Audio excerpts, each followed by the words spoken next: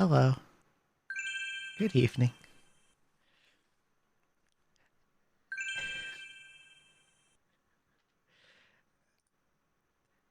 Hexagon Witch and Yuki, thank you so much for subscribing for 2 months and 5 months. I really appreciate it. Thank you.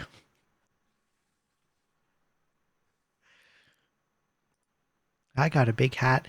Do you know how hard it was to find hats that were not AI generated? It should not be hard to find hats that are not AI. Like I'm like looking for birthday hats and it's like transparent birthday hat, AI generated PNG. And they were just like nonsense. Pumpkin Reaper, thank you so much for gifting a sub to Bees Louise. I really appreciate it. I like the name Bees Louise. That's really good.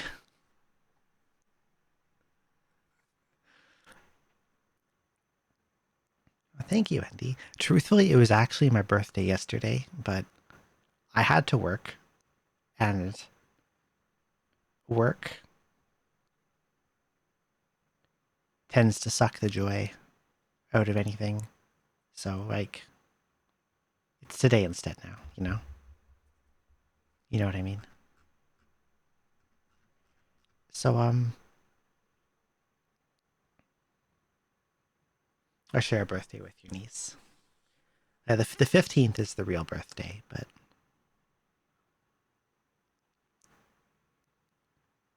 today we're gonna, I guess, celebrate. Is this a celebration? I don't know. But I figured I've been wanting to make a top 100 games list for a while, but I wasn't really sure how to go about it. Um, so I did pretty much the stupidest thing possible, which was to put every single game I can ever remember completing into a sorter. And there was about 260 games. And if you've ever done one of these sorters before, the time it takes to complete them scales exponentially with the number of entries. So this took hours of clicking, but I finished it. There was, after I paired a couple off, there was like 257 games. And I've chopped it down to 115, and we're going to arrange them properly and find a way to cut off 15 of these, because like some of these are in the wrong place. I don't know how Mega Man 7 got to slot 106. Mega Man 7 is better than that.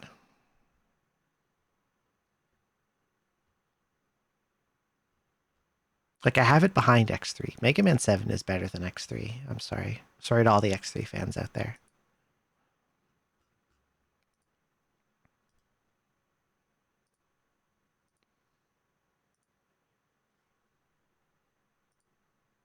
Um there's no music. I should put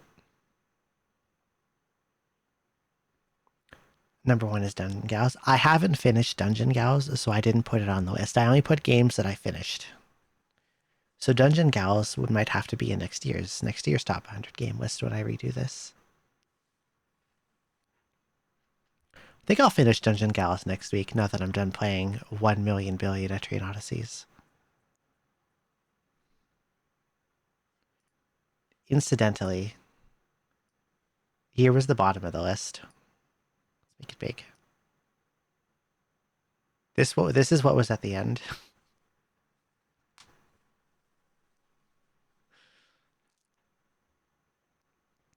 Wily Wars X5, Fallout 3, the GBA Sonic 1 remake, Fire Emblem Fates Revelations. Greffrey, thank you so much for the tier 1 sub. I really appreciate it. Thank you so much.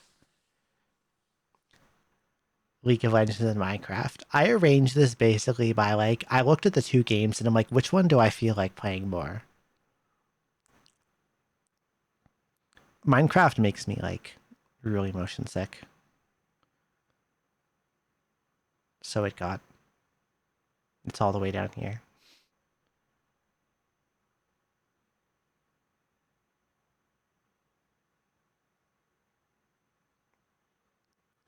It does, even with the bobbing off, just the way the view shifts and turns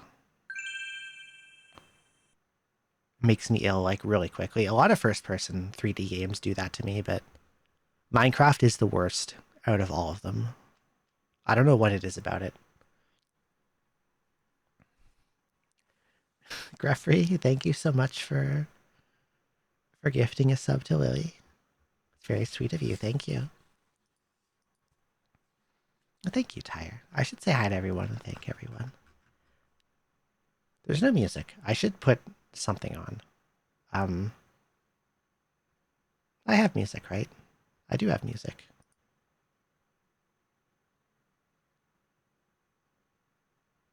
Etrian Odyssey Labyrinth theme sounds good to me.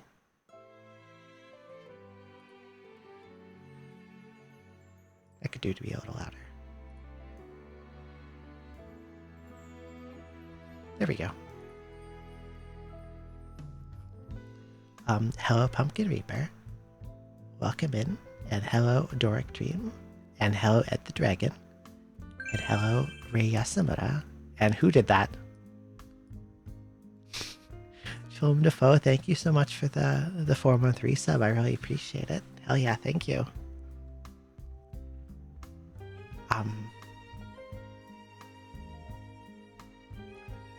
Well, now I'm lost. Where was I? Hello, Rei Yasamura. And hello, Gavisi. And hello, Hexagon Witch. And hello, Endy. And hello, Lethlin. And hello, Yobri. And hello, Blob Marley MFA. And hello, Nodden Bao. And hello, Yuki. And hello, Greffrey. And hello, Rukawa. And hello, Chillum Defoe. And hello, Crowhill. And hello, Next Time 000. And hello, Lily Bear Eats Salmon. And hello, Pahi Channel. And I don't know why I said channel. I know your name is just Pahi. Hello, Galware. And hello, Tire for Hired. And hello, Alex Trazia. Thank you so much for the birthday wishes. Thank you a lot.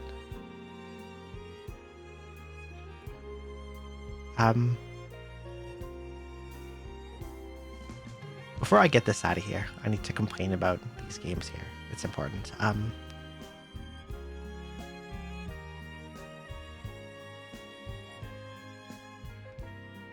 X5, X6, and X8 make me mad. How do you go from X4 to X5? X5 was like...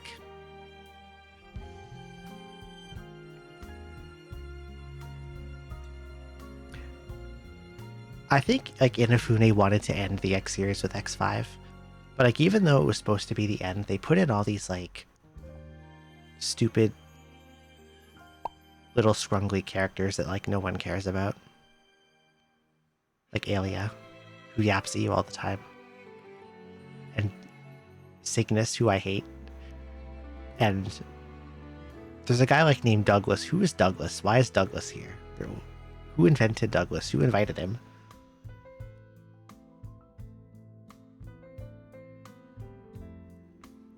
X7 is absent because I haven't actually played it. I know better than that.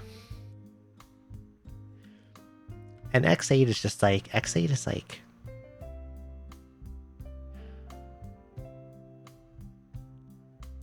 Everything about X8 is just the most phoned in. There's no love or effort here. Just abominable. Terrible.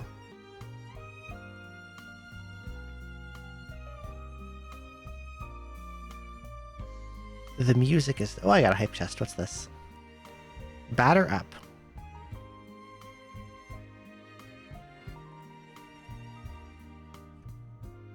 That one's not bad. I don't mind that one.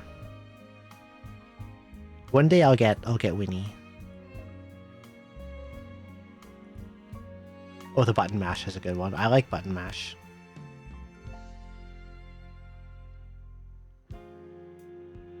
Oh, the Endler one is a good one too. I like the fish. That's a really good one. I have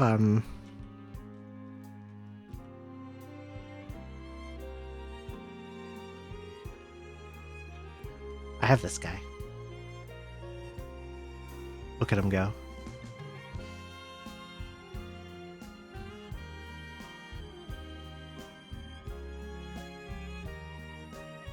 Oh, thank you, Starfy. Hello.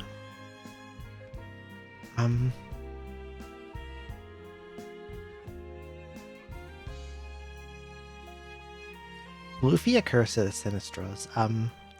This is not to be confused with Lufia Rise of the Sinistrals. This is a DS remake of a greatly beloved SNES RPG. Every single thing about this remake makes me mad.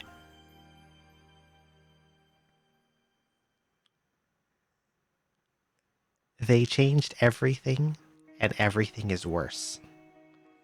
It went from like a turn-based RPG to like, they made it into like an action RPG where like you only play as one character at a time. And like, they changed all the character designs. They took some characters out.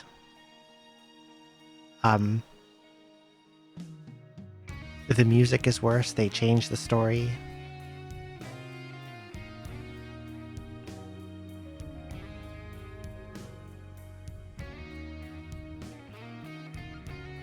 Like, there are a lot of things about remakes that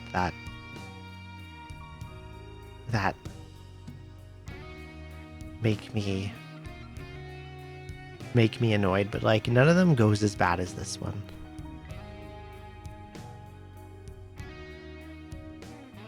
It's not even like remotely the same game.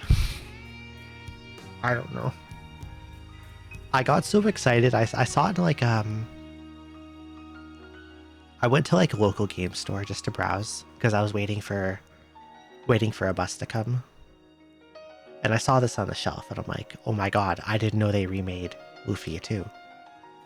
I have to buy this. I have to get this. And they were selling it used and it was like $15. I'm like, this is so cheap. This is like basically pocket change for a DS game. This is in like 2011 or something like that. I was super excited. I want my $15 back. Hi Zoe. Hello Zoe Techie. And hello Sophodius. Welcome in. It's Zoe. Zoe da. Anyway, we can get this out of here. Enough about games that are bad. We're gonna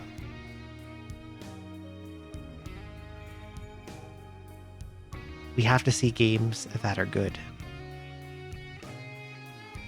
And I have a stupid list on WordPad. Oh my god.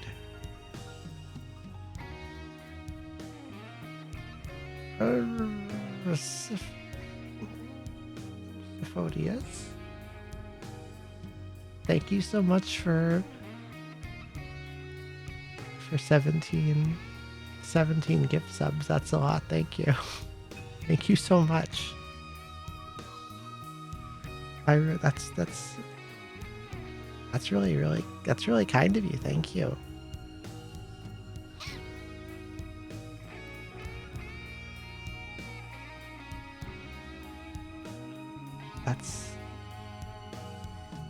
That's a lot of them.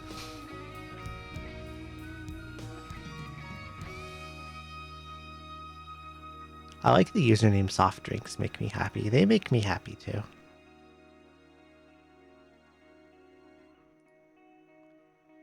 My story of finding Sheer and DS for $5, had a much better time with that. Sheer and DS is like... Where did it end up on my list before I cut it? I think it was around 160.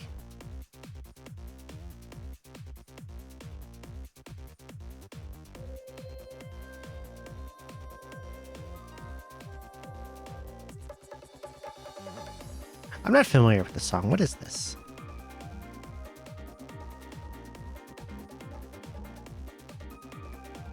Oh, it's the Arrange of Four's Golden Lair. I see. I see. Okay.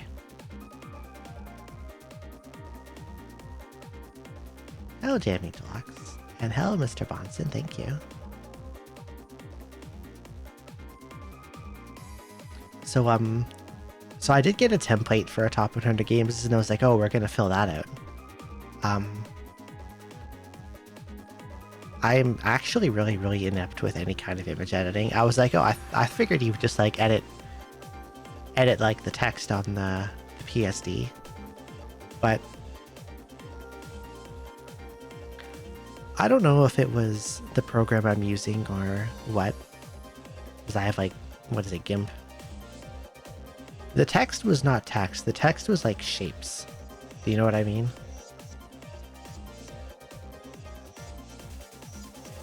And I saw that and my brain just kind of blue screened.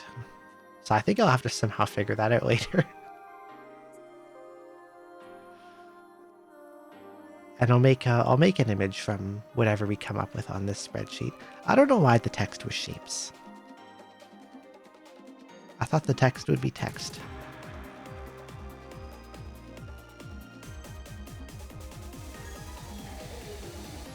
GIMP is a weird nightmare to navigate. That's probably why.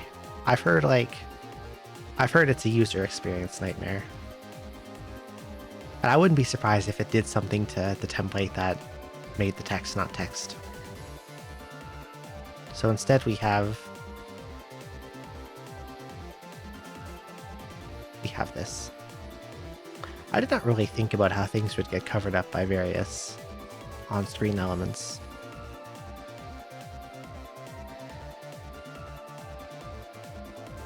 Can I do anything about this? Probably.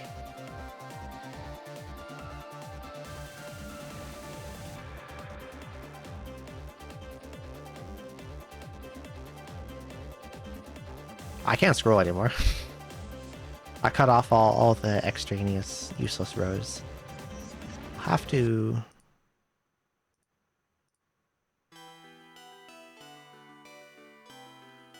move things.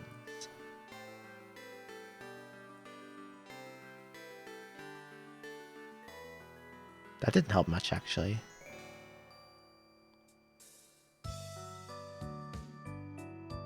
This one's for Metroid Odyssey, too.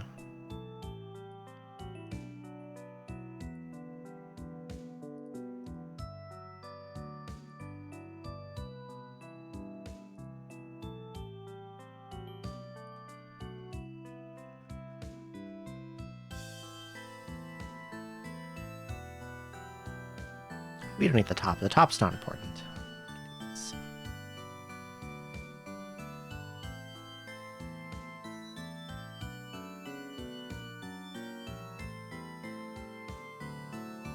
There we go, that works.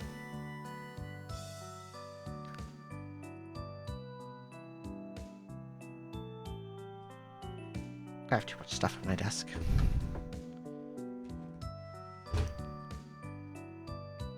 I should have maybe typed these up beforehand and then just found a way to reveal them so I don't have to type them all out now. Oh well, it is what it is.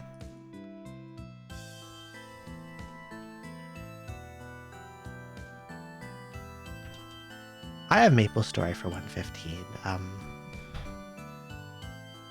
I was not sure where, I'm not sure where to place this game still, because like, so for those unfamiliar, this is a really old 2D MMORPG. It's a Korean MMORPG. I've played this on and off since about 2005. And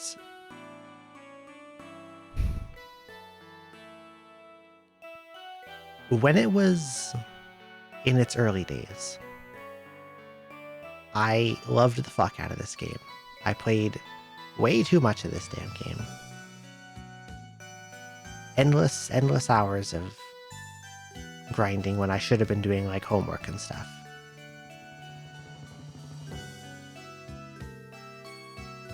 Oh, my wing is in the way. You're right. God,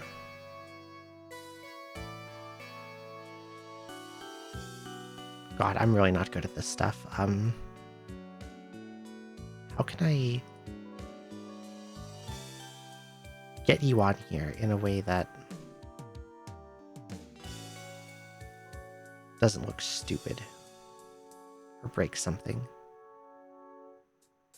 What if I...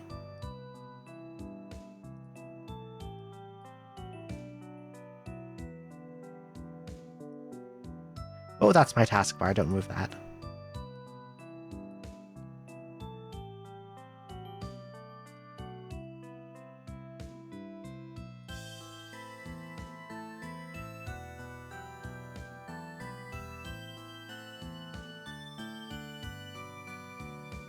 Somehow that's slightly worse. Let's go up more.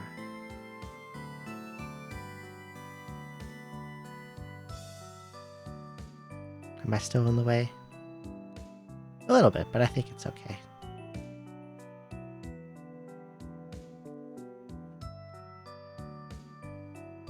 Now my wing is only in the way a tiny bit.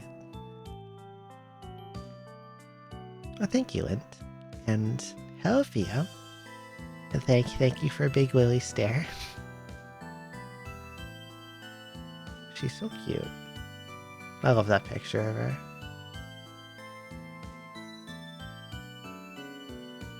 I know there's a lot. We'll have to chop it down. We'll have to make some cuts.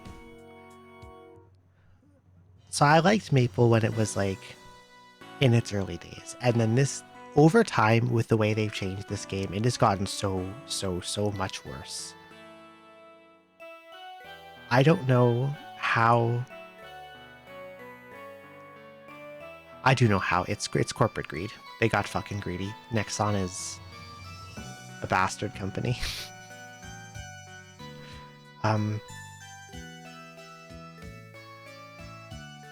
Everything just got really like microtransaction greed, pay to win. Power creep got like out of control.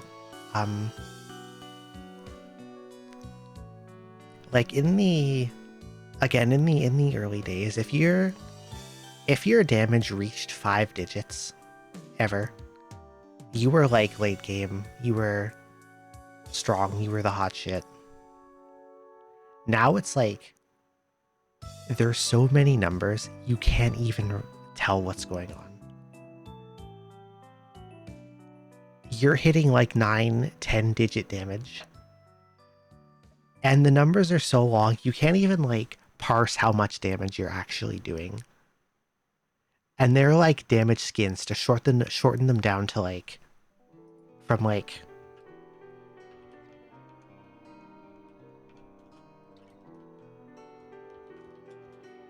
to write it like that so you can actually like read it. Oh, Goopy, thank you so much. And then they added like dailies and they like crunched up the world so there's nothing to like explore. And they made it all about speeding to the end game as quick as possible, and like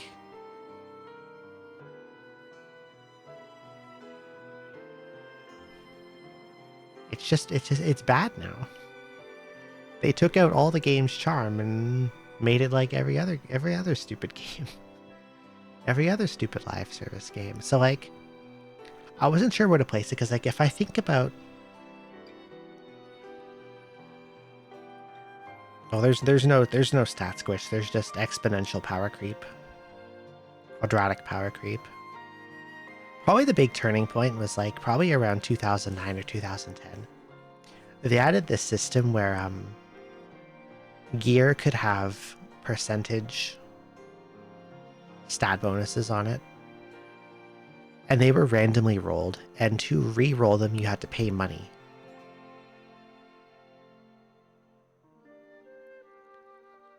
And if you properly rolled this shit, the amount of damage it gave you was like unreal.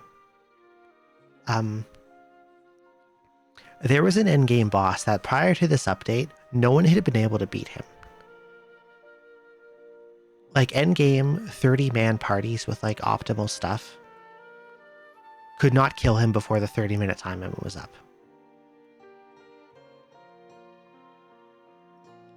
And he'd gone unkilled for like months and months. After this update, they took him down in 9 minutes.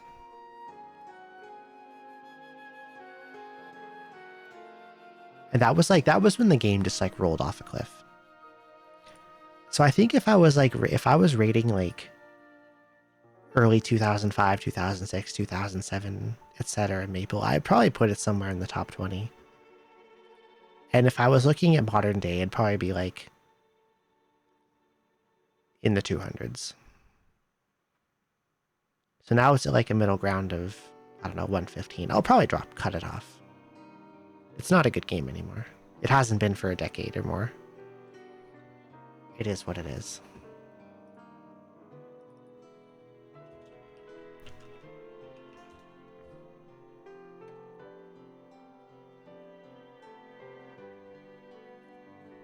I think the point that it died was around 2009 or 2010. I'd say a decade and a half. I might be a little off on the years. Quest 64 is one of like 5 or 6 RPGs on the N64. And like...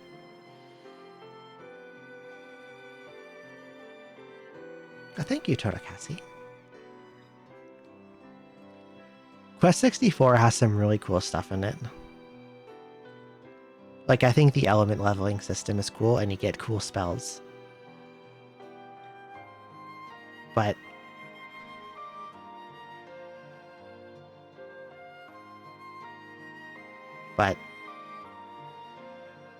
that game needed so much more time in the oven. Like, there are supposed to be party members, there are supposed to be like currency and shops, and the dungeons are all like really boring and linear, and they're like...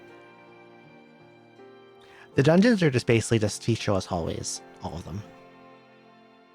And maybe they wiggle around a bit, maybe there's a fork with like a chest at the end. But fundamentally, they're all featureless hallways. You like the lack of shops. I could be fine with a lack of shops. I think the bad dungeons are what kills it.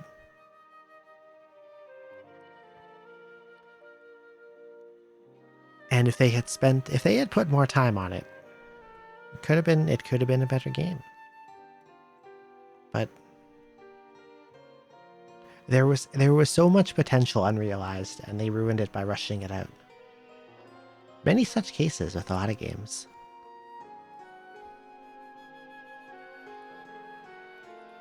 I hope this text fits in the field.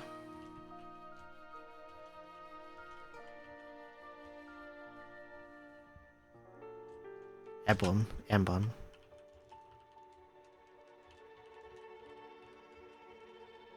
Good enough. Binding Blade, so Binding Blade is FE6. This was the first one on the GBA. The first one on a handheld. This was the one with Roy. And it was never released. It's never been released officially in English, but there is a fan translation patch out there.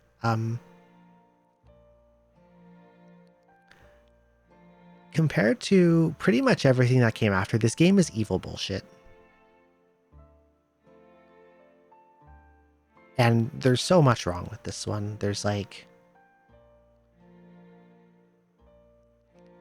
To get the true ending, you have to gather up all these legendary weapons and do these, what they call guided maps.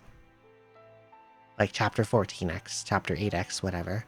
Every single guided map is garbage. A lot of the map design in this game is fucking terrible. I've talked about this on stream a bunch of times. I'm going to do it again because I think it's funny. They do this shit where like... Oh, thank you, Sheriff Ram. Hello. They do this shit where like... Say like you have an objective here. Okay. This is where you have to seize. There's a castle here, right? That's a castle, okay. And like... And your army will be like down here. Where's blue? Because your color is blue in this game. Here's your guys. Here's your army. Well, this is you. This is where you start. And then they do this shit where like... There will be like mountains like this.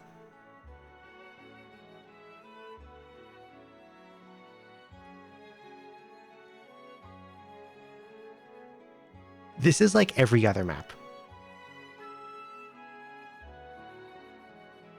Every other non-guided map. It's just you leading your guys through the terrain spiral. And like it's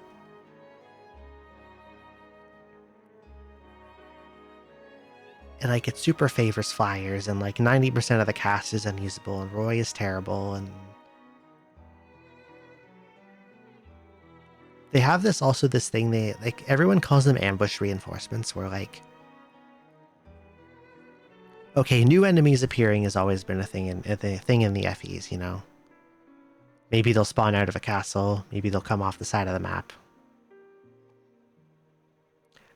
But usually when they spawn in, they cannot move the turn they spawn in. That's not the case in this game. They will appear out of nowhere and get to move immediately, and if you don't know about them in advance, you're just game overing. You're dead.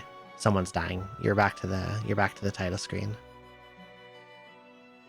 So you'll play like 80% through a map, and then like it'll drop a guy on your head that gets to move before you even knew he was there. And then like you have to remember he exists, and you have to restart. And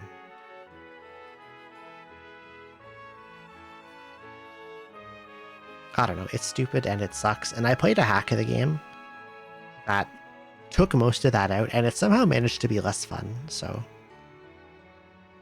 I don't know. You can't take the binding blade out of the binding blade, I guess. Not the best Fire Emblem. Well, thank you, Neo Zero.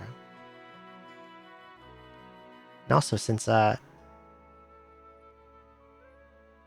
Then Val, you said Quest 64 is great. It's no Hybrid Heaven. Hybrid Heaven is actually 112.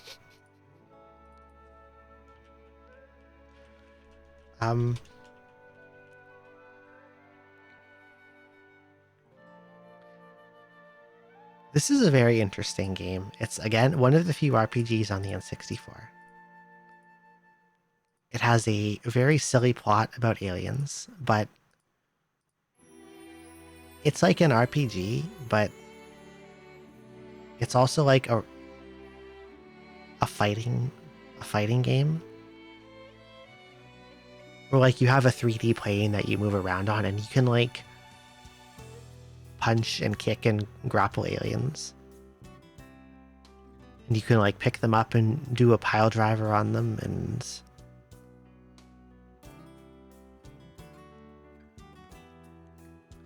it's a wrestling game. It's an RPG wrestling game about aliens.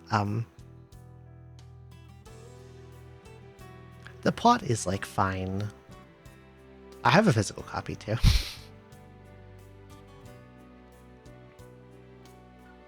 The plot is fine. It has some decent music. The battle system could probably be a little more polished. Like, yeah, peak 90s action B movie. That's a good way to put it.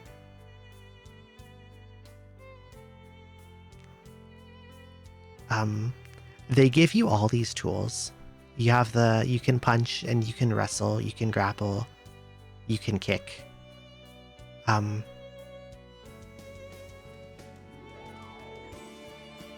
But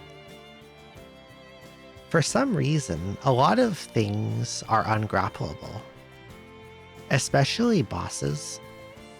And all the hardest fights are bosses. So like if you go in on grappling, you kind of you get destroyed by the bosses, and they're like out of battle action segments that are incredible garbage to control, that feel terrible. And if you try out all your stuff, you pretty quickly come to the conclusion that the best thing you can do in every fight is to use the basic kick that you started with at the beginning of the game. You can get through the entire game, no problem, if you spam right middle kick, or left middle kick if you prefer the left. Or you can even alternate them. You can go right and then left middle kick, you know? And basically, if you try to use anything that's not a kick, you're just making the game harder. Headbutt counts as a grapple. There is a headbutt, but you have to grapple to headbutt. So like I said, bosses are ungrappleable, so your most potent weapon is right middle kick. And you start the game with right middle kick, so like what do you do?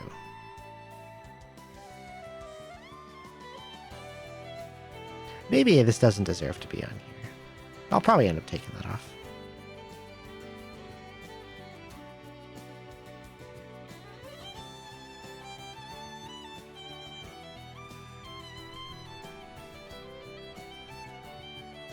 I was unsure about putting BN5 on here.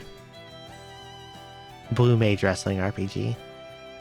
That you can like learn techniques off your enemies. That part is cool. You're right about that. Hello, Bike9, by the way. That part is cool. Like, a red dinosaur alien will put you on the ground and he'll kick you in the head, and it's called soccer ball kick. And from him kicking you in the head, you learn how to kick guys in the head when they're lying on the ground. Like, what's not to love about this? It's called soccer ball kick. It's the move.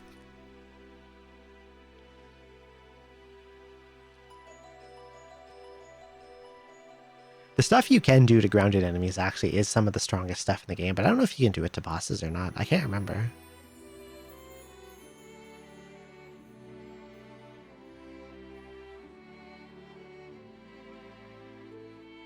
It probably doesn't make you smarter, but he's probably like, wow, it hurts when I'm on the ground if someone kicks me in the head. I should do that to someone else. Like, you learn something off of that, right?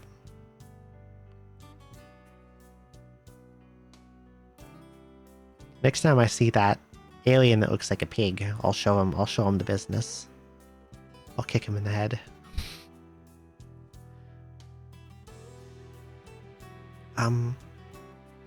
Battle Network 5 I'm kind of not sure about, because like I remember having a lot of fun with Battle Network 5, but I also haven't played it in like almost 20 years. So I'm only going off like nostalgic memories from when I was a teenager. And I remember this one having a really stupid plot like 4, but it's a lot better than 4. Something about dark battle chips, and that makes things evil if you put them in, and I don't know. And you can play as guys that aren't Mega Man, which is cool. A lot of Battle Network games. I cut almost all of them off, except, like, I took off 3 because when I recently tried to replay 3, I realized it pissed me off a lot. So 3 is not on here. 1 is not on here. 4 is definitely not on here. So there's probably just going to be 2 and 6. Unless 5 manages to sneak on.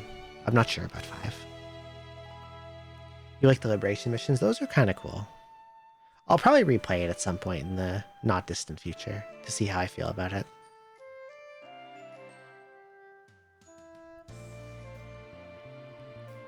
But like 2 and 6 are my favorites, and I think the rest are slightly too significantly worse than that.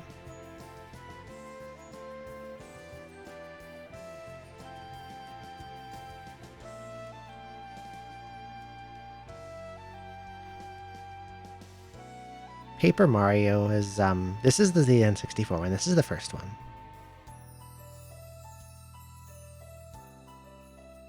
Really charming game. I love the style in this. But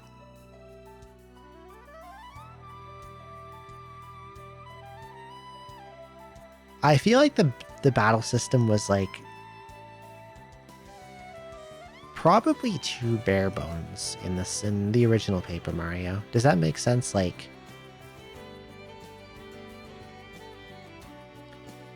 I think before Thousand Year Door, it was too simple.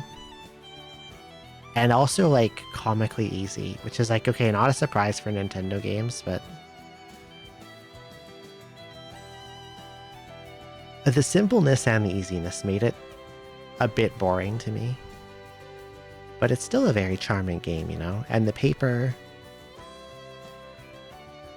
The thing they do with the paper aspect, with the art style and stuff, I think is really, really cute and charming. It's no Thousand Year Door, but... You like the paper in the Mario? Like, this is a really good game. I'm not sure if it's, like, top 100 worthy, but... I've done a couple playthroughs of this and enjoyed them.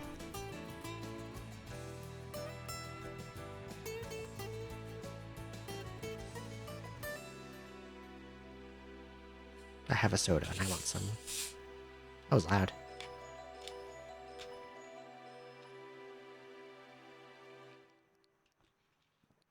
Birthday soda after birthday pizza.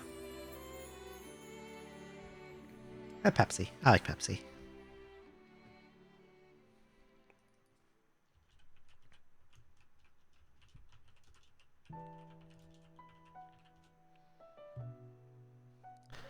Kirby 64, The Crystal Shards. This is a good ass game.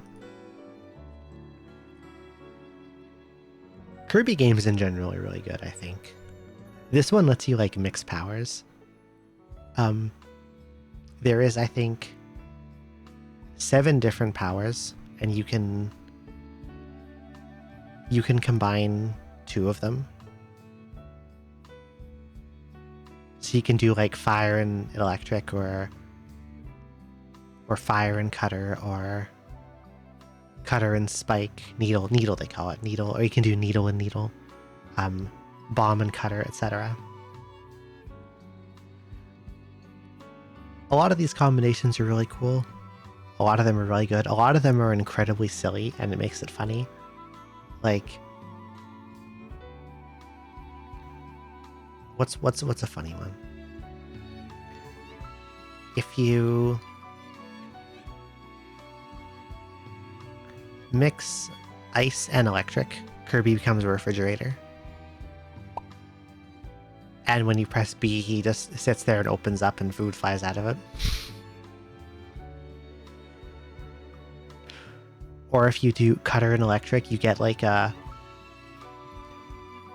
double-ended lightsaber that Kirby twirls around himself.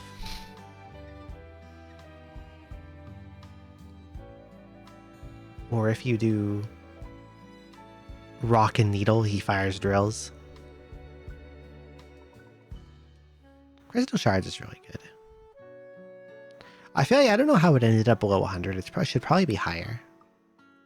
Like, by quite a bit. Yes, Rock and Electric is another really good one. I like that one. Or Bomb and Cutter, he'll throw exploding shurikens. And they stick into stuff, and then, like, they'll stick into stuff and they'll stop and explode.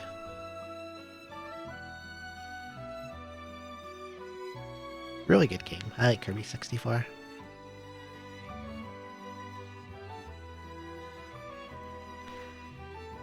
Subterranea. I'm not... Yes, he starts a fire on himself and then runs around.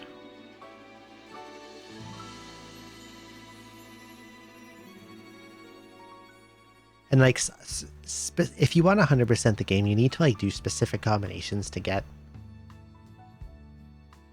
collect all the MacGuffins, the crystal shards.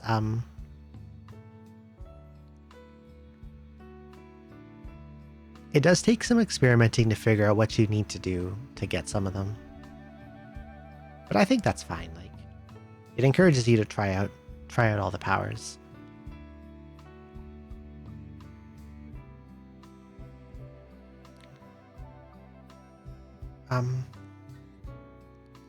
Subterranea, I imagine not many people will be aware of this game. Well, Blank knows it. I had this on the Genesis when I was a kid.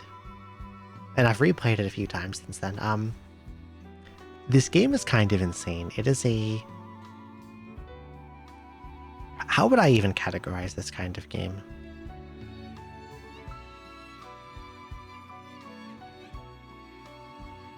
I think it was a pretty late Genesis game. You have a spaceship, and you fly around in space caves. It's a 2D game. It has a pretty complex physics engine, where like your ship is affected by gravity and like momentum. Yeah, physicsy lunar lander shmup might be a good way to put it. Because of these physics, the ship can be extremely hard but satisfying to control if you're good at it. If you happen to collide with a wall at high speed, you will instantly die. Your spaceship will explode into confetti. Like, it just blows up and the pieces just fly everywhere.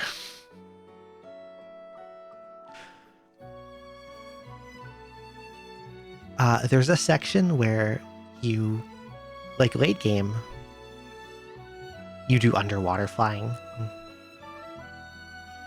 And you have to do this thing where you you blow up at a pipe to drain some water. And it does this really funny thing where like if you're in the water when it starts to drain, the force it puts on your ship flings you into the wall and kills you.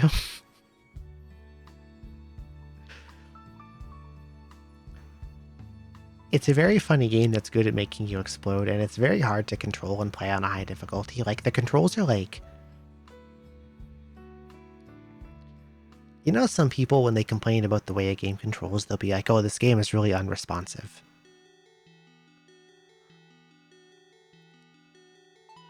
Subterranea has the opposite problem, where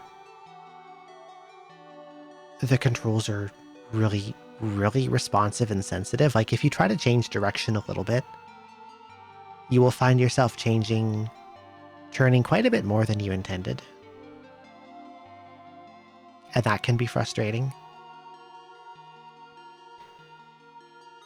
Like, you'll tap, say, right on your D-pad, aiming for like a 10-15 degree adjustment. And you'll turn like 45 degrees and crash into something.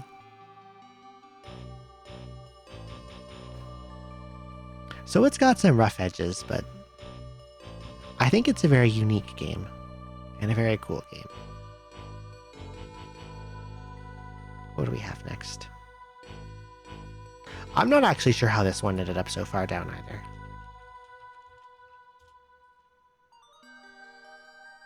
This one too. I love Mega Man. This list is going to have a lot of Mega Man. X4 and 7 are both really good. X4 is like the last one before it got bad. I don't know what I have to say about these. These are both really, really strong entries.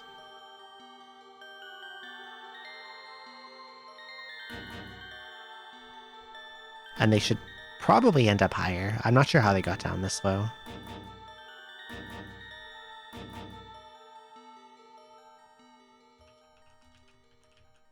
Here's another Fire Emblem, but...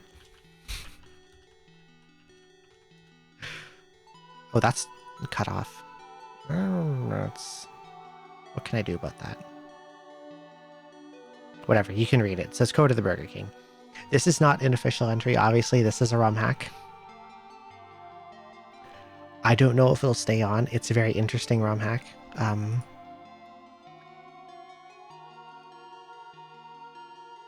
It has a very silly plot where... How do I even explain this? Path of Radiance and Radiant Dawn are two mainline Fire Emblem games. They have a guy called the Black Knight. People abbreviate him BK, and as a joke they call him Burger King. So this game plays off a joke of, what if the Black Knight, also known as the Burger King, was a fry cook?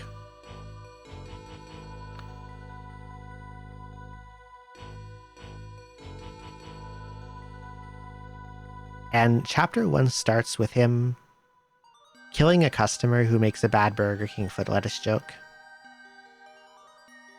And the plot from there spirals off in insane directions, while still somehow taking itself seriously. Aside from the plot, it pulls off the fire and like the bizarre characters.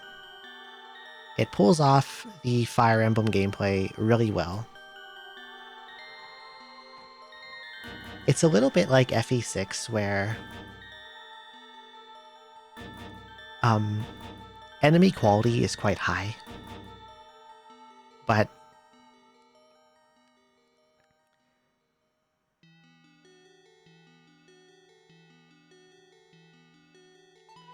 having someone be able to like tank damage is basically not a thing in this one. It's very like aggressive,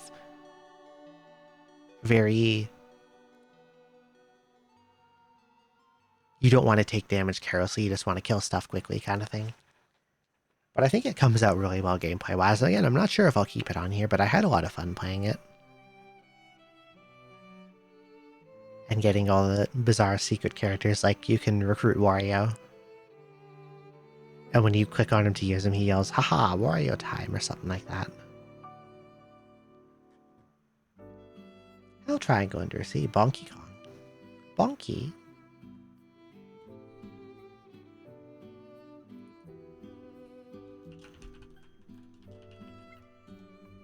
This is GBA Mega Man 3. I'm going to differentiate them by calling them Rockman World 3, Rockman World, etc. They're very different games.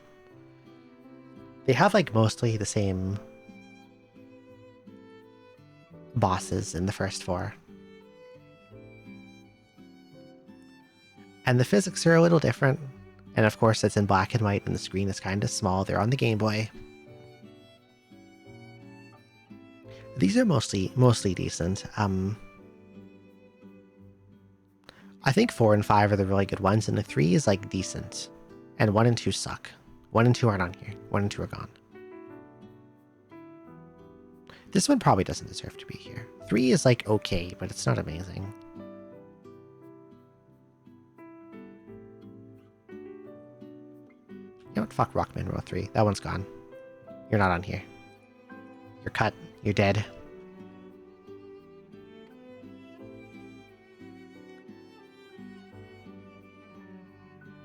Yeah, I could agree with that. And I know 2 was done by someone else who...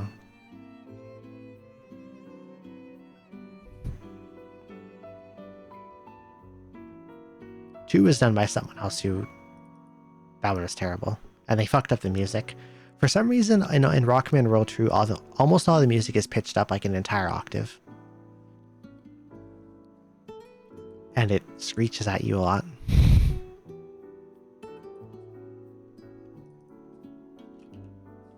Type, please. Hello? There we go.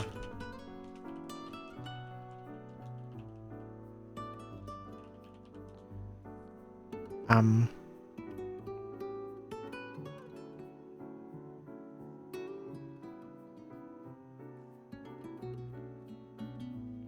kind of not sure about Black and White. I have a decent number of Pokemon games on here, but like...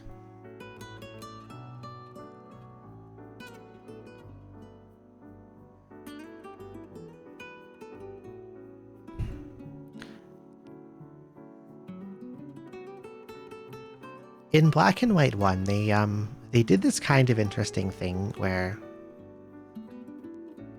during the main, like the non-post game, like the main part of the game, every Pokemon you run into will be a new one introduced in this gen. So like there's no Zubats, there's no Rattatas, etc. There's no Bidoof. It's all new guys to the region, to the series, to the generation, to Unova. But this ended up in a lot of Pokemon they introduced just being like analogs of ones from other generations, which they're basically just like XPs. Like there's like a normal flying bird that's like a Pidgey XP, and there's a There's a crappy normal type with one evolution that's like a Rattata XP, you know what I mean?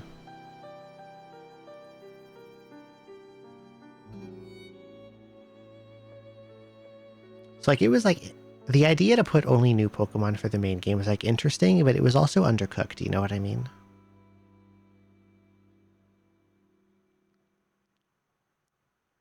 Like they didn't really try with it. They just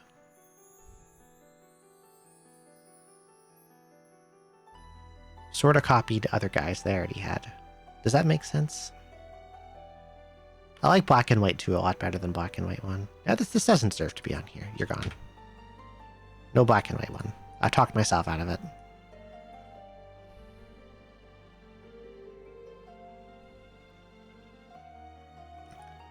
Here's another long text one. I hope it fits in.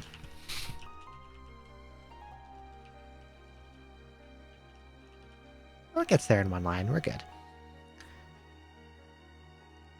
When I first played Hitman, the new Hitmans, I wasn't sure if I would like it.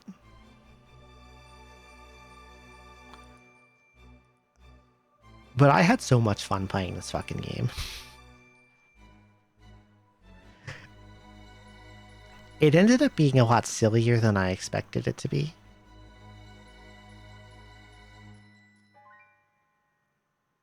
Like, the number of times I knocked someone out by slapping them with a fish is probably in the triple digits. Agent 47, the main character, is very funny.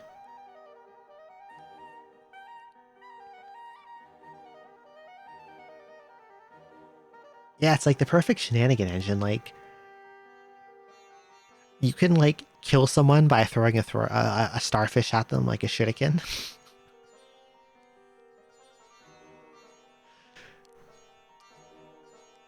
It's a very fun, very silly game. Why it's down this far, despite how fun it is two reasons. For some reason, it has like always online DRM, which like why the fuck? You don't. It's like a single player game. You don't need to be online for this shit. And I don't know. I say I don't know why they did this. I know why they did this. This game is like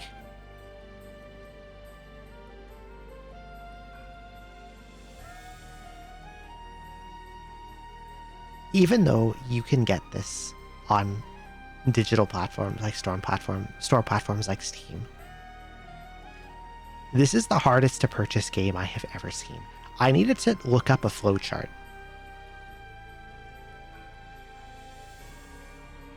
for how to buy just the game and not other garbage like costumes.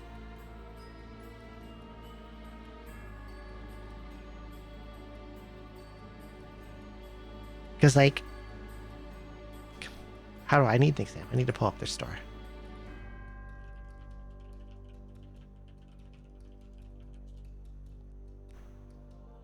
So there's like a base bare bones game, which is just called Hitman World of Assassination. Okay.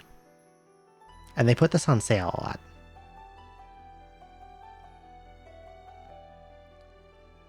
And then there's like, did they change how they do this actually? Maybe they made this better. Because like there's like a bare bones. There was like a bare bones base game, and then you would like buy the campaigns, but the campaigns would maybe be bundled with other stuff, and there's all these bundles, and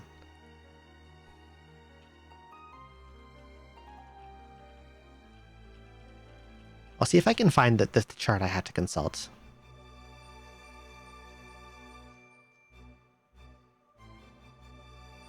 Yeah, like there is a Reddit thread that's like guide to buying the game.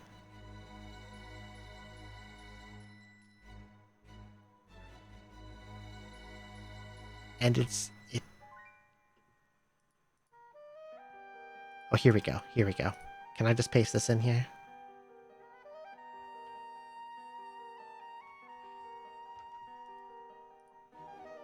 Okay, I'll have to save and drag in the image. That's fine. Here's Oh, that's enormous. Jesus Christ. Get smaller. Get way smaller. Like, look at this shit.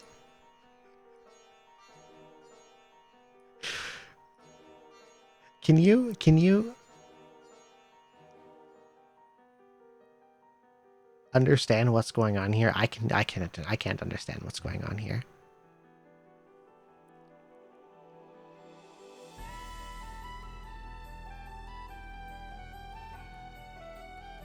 Like,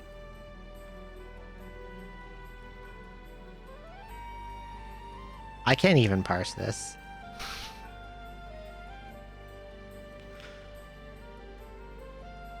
Deluxe edition, where you can get some like art book shit, and like the World of Assassination Deluxe edition that has all this shit in it, and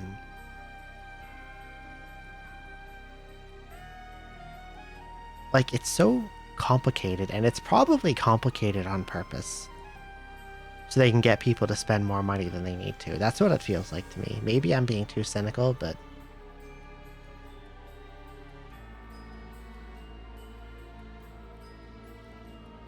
like, even though the game itself was really fun, buying it was really irritating, and always online is stupid. So I knocked it down a bunch. It might end up coming into the bottom of the list, I don't know, but I don't know why they made it like that.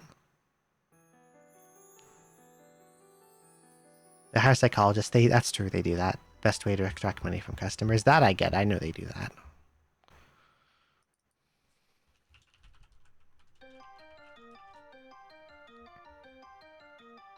This probably deserves to be higher. Rockman World 4. I talked about these a little. They're like the Game Boy Mega Mans that are partially based on the NES ones. They recycle some bosses. They change the level design a little. Echoing Library, you're very noisy. Quieter. Oh, Bonnie-chan, thank you. Rockman World 4 is a good one. I think it deserves to be higher.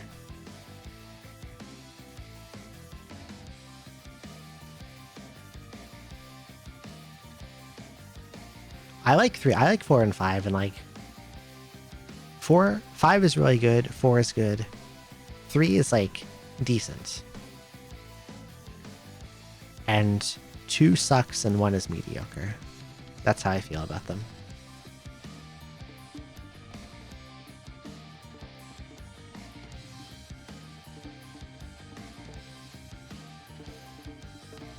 Spoilers, there's going to be a lot of Mega Man. This one should probably also be higher. I like Mega Man 10 a lot.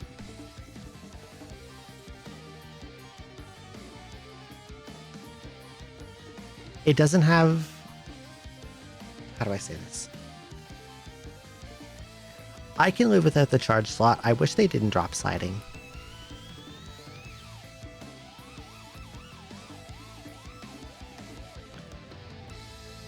Mega Man 9, which is not on here, I cut it off, has this problem where, like, okay, so Mega Man 9 was not developed by Capcom. 9 and 10 were made by Intercreates. And there was quite a time gap between the release of 8 and 9. Like, 8 was on the Saturn and PlayStation 1, and then they skipped a generation and they released 9 on Wii, PS3, and Xbox 360, I believe. And they decided to go back to the NES style. They made it look like the NES Mega Mans, but like, they like deify Mega Man 2. And Mega Man 9 had so much like, hey, remember Mega Man 2? You liked Mega Man 2, didn't you? That's your favorite one, right? Well, this one's just like Mega Man 2. Look, you click on a boss, same music as Mega Man 2. You go to Wily Castle, look, same music as Mega Man 2. Continue screen, the same music as Mega Man 2. We're just like Mega Man 2. Don't you love Mega Man 2? There's no sliding or charge shots, just like Mega Man 2. And that makes me hate Mega Man 9. It's like, this really insecure feeling, hey, Mega Man 2, remember Mega Man 2, all over the game, and I don't like it. And they got away from that in Mega Man 10, and I think 10's a good one. It probably deserves to be higher. On my own personal Mega Man tier list, I think Mega Man 10 is close to the top. I love 2. But I don't like 9 because it tries to be like 2. And it feels like it's not trying to be its own thing. It just wants to be 2, you know? And that makes me mad. And that makes me not like it. Like, I like the weapons in 9, and I think the stages are good. And the bosses are fine.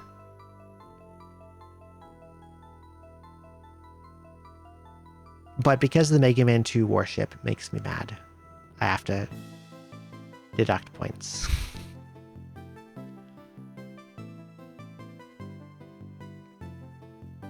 Yeah, exactly. It copied a bunch of music and jingles from 2.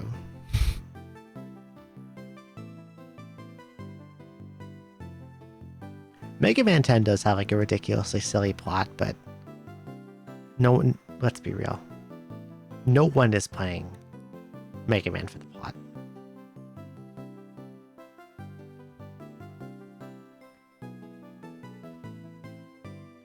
Although, I do find 10's plot a little funny, because, like, they made, like, a robot influenza.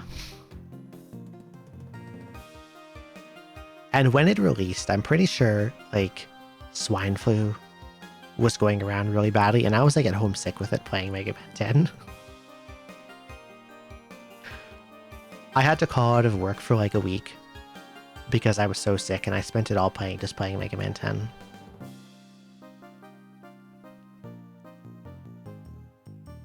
Means people finally have to stop calling Mega Man a base Mega Man 9. That is true. That did happen.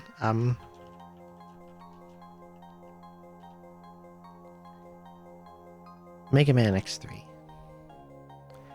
Mega Man X3 was... This one was not developed by Capcom.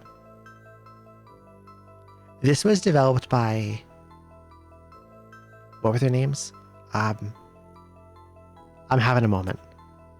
The ones that did most of the Game Boy Mega Mans. Minakuchi Engineering? I think it's that. And it shows. It was not made by Capcom, it was made by the guy who did the Game Boy Mega Mans, and it shows.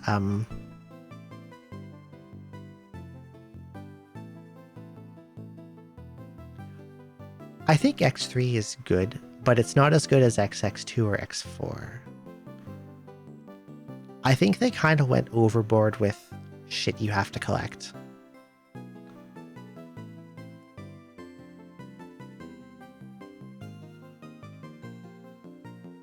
And I don't think the music is as good, and the final boss is fucking stupid. And I think you could have just like completely dropped all the ride armor stuff and no one would have cared. And the game would have been better for it. Like, why do you have to collect ride armors and then use those ride armors to get stuff in other ride armors? I think that's too much. That's too much finding and collecting, you know? And you barely even get to use the ride armors except to get stuff. Sometimes you're using them to get other ride armors.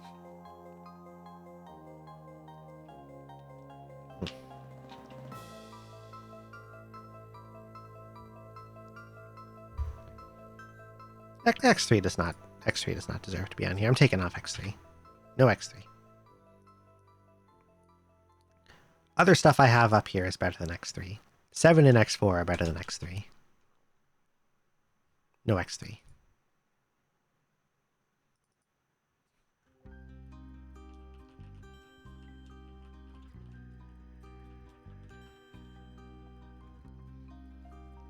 I think this is the only Touhou on here.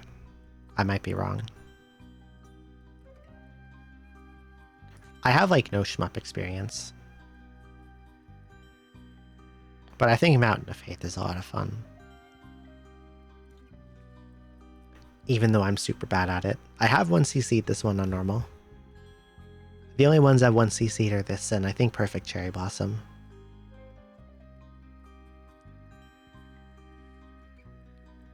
Which is 7.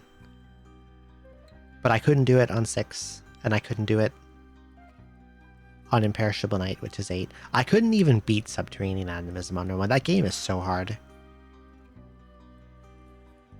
I could not get past stage 5 on Subterranean Animism.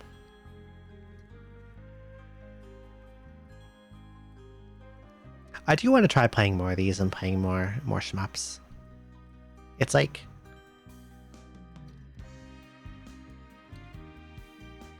shmups are a pretty big blind spot for me. I never really played them growing up. Never played Gradius or any of the arcade ones or anything like that. All my all my shmup experience is like 5 Touhou games and that's it. Wait, 6, 7, 8. Yeah, 5 Touhou games, because I never went past Subterranean Animism because I couldn't beat it. But 10's a good one. It felt easier than the other ones, so I was actually able to 1cc it. Via osmosis from others. Like I've watched them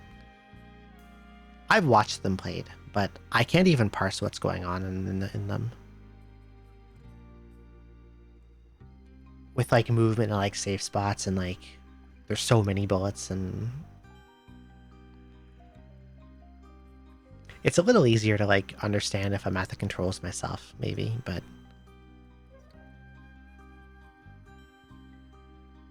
watching them be played.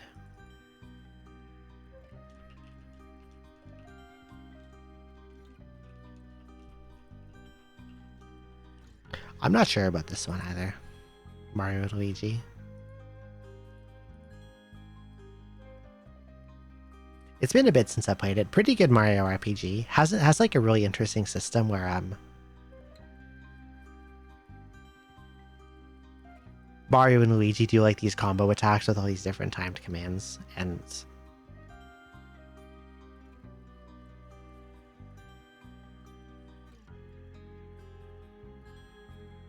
you get these pretty cool attacks, and then you can get like extensions to the attacks, and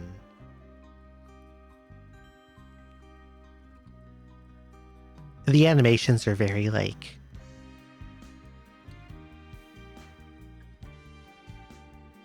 the animations are very animated, and they're funny looking, and they're very charming. And Mario and Luigi do funny dances. My only real complaints are, again, like many Mario RPG games, it's very, very easy. And as I recall, it is very easy to abuse the way the numbers work in that game to do astronomical amounts of damage to stuff. Like, I vaguely remember in the late game one-shotting bosses. Most bosses, anyway. I'm not sure if I'll keep it, but it's a fun game. Oh wow, more Mega Man. Who could have possibly foreseen this? Mega Man in Base is a funny game. Around the time they released Mega Man 8 on the PS1 and the Saturn, they released Mega Man in Base on the Super Nintendo, Super Famicom. I'll say Super Famicom because it was never localized officially. And I'm pretty sure it came out very late in the SNES life cycle. I think it came out in 98. It's a very good looking game. It uses some of the same sprites as 8. Has great music. It's really hard. Mega Man in Base is hard as hell. A lot of people don't like it for that reason. I think it's fine.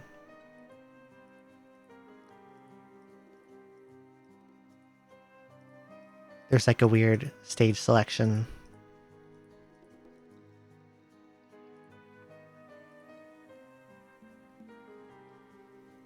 I'm not sure if I have any real like if I can point at anything about the game and be like, I don't like this about Mega Man Base, I just don't think it's as good as the others. Does that make sense?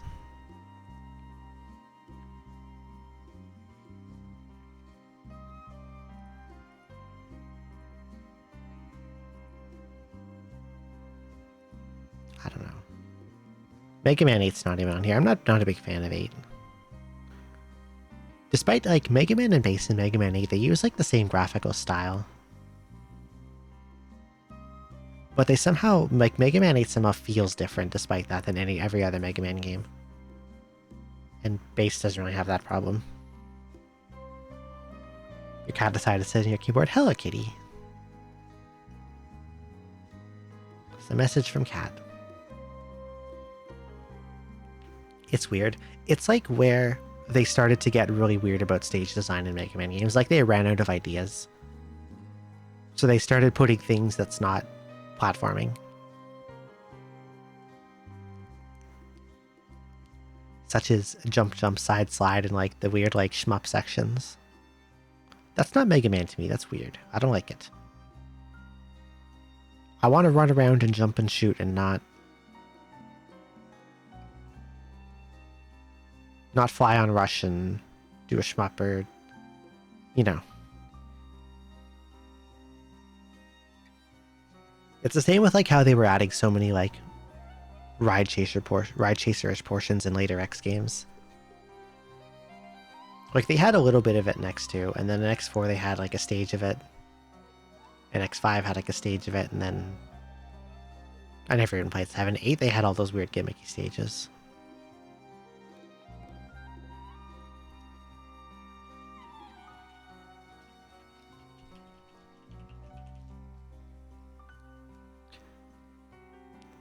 Advance Wars Dual Strike is like...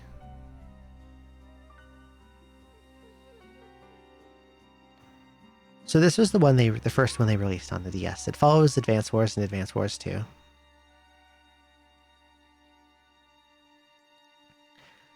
And they added a gimmick in this game. Like, okay, in Advance Wars you had like, everyone had like a CO power, which is like a special thing they could do. Advance Wars 2 added Super CO powers, which was generally just your CO power, but better. Dual Strike, they kind of went over the line. The gimmick in Dual Strike is that instead of controlling one commanding officer per team, you have 2. You control 2 people. So the gimmick in that is like if both characters have a fully charged CO power bar, you can do what's called a dual strike, where the first person does their power, and then you switch to the other person and you get a second turn.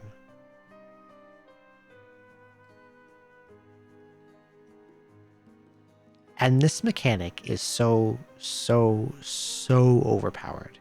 It's very, very centralizing. Where the way you play through the campaign, the easiest way to do the campaign is to basically block the enemy from ever getting their dual strike. And like if you're playing, like say against another person, PvP, generally the first person who gets their dual strike just wins, so no one plays with it. And it really, really breaks the game balance.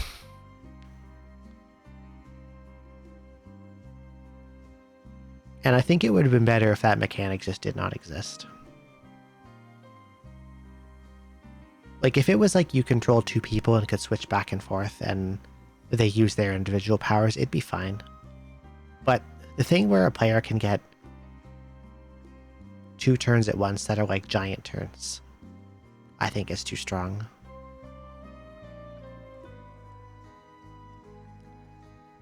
And that makes me not like the game as much as like Advance Wars 2. But I think there's good stuff about it. There's good music. They added some cool new COs. Except Grim. I don't like Grim. Legacy collections are funny because the first one is 3 SNES games, and the next 4, which suddenly looks radically different. The other thing that's funny about them is that, like, they have the set of good games, and then they have Legacy Collection 2, which is like all the bad games. Yes, X5 is a bad game. That's a hill I'll die on.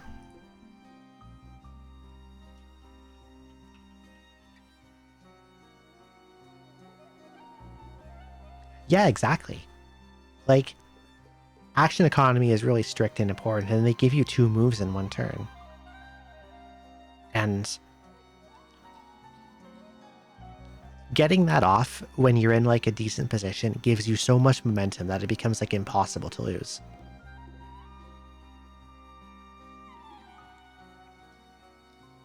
Yeah, and you can get a 3rd turn as Eagle, which is, again, even more insane.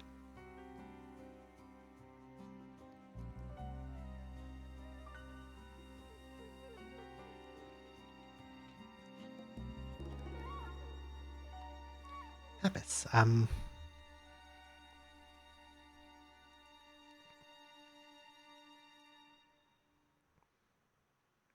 Undertale.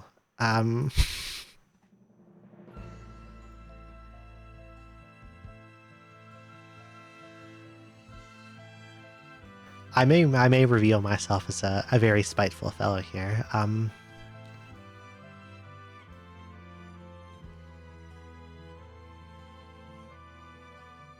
I really like Undertale. I've never played Deltarune. I didn't play that one yet, but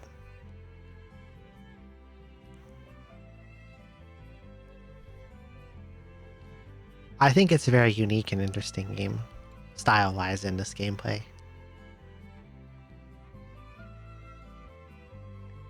Do you ever have this thing where the fan base of something makes you like it less?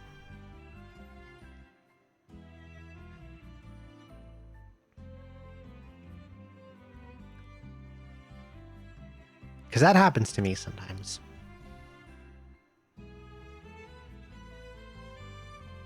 And Undertale is one of those things.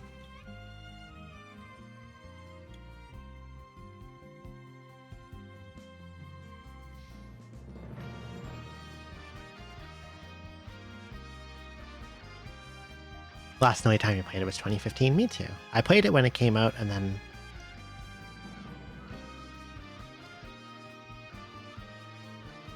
I did play it one time after that where someone was doing... Do I care about spoiling this? No one cares about the spoiler in this day and age, probably.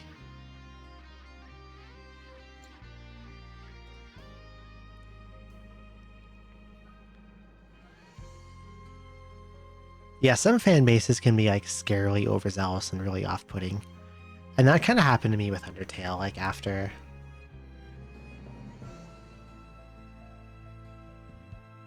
I played it and then kept encountering like... The thing is, like, I didn't even like look for stuff about the game. I would just randomly encounter really like aggressive and toxic Undertale discourse in the wild. And that had like a... That's not even the game's fault. The game is really good. I can't... It's wrong to blame the game for this. It's not the game's fault if they're stupid fans, and this happens with everything that gets a big fan base. So I can't in good faith blame the game, but like it still like affects the way I see it.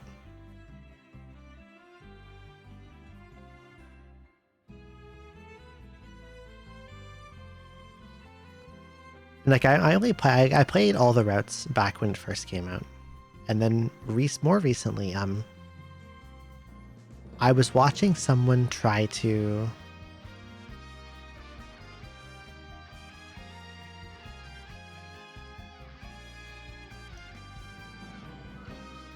Does anyone care about spoilers for Undertale at this point? Does this matter? It's been 11 years. Probably everyone's heard about this, right?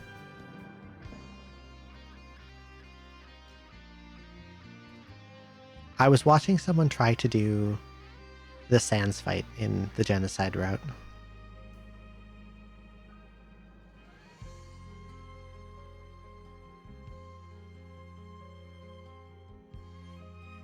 And they were like, how many hours were they attempting? I think they were like 14 hours in of attempts and they couldn't beat it.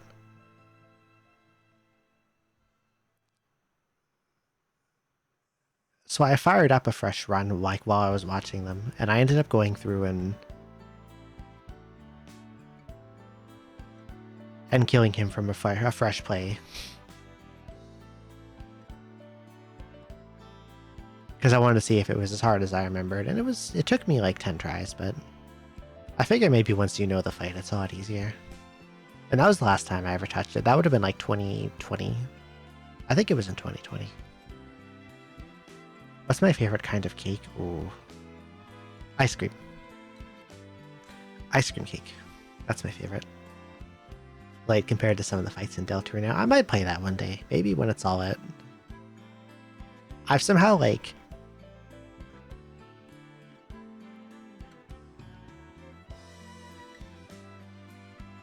Somehow everything I ever read about what goes on in Deltarune, like, stuff like passes in front of my vision about Deltarune, but like...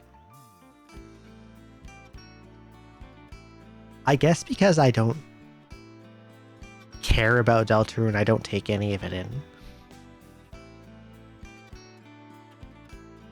It just kind of passes. It passes clean through my brain without attaching on to anything. So I don't remember anything about it that I've ever read. Which might be for the best if I ever play it one day.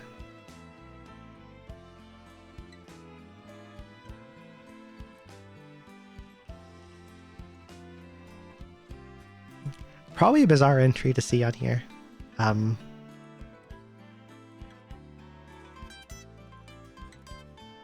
We can go the full height. It gets cut off a little, that's fine. I'm gonna preface this by saying I am horrible, god-awful garbage at RTS. Age of Empires is the same. But something about this game, like, tickles me in an enjoyable way. I like to be bad and build up a big walled town with lots of guys and big castles, and it definitely has its charm, yeah. And making like 50 longbowmen and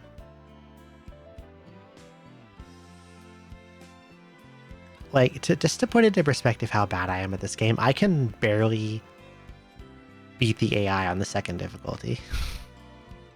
I think if I actually tried to learn, I could get okay enough to maybe beat the AI on the third difficulty, but like, I'm not good at RTS. RTS is not... Yeah, when you're playing with other people who are dog shit at it, that'd probably be really fun. I am definitely dog shit at this game. But like, I've bought like what's the new version they called it? Definitive Edition? What is it on Steam now? I know they like made an HD and then... Where are you on here?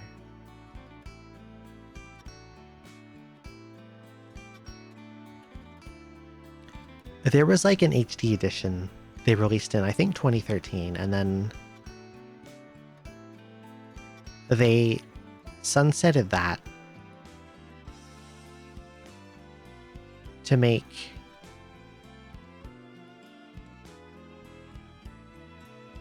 where are you in my list? Yeah, they sunsetted the HD 2013 one to release a definitive edition, and they're actually like continuously updating and adding stuff to this, which is really cool.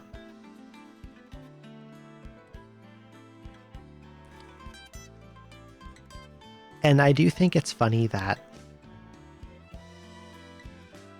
Age of Empires 2, despite coming out in like 1999, ended up outliving everything that came after. Did they ever make an Age of Empires 4? How many of these have they made? I know they made a 3. I don't know if they made a 4. I'm off to Wikipedia.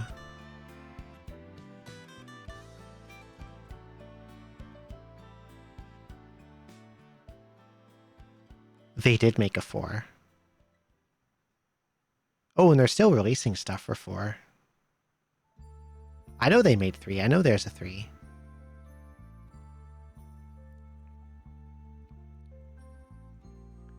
Age of Empires 4 is a 2021 real-time strategy video game developed by Relic Entertainment in partnership with World's Edge and published by Xbox Game Studios.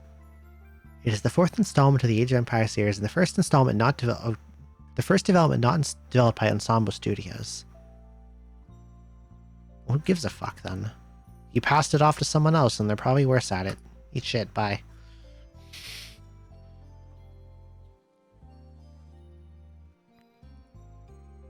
I'm assuming it sucks based on that. You're gonna pawn it off to someone else that's probably bad. Had a live service one that Microsoft discontinued and then fans picked up and made a custom server for and are adding stuff to. That's kind of interesting. What's up with the blank spaces?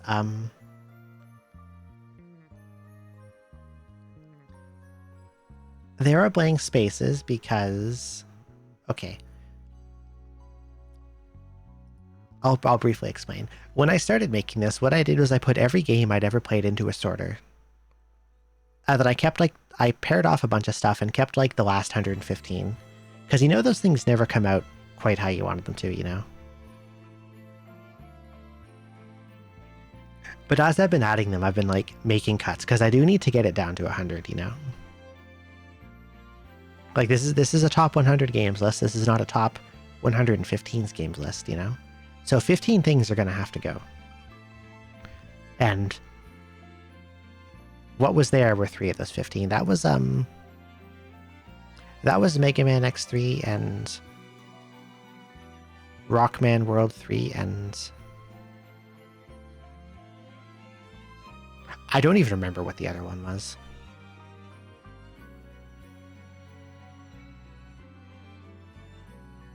It was Pokemon Black and White. That's what it was.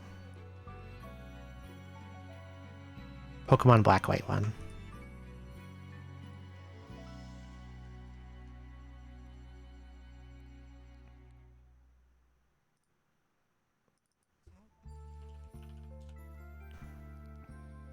It might be too early to put Ellen on this list. Ellen is a fucking silly game. Thank you, Greedra. Ellen is a very, very silly game. I don't even know how to explain, like, what goes on. It's like an RPG.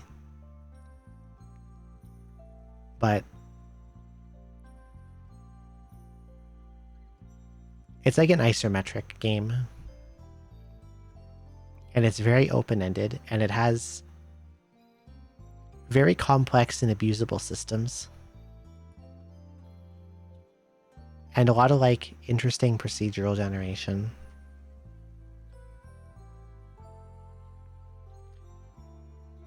Sandbox RPG with roguelike sensibilities. That's a good way to put it. And it does expect you to abuse them. There's a picture I have somewhere. I'll see if I can use this to sum up how silly this game is. Where would I access this? Am I still in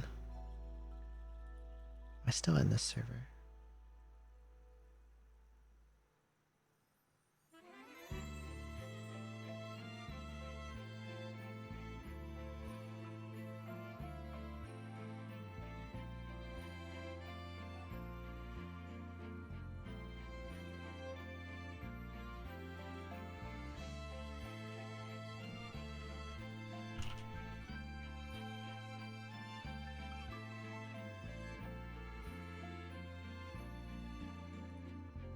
I had like a screenshot of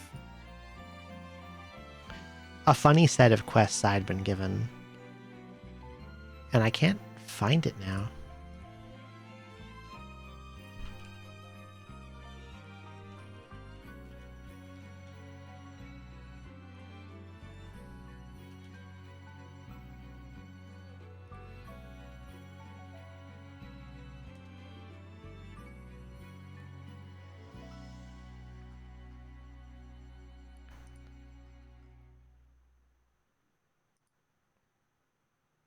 I can't find it. It's gone. It's somewhere on my Blue Sky in media, but I post so many pictures of bullshit that like it's fucking buried.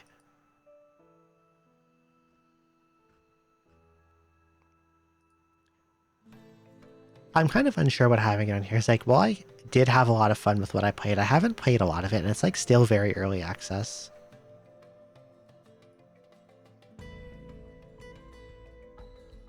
They did add slimes as a race, that's true.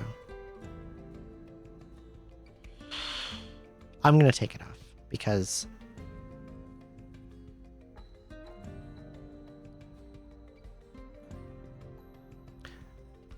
since I haven't played it that much and it's been a while and it's still in like early access, I'm gonna maybe revisit it for next year's list.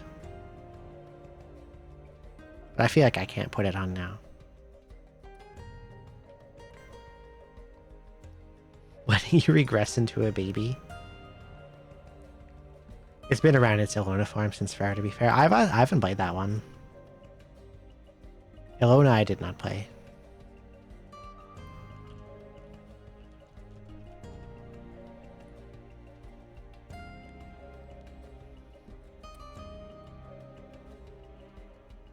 Sonic Mania.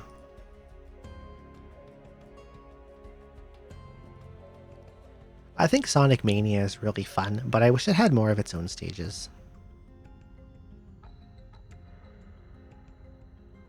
Most of the levels in this game are recycled from other Sonics. And while they do remix them in interesting ways, it feels like there's still a lot of like...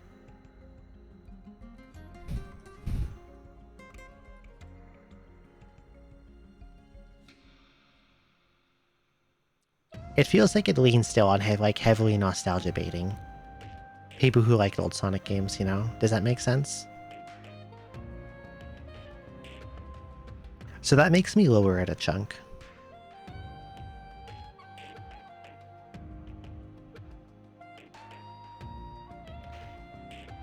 It's a little bit of like how I feel like about Mega Man 9, but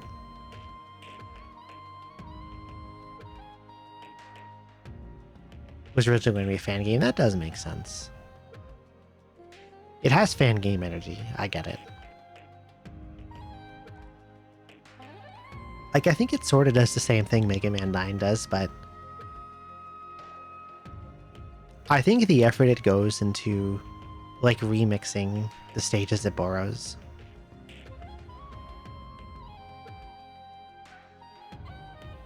lets me give it somewhat of a pass.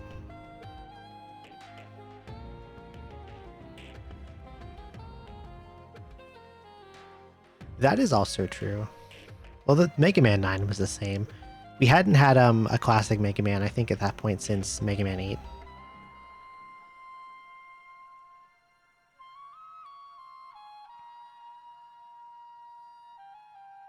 That is true, Yobri, yep. One zone from Sonic 1, 2 from 2, 2 from CD, 3 from Sonic 3, and Knuckles and Me itself as an alternate Sonic 4. I didn't know that. I never really thought about it that way. You did remind me of a complaint, though. Some will disagree with you on this. I hate the stages in Sonic CD. I'm not going to say hate. Hate is too extreme. I do not really like the stages in Sonic CD. I don't like how they do levels in that game. And I didn't really like them when they were ported into Sonic Mania either.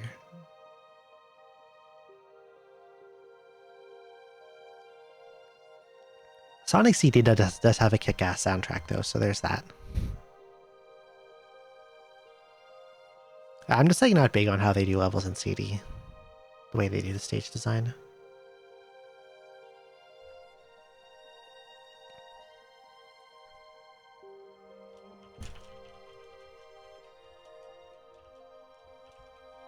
Here's another one that's gonna fall out of the text field.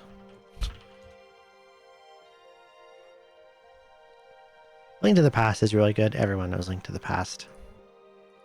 I'm not like a huge Zelda aficionado.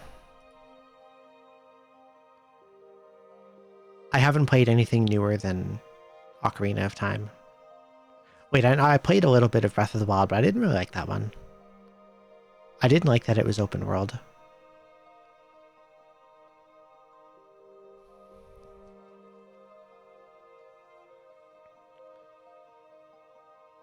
But I think Link to the Past is really just really good.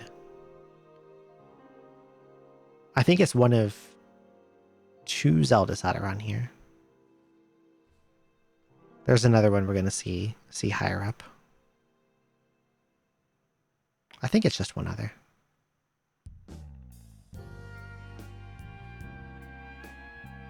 Yes, okay. Oh, hello, Insnob. Thank you so much. Welcome in. Thank you for the happy birthday.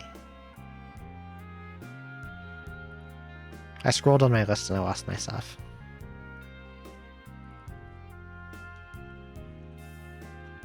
Here's Mega Man X2. This should probably be higher.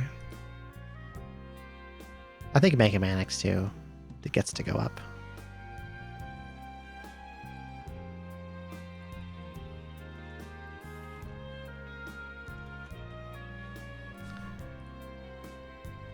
Final Fantasy X is...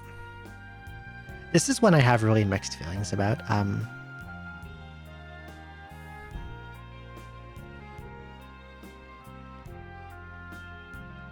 FF10 looks really good for what it is.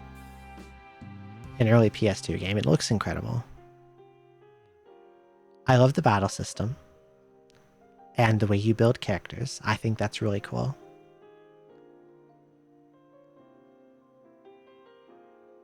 But there's so much fucking talking. It's too much. Too many cutscenes, unskippable cutscenes, too much talking. I'm sorry. That's probably weird to complain about as someone who likes RPGs, but...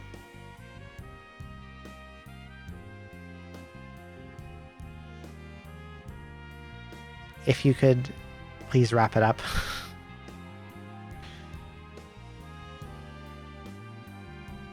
A problem I have with a lot of RPGs is like dialogue is just like way too long-winded. And cutscenes are excessive and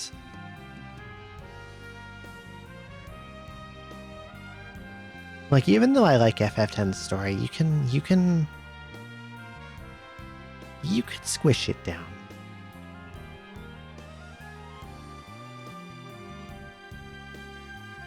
Like there just doesn't need to be as much talking as there is.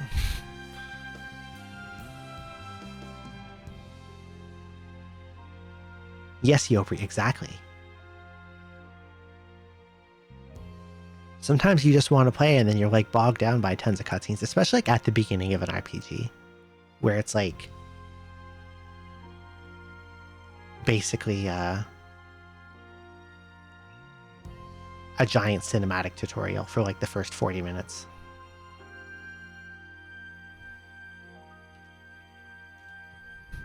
It's Noita. Some of you may remember like a big Noita kick I went on like a month ago. Very, very ridiculous, insane game that I have barely scratched the surface of. Brevity is slow, but exactly, yeah. Noita lower than you expected. It might move up.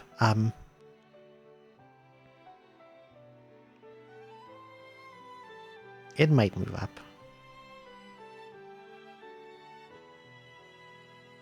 Really, like, the engine in this game is... It's like, it's an insane game, but in a good way. It's also really hard. And punishing. I figure I'll play more of it. I'm not sure when, but it's really a neat game.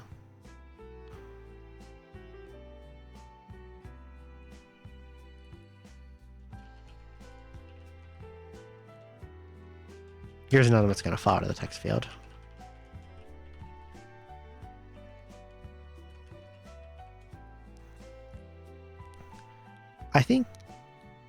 I actually had other visual novels on here that I cut off, but I kept this one because there's still like a puzzle gameplay portion to it. Like Fate Stay Night was on here somewhere. Katawa Shoujo was on here. No, they're not. I think in the original first trilogy, I think the second one, Justice for All, is the low point. It has 4 cases in it, and 2 of them are really good, and 2 of them are really bad.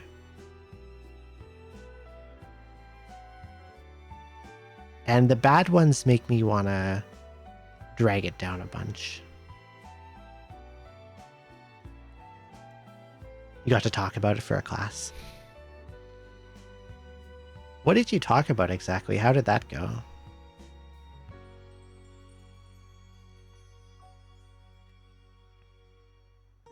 Four is the best one. This game's case 4 is really good.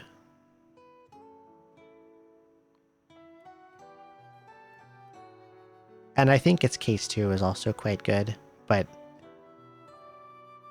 it's that 1 is stupid and 3 is abominable filler. Like, I hated that. I hated everything about case 3 in this game.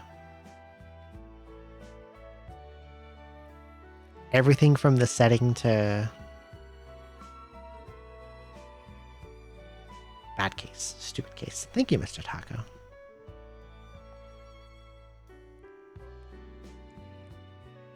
All but ethical dilemmas, you can get extra credit for submitting one for people to consider. Interesting.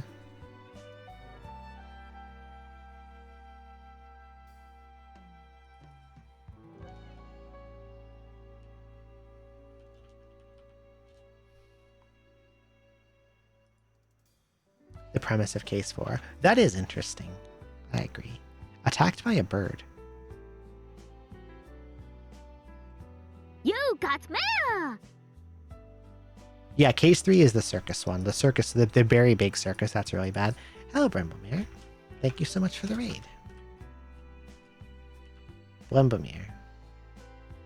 Blemblemere.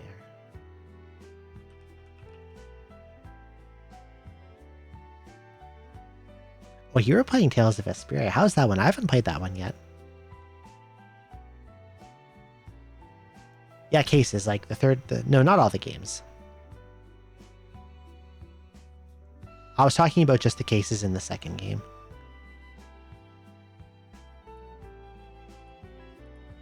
Did you have a good time with Vesperia? The way the numbers scale in Tales can kind of make the higher difficulties like have weird bullshit spikes of difficulty.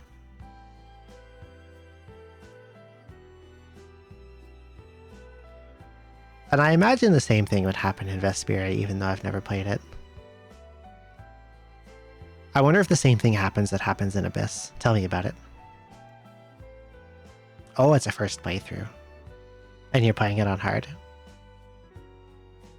It's having moments.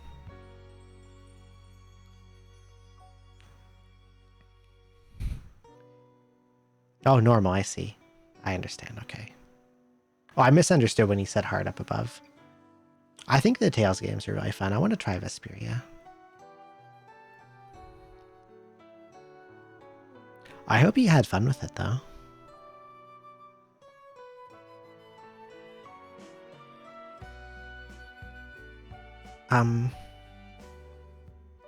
Played about... oh, you played a lot of them. You played more of them than I have.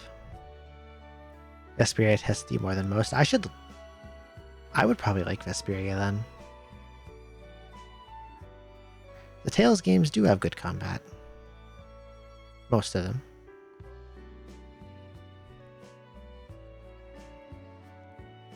I think with Golden Sun,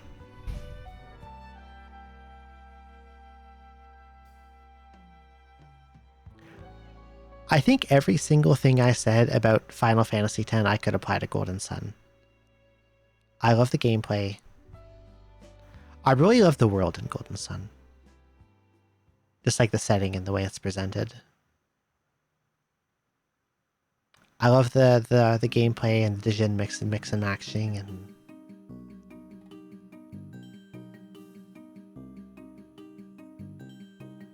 it just has the same problem as FFX where it's like, it's too much fucking dialogue. Especially the intro sequence.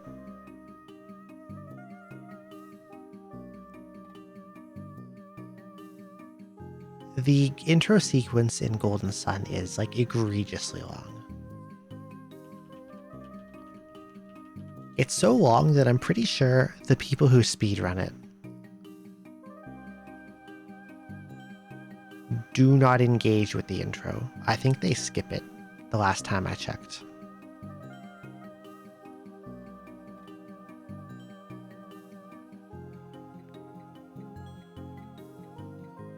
I really like the Tales gameplay. I can't complain. Even Tales of Fantasia, which is pretty bare bones.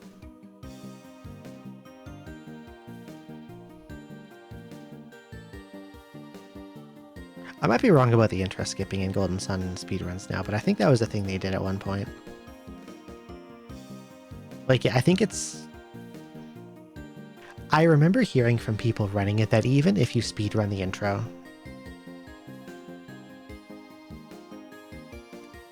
it takes 40 minutes to get to the actual game. 40 minutes. It's... Yeah, Golden Sun. 40 minutes to get through the game's intro sequence in a speedrun. Absurd. Too much. Too long. It's too much dialogue. That's why it's so far down, even though it's one of my favorite series. I didn't find that Lost Age to have that problem. Nearly all the versions of Fantasia. How many are there? I thought there was 3. I thought there was Super Famicom, GBA, and PS1, and the GBA one is 5. What are the other ones on? I know the GBA one is like really, really bad. Because I played it, it sucked. But I liked Super Famicom one.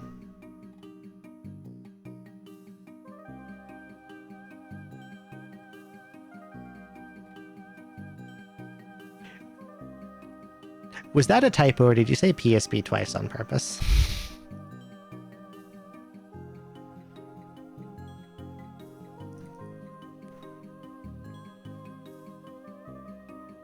Full Voice Edition and Cross Edition.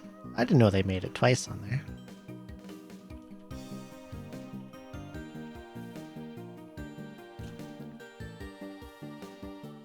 I debated leaving this one off. I'm not even sure where to place this. Boat Women. Boat Women. This is a live service game. I would personally not call it a gacha because it doesn't really have a gambling mechanic where you pay money. So much about this game is horrible. And yet it speaks to me. Its systems are very number heavy and very opaque and obtuse. It is extremely grindy.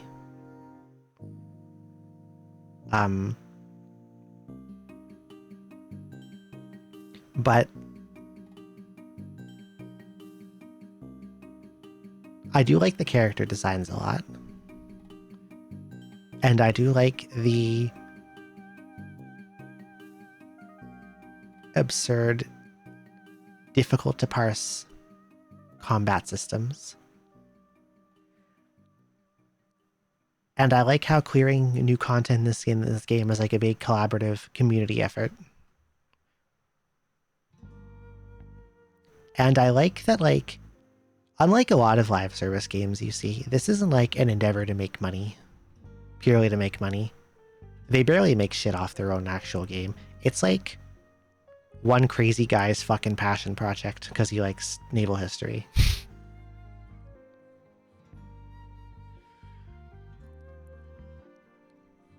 It's one lunatic's passion for boat women and boats, and that makes it more endearing to me.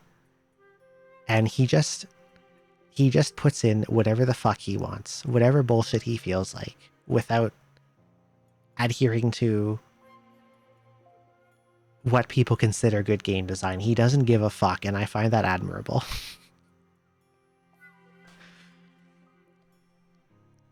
And he doesn't do the thing that a lot of live service games do where they put like login bonuses, and they don't do any of that. They don't give you any shit for free. Barely.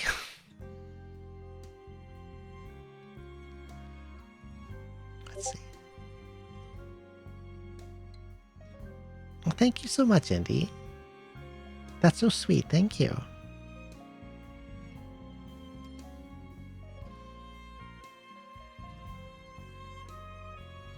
I have to go post this in the server. 1 second.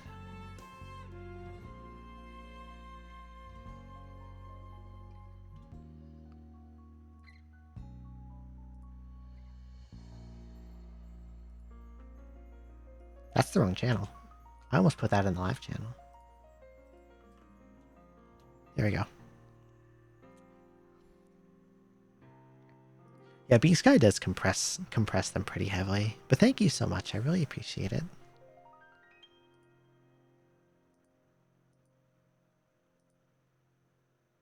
Why do I have a message request? Oh, that's an art bot. Get out of here. Bye.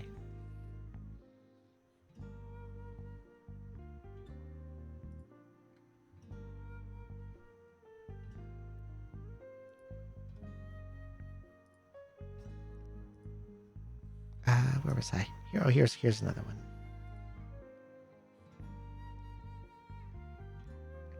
$7 billion yen in the first year of release. I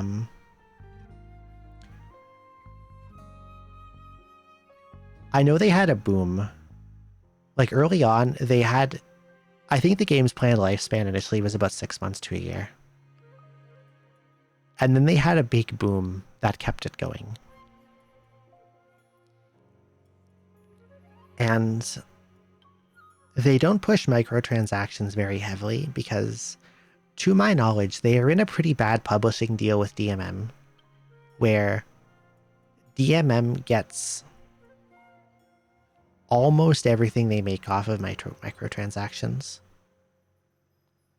And most of their money comes from live event stuff in Japan and merchandise.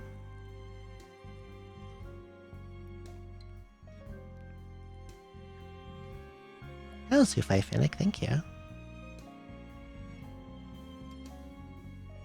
I'm kind of amazed the game is still going now because it's been like 13 years. A little over 13, almost 13 and a half.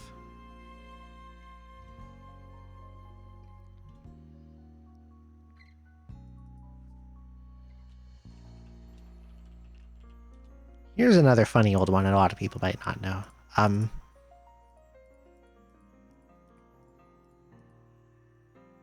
Age of Wonders is a turn-based strategy game from, I want to say, 1998.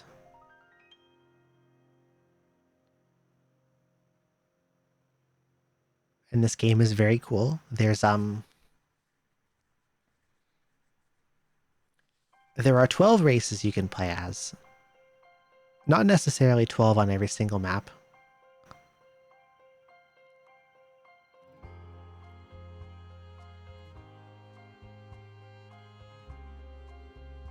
And like you conquer cities, and you can make alliances with other people, and I'm not really sure how to explain this concisely. I'm not good at this.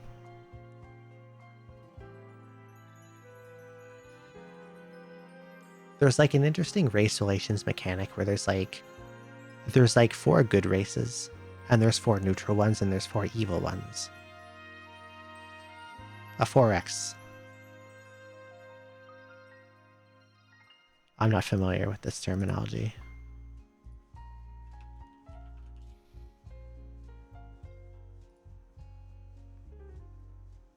"4X, abbreviation of Explore, Expand, Exploit, Exterminate, is a subgenre of strategy-based computer and board games that includes both turn-based and real-time strategy titles. The gameplay generally involves building an empire." Yeah, that sounds about right. I guess you would consider Civilization to be one of these also, right? Yeah, that's a good way to put it. That's what Age of Wonders is. It's very like... It's very much like medieval fantasy. There's unicorns and fairies and elves and air elementals and undead, all that good stuff. None of the ones after Age of Wonders really did what the first one did for me. I don't know why. I've poked into 2 and 3 a little bit, but they just weren't the same to me. I like the original one.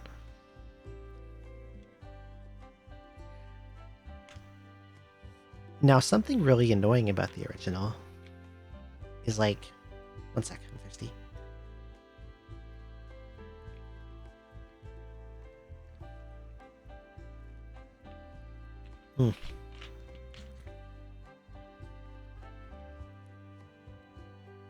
So they have it for sale on like... They'll sell you this game on Steam. If you buy this on Steam, this game will not work out of the box or they're doing third-party fixes. And they will not update the Steam release so it plays properly, which is stupid as hell. You should not be able to... In my opinion, if you sell a game on an online platform,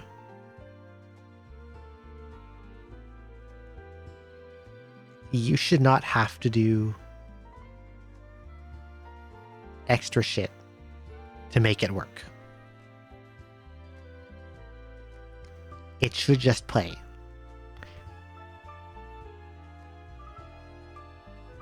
You know, it's on GOG for 150. I wonder if it works off GOG.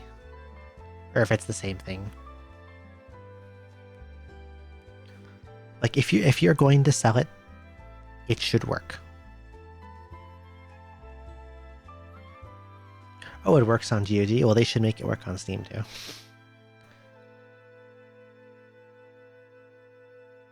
Well, thank you, Bumbamere.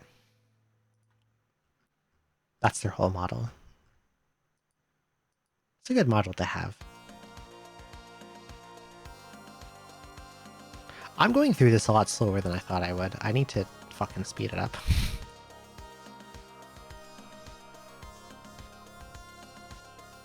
That's Mega Man X. It should probably be a little higher. Yeah, no DRM is really good too.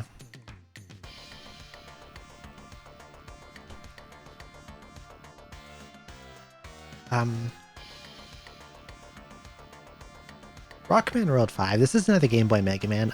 We're the first 4 were kind of like... The first 4 Game Boy Mega Mans were remixes of like the first 5 NES Mega Mans. Where they took 4 bosses from one and 4 bosses from the next and then stuck them together in one game. Different stages, etc. That was generally how they played out. This one was a bit different. They made 8 new bosses for this that are based off the planets. It has its own plot line and systems and stuff. I think this one's really good. It should also probably be higher. We'll see how that turns out.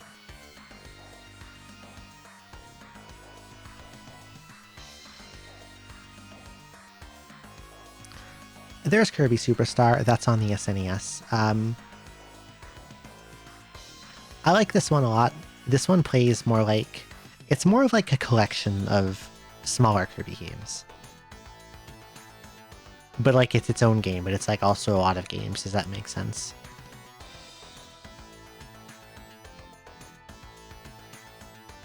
And there's like a very large number of special abilities in it.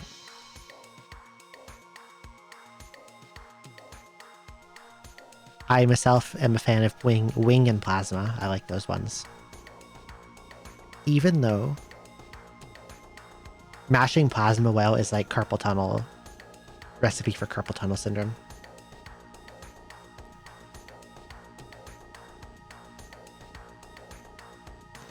For Plasma, so Kirby builds up a charge based on button presses. Press button, do thing. It's more complex than that in Superstar. Plasma has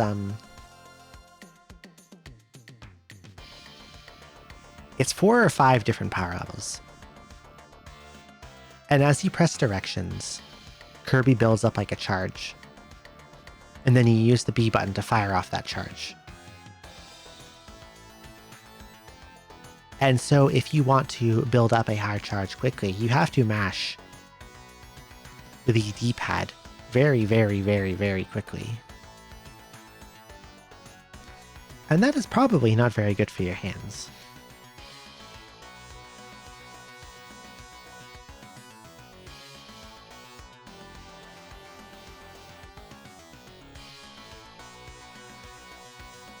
KTU gave 0 fucks. I haven't played it in a while, but I wonder how it would be for me now. I still think Plasma is like super cool. I love electricity powers and stuff like that. It's my favorite.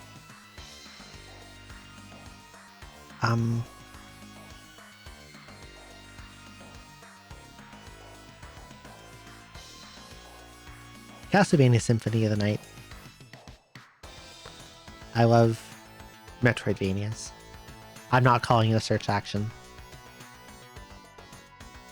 Soten on the GBA.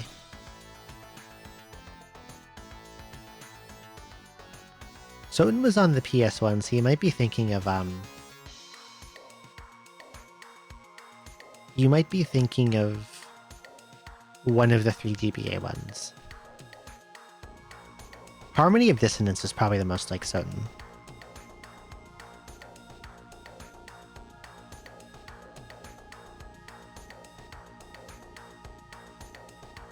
There was Aria of Sorrow, Harmony of Dissonance, and Circle of the Moon. Circle of the Moon was the first one. The first GBA one, I mean.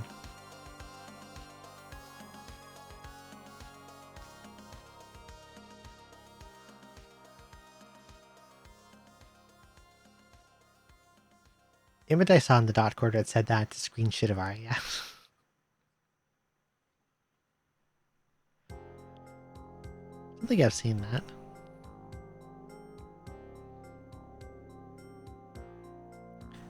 I like Soten a lot. I think I've played it like twice. Twice or 3 times. I don't think I like it as much as some of the others. I know it's a lot of people's favorites.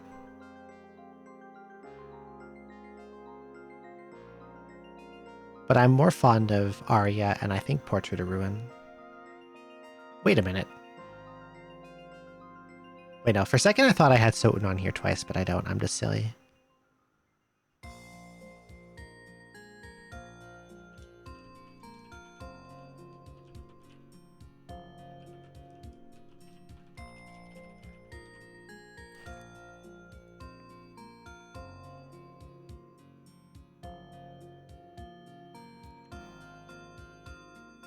I'm kind of not sure about this one. FF2 Dawn of Souls. This is the only version of FF2 I've ever played. I never really played the NES one. And I skipped the Pixel remaster.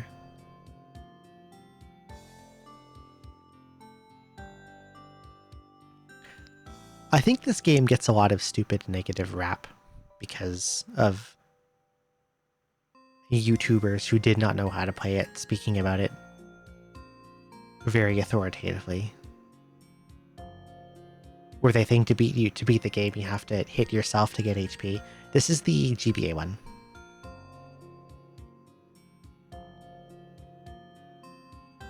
That came with FF1 in the Dawn of Souls game. Before they added... What was it? I think there was like one where they added like...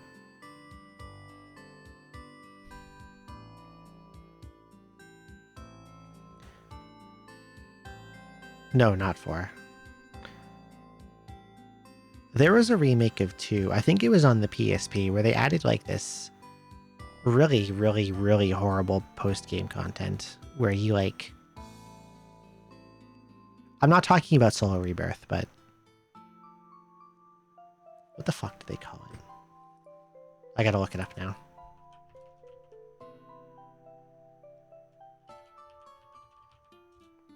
Yeah, GBA version had Solo Rebirth, but PSP 2 had something else. I don't remember what it was called.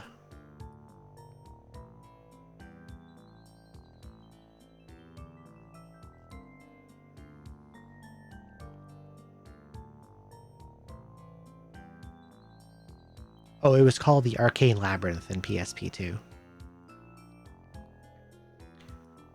where you run through very samey and boring areas multiple times to get... Yeah, they added a lot of bad post-game content to a lot of FF ports, and the only post-game content I didn't hate was Soul Rebirth in 2 Dawn of Souls. The stuff they did in 1 Dawn of Souls was boring and bad, and I didn't like 4 advances post-game, or 5 advances post-game, or 6 advances post-game stuff.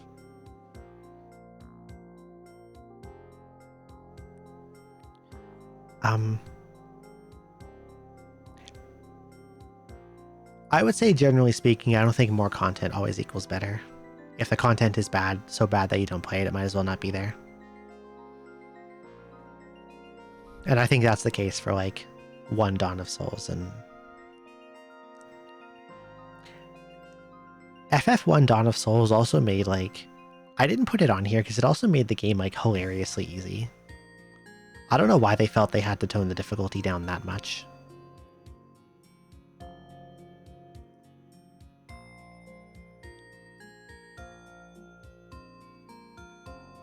It's so easy that, like...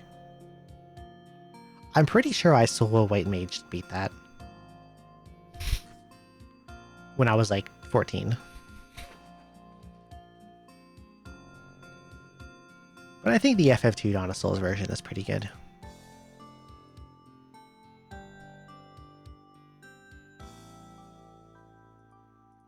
Where was I?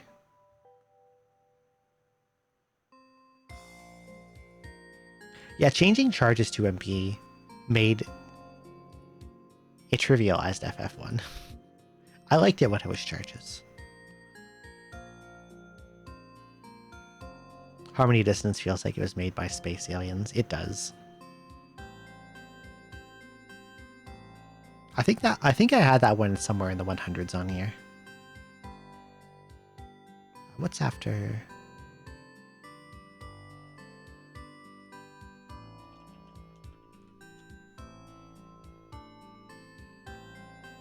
Dr. Mario is a fantastic little puzzle game. You throw pills at viruses and you match colors, and what's not to love, and the song is... Both the songs are really good, Fever and Chill.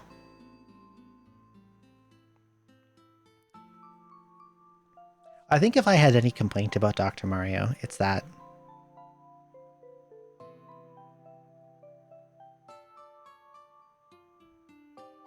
how do I put this?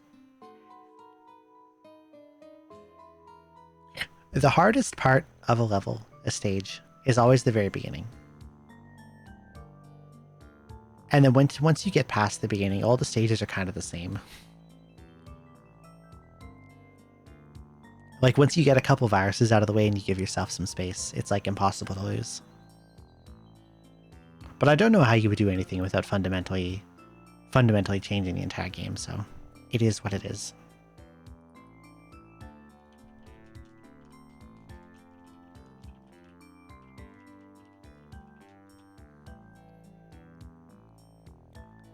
This got localized as Final Fantasy Legend for North America, but this is the Saga game. The second one, one of the first RPGs on the Game Boy, as I recall. This game's really good. You can be robots. You can have monsters and robots in your party. The world is really interesting. I enjoyed this game a lot. And I want to play more Saga games. Because from what I've heard, they basically only get better from here, and this one was already really good. So I assume either later this year or sometime in 2027, I'm going to get to try more of them. That's your favorite one? It's a great game. The monster evolution logic is bizarre. I did have to look up a guide for it because I got so confused. I needed the meat chart. I could not parse what was going on without the meat chart. I'd feed Buddy Medusa meat and then he'd become like a skeleton. I don't know.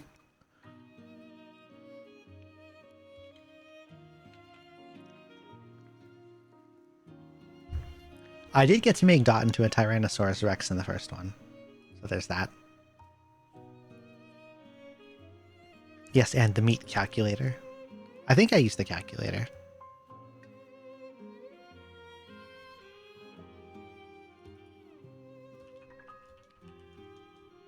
I cannot fucking write the word emblem.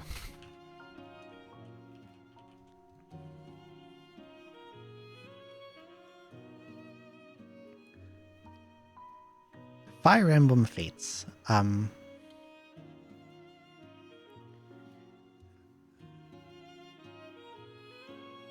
Those who are observant might have noticed that I had another Fire Emblem Fates on the end of this list that I showed that had the, I think it was like the 12 worst games on it. You got mail! There's like Fire Emblem Fates had 3 versions. Hello, Flame Chocobo. Thank you so much for the raid. Welcome in. What are you up to? What retro games were you playing? Hello.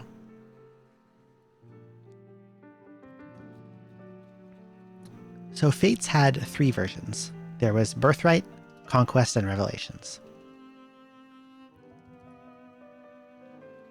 They tried to be like Pokemon, where they sold 2 different versions of the same game. And then if you had both of them, you got a 3rd game called Revelations.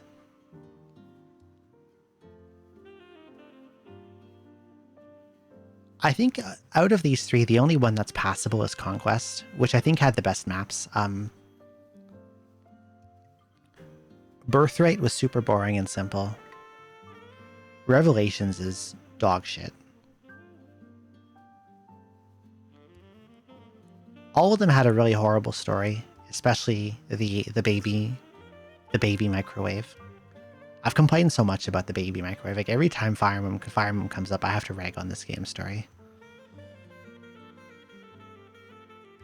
Or like they really wanted to put in child units, but they couldn't find like a plot justification for it. Okay, the baby microwave. Here's what it is. Playing Castlevania Classic Bisous Shocker. Almost done with Castlevania 1. Hell yeah. Which games did you put in it? All of them? Okay, baby microwave, so. Doric, how much do you know about Fire Emblem?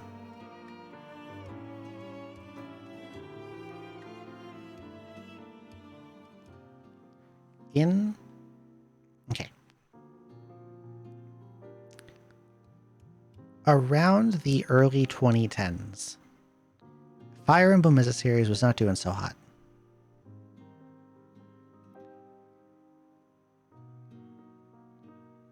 People ship Edelgard and the big teal-haired big boob lady. They do.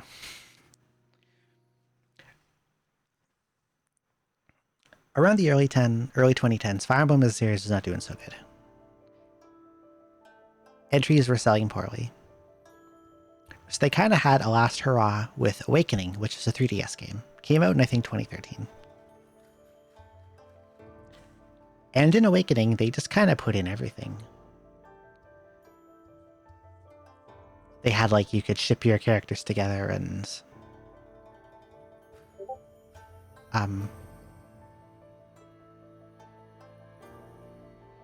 you could ship your characters together and, like... Because there was, like, a time travel thing in that game. If you got 2 characters married, they would have a kid, and that kid would come from the future to join your army, okay?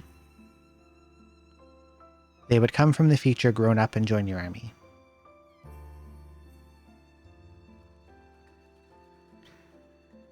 So after Awakening, they made Fates. And in Fates, they wanted to do child units again. But time travel was not part of that game's plot. So how do you get your child units grown up so that they can join your army? The answer is you place them into the magic baby dimension where they grow up super fast. This was an actual thing in the game. You put them in the special baby hyperbolic time chamber. so they could grow up enough to become playable characters. That was their plot justification for child units.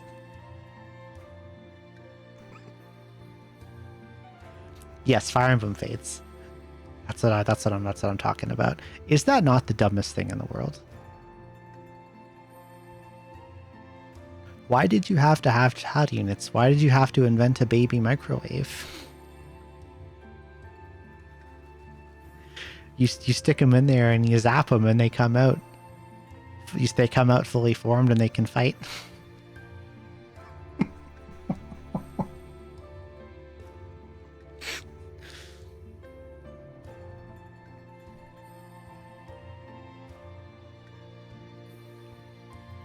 And however stupid that sounds, you can pretty much extend that stupidity to the plot of every Fire Emblem Fates game. They're all terrible.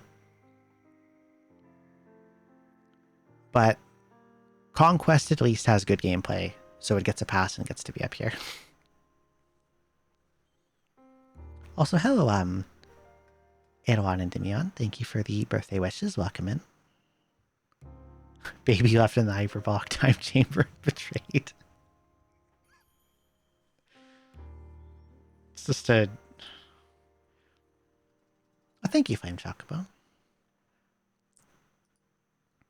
I feel like, because, like, with, like, Awakening, where they put, like, the shipping and the child units and stuff, there was, like...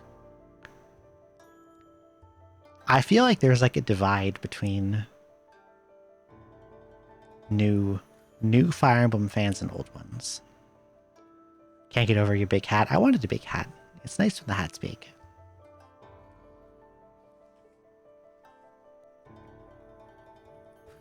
I'm more of an old Fire Emblem fan. I don't care about shipping my characters or making babies. I just want the grid, and I want to make the number go up.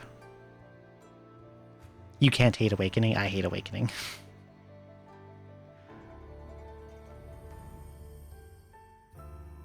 I don't like the story, and I don't like any of the characters.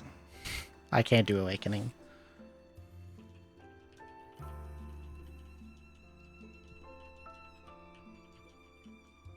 I cannot type properly.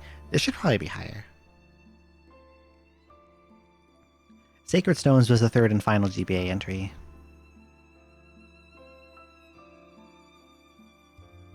It's very easy, even on hard. But I think it's a lot of fun. It has two different main characters. There's like a route split that's pretty cool. Sacred Stones is a good one.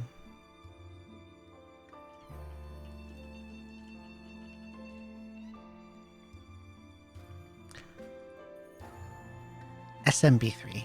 I'm not a huge Mario guy. There's not too much Mario on here. Even though I've played them since I was a kid. But I think this is the best one. Aside from Thousand Year Door. Thousand Year Doors are going to be a bit up, but... for platformer Marios, I think this is the best one. SMB3. I had Sacred Stones in the first GBA Fire Emblem, Blazing Blade. And then my stupid friend stole both of them. And we don't talk anymore.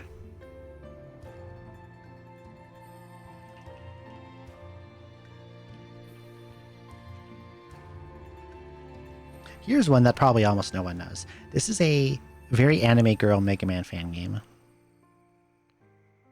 I think it's really good. This is the sequel. There's like Rosenkreuzstilett and then Rosenkreuzstilett Freudenstachel. I think Freudenstachel's better. Both of them are on Steam. I actually used to speedrun this. It's been a long time, but I have like a somewhat respectable time of about 40 minutes. Where's my picture? I have this somewhere.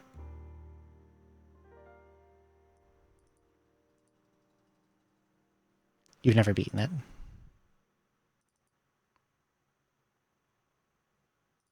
Oh, here it is.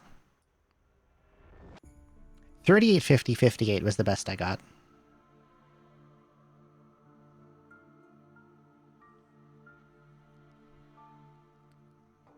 think is a pretty respectable time. And I never got better than that. And then I just kind of burnt out on it, and I never touched it again. The speed run, I mean.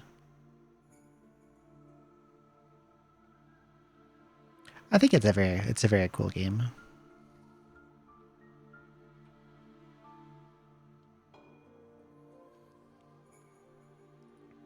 They're both on Steam. The original and then the sequel. And I don't think they're ever going to make another one because, from what I know, be back later. Okay, bye, Dork. Thank you for coming by. I hope you have a good rest of your day. From what I heard about the development of Freudenstachel, the programmer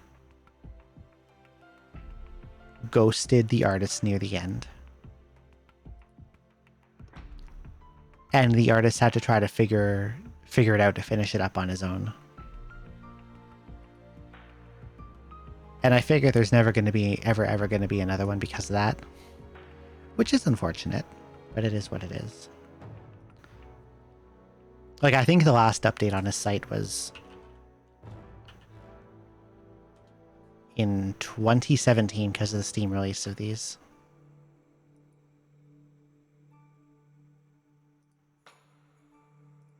When was it? Let's see.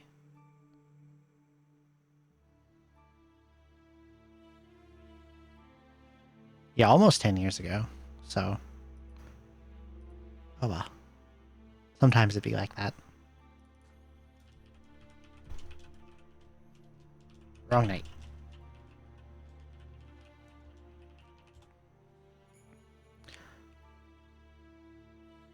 From what I'm aware, there's like a whole big Summon Night series. I have never played any of them except Swordcraft Story 1 and Swordcraft Story 2. Both of them are on the GBA.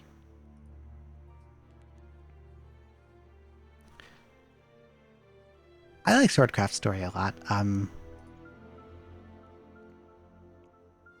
You go into a dungeon, you get materials, you make a weapon, you fight other guys that have gone into that same dungeon and made weapons.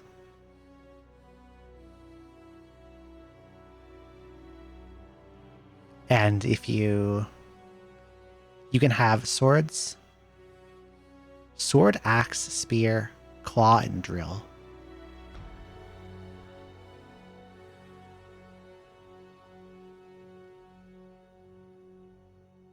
And you can like get special weapons if you break someone else's weapon, and it's a good game. It's a very cool game. I kind of want to play it again on stream. I'm not sure when I will though.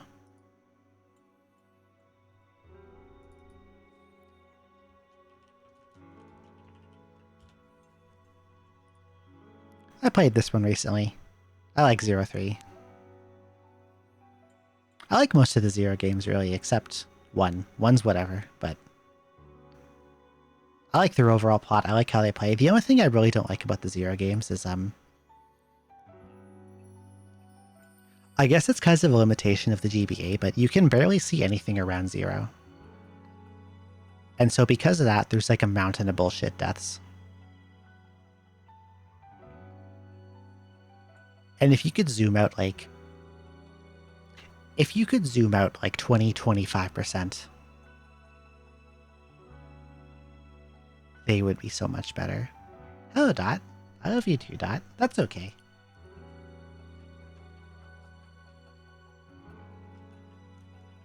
It's the thought that counts. Thank you. You can have a shout out anyways, as if you had. I hope you're having a good day and that you had a good stream.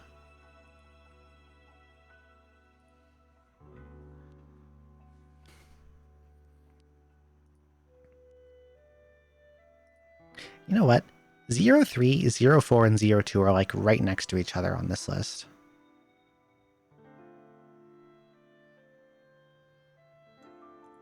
But first, look, more Fire Emblem. This is Radiant Dawn. This is the Wii one. I played it pretty recently. There's a lot of cool things about Radiant Dawn and also a lot of stupid problems. But I love it nonetheless. They take on like a weird format where like instead of controlling the same army all the way through, you switch characters really often. And that can be a little weird and jarring, and it makes a lot of characters get like no battlefield time, which makes them suck. And it has some like amusing, but it's like bad voice acting, but it's funny bad. And that's a positive in my book.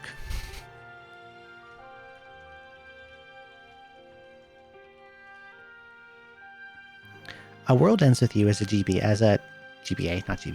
RPG on the DS where like you've gotten far in Path of Radiance. Path of Radiance is really good. It's also a really good beginner entry because like it's not difficult. How The World Ends With You works is you control the main character on the bottom screen with the stylus. And you control another character on the top screen with your D-pad.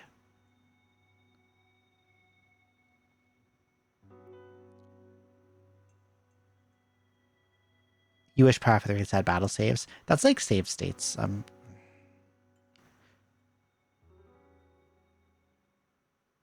It's hard for me to like battle saves because they're just the same as save states to me.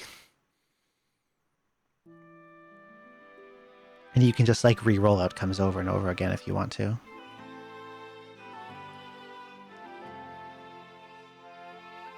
It's a shame that it can only be really played on DS because like you can't really port it to anything because of that. I think they've tried though.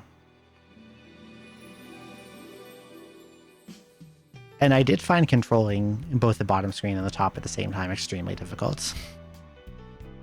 My brain could not parse it. But I think the story and setting of World Ends With You is extremely cool. And if you can get it onto a DS, I would recommend it. Piracy.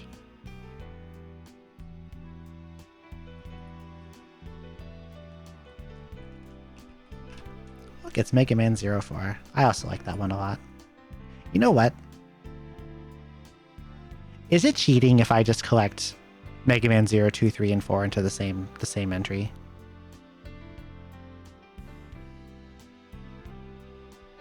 They're like right next to each other. Like I have 0, 2 here.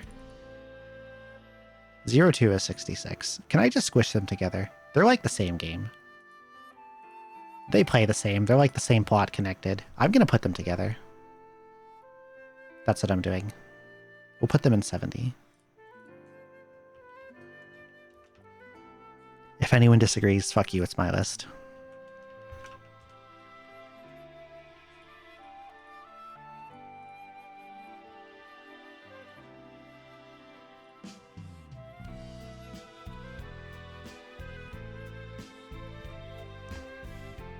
Oh, thank you, Love Knife.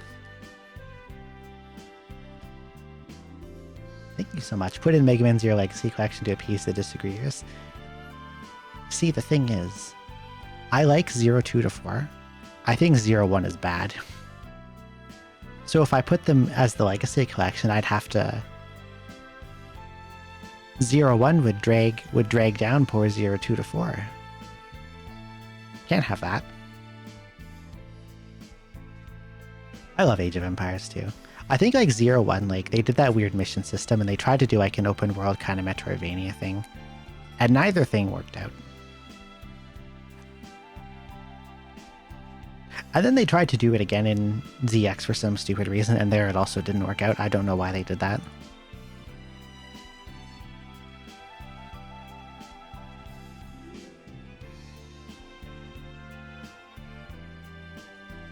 What are my thoughts on the ZX duology?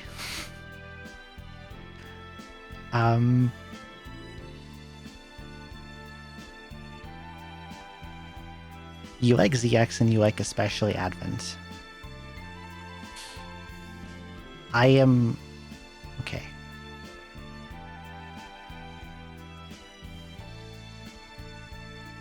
Recently, I played through ZX and ZX Advent, and I thought they were okay.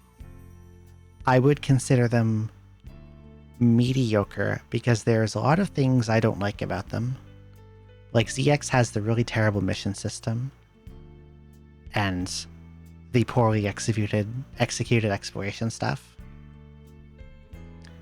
And Advent toned it down on that stuff and made that stuff better. And then they added in really bad plot and a bunch of really clunky transformations. So at first my opinion was, okay, these games are mediocre, but like they're fine. They play fine. There's just things about them that drag them down. And then I played Zero. I replayed Zero. And that kind of like reshaped my opinion on ZX and Z Advent to be,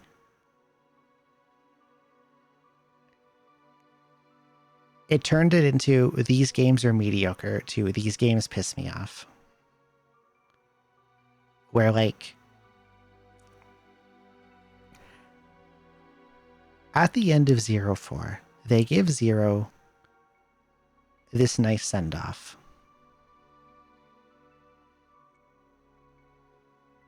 And they give X this nice send-off at the end of 03, kind of, you know, they're gone.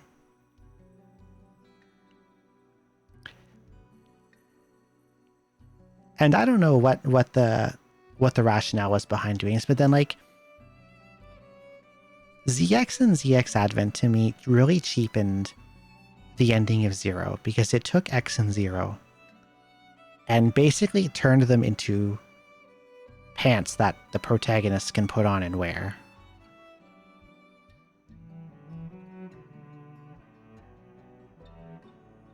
And that made me mad.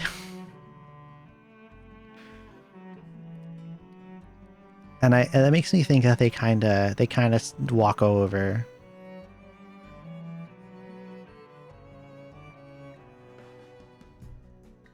They kind of walk on, step on the Zero series ending, and by recycling X and Zero like that, and I don't like that.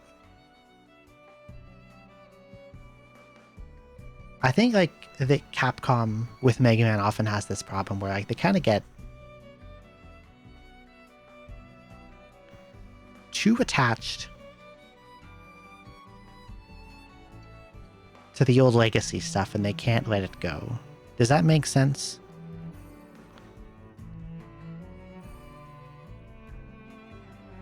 Like they could have not recycled X and Zero again.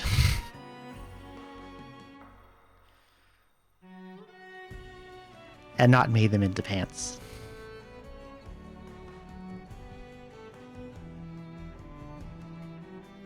Did I talk about Portrait of Ruin? I didn't talk about Portrait of Ruin. Portrait of Ruin.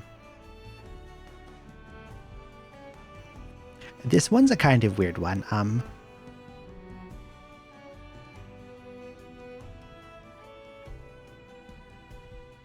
I feel like this game shouldn't be as good as it is. That makes no sense. Let's elaborate.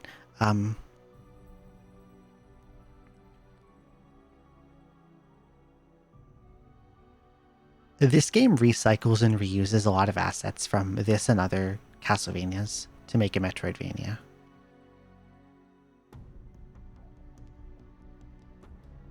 But it ends up working out really well. You would think of something like that as cheap and lazy, but like it comes together really well. And I like how Charlotte and Jonathan play and the two character switching mechanic.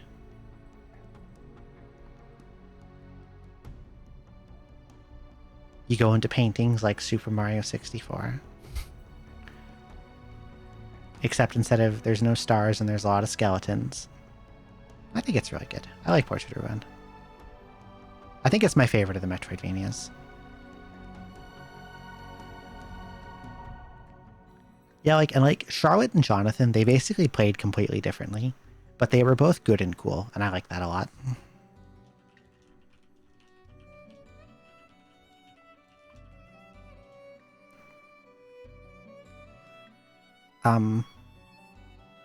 Everything positive I said about Paper Mario is amplified in this. Everything that was good about Paper Mario is amplified here. It's better. They improved. The paper animations are super cute, and I love them, and they're funny.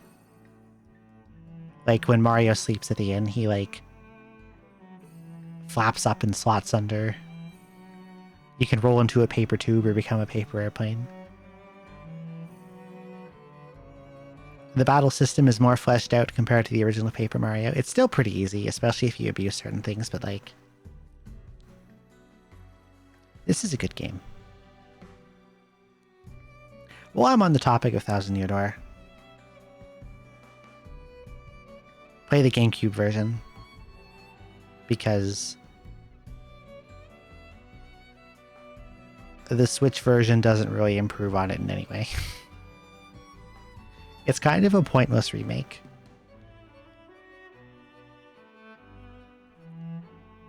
They even add like what I would call... okay, I need to complain about this also. In the Switch remake of this, they add quality of life.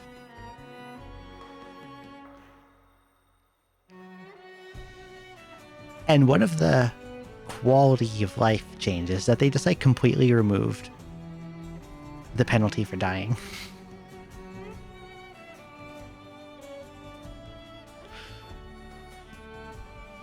So like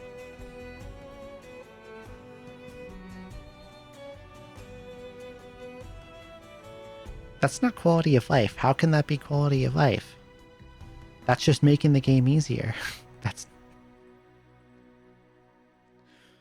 I hate when they call stuff like that quality of life and it's just like massive difficulty reduction.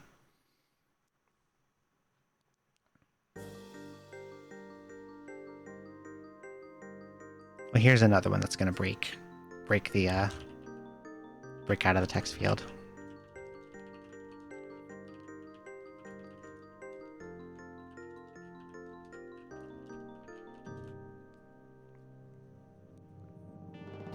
This game was really good. I need to play more of the Atelier games. I really liked the alchemy system. I have the sequels to this and I've never played them, and I want to play the earlier ones too. And I heard that the earlier ones had like a time pressure mechanic, and that sounds interesting. I like when the amount of resources you can acquire are not limitless. I think that's cool. I think that can be very good gameplay. You like thighs? You know, me too.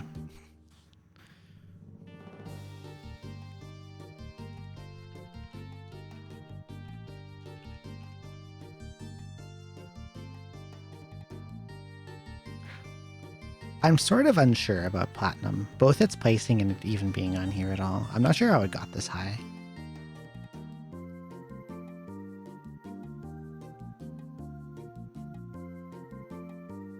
I think Platinum is pretty good. I don't really like Diamond and Pearl for various reasons. Like, I think Diamond and Pearl are really bad for forcing a ridiculous amount of like HM use for bad moves. And there's like no... the Pokemon availability in Diamond and Pearl is really bad, and also the game just plays really slowly. Platinum does improve on all that, but I'm not sure if it improves enough that I can even call it a top 100.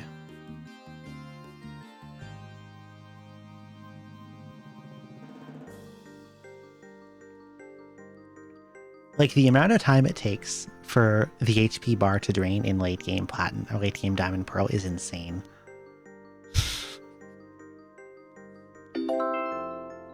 Mitchell played upon me. Hello, thank you so much for the follow. Welcome in. Saving a lot of data. One thing I did like is they like when you load up the game, it shows like a recap of what you just did. I think that's cool. And I think more games should do that. That's a cool thing to have.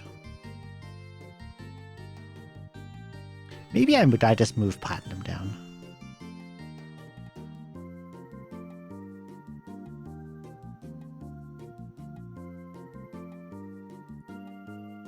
How much space have I freed up? 6 slots. So now we're at, what, 109? So there'll have to be 9 more cuts.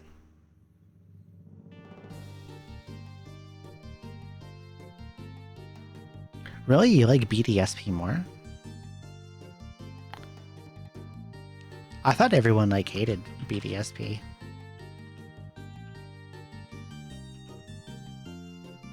Thank you, Yuria.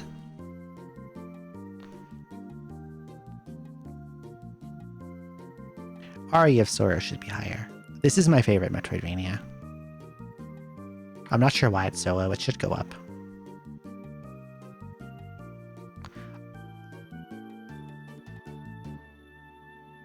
I like Aria a lot. Aria is like really well put together. And it's like,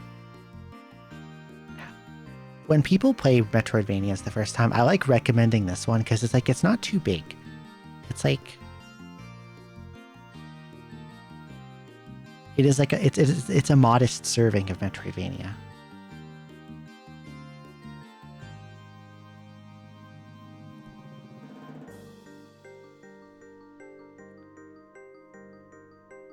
Oh, thank you, Sempivar.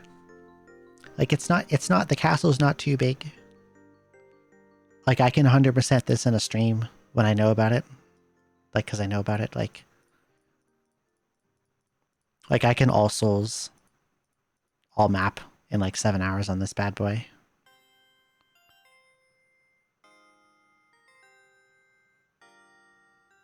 Really, really fond of that one.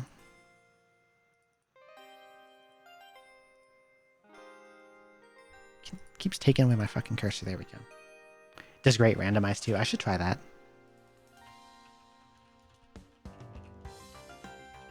Look, it's our first shared entry.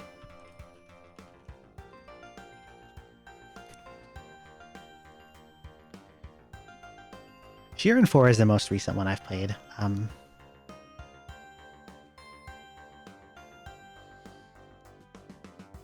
Banana Game, yes. There's a lot of stuff I like about this one. And there's a lot of stuff I don't like about this one.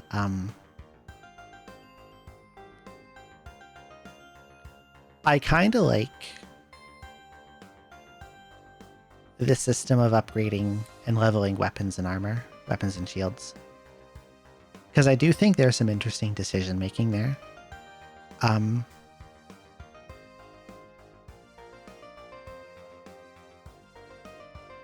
I think Bayside Beach Cave, the first 99.4 dungeon, I think that's a pretty bad dungeon. And Ashura Realm is like an okay dungeon. And I think they drag this game down a bit from what it could be. And the banana, how food management works in like those late dungeons, like deep in the big dungeons.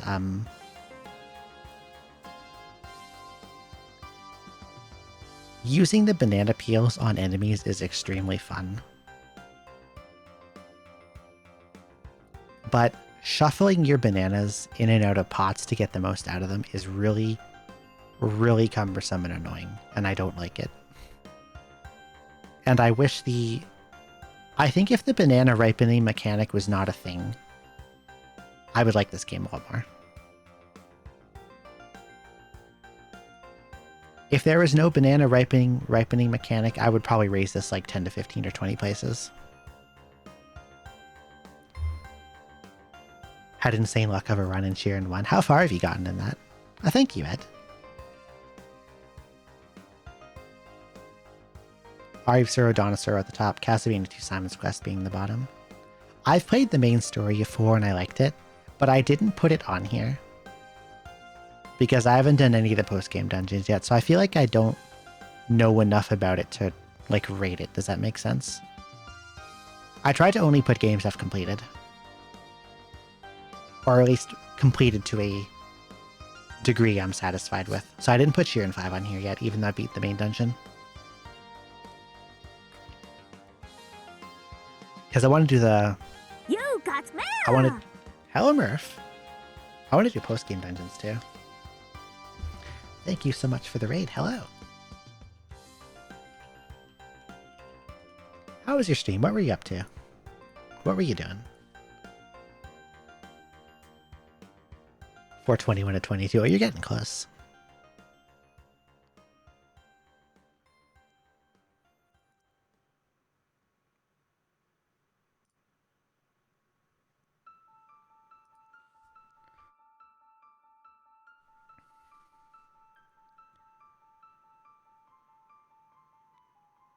Welcome back, Dork.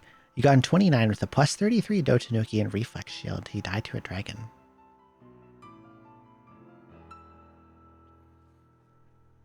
Oh, you were doing like warehouse juggling to upgrade stuff?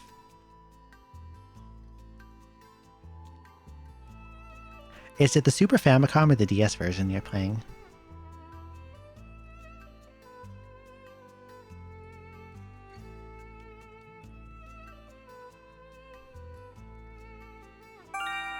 SFCers, no, that's the good one. Sepasai, thank you so much for the 500 bits. Thank you, and thank you for the birthday wishes. And thank you, Namai33. Welcome in. What was happening on Murph's stream? What were you doing? What was being played? I would like to know.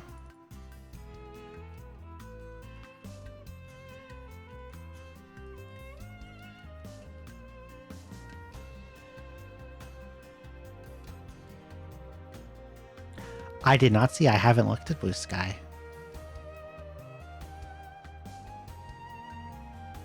Should I go look?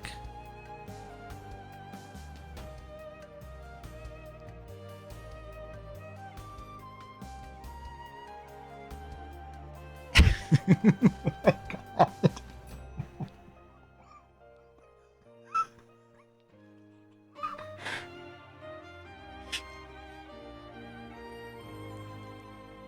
We found a perfectly good TV that some neighbors left out after vacating their apartment, with a post-it note on it that said free, so we know we're not stealing. And it's larger than Shirokaze Kaine. Happy birthday, Shiro.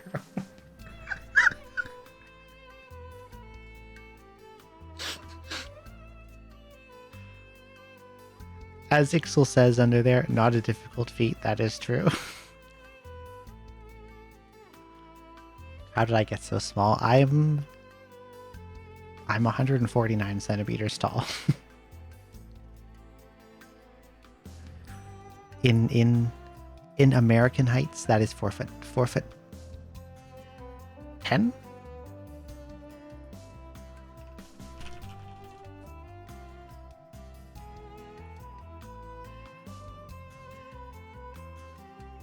(58.661417 inches). How many feet is that? That's 410, right?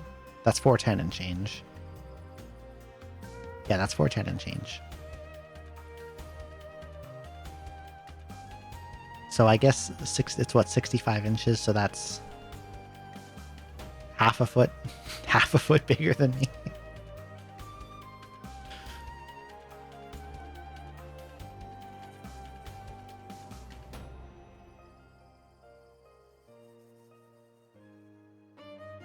Okay, Phoenix Wright Ace Attorney.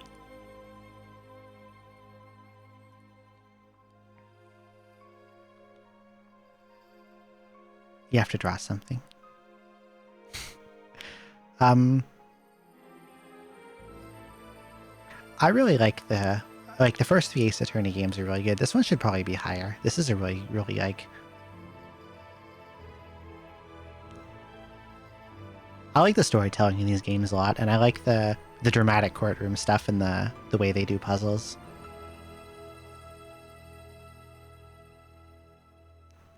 I'll probably end up moving this one up. I think the characters in these are all like really endearing too. They're just like really well done.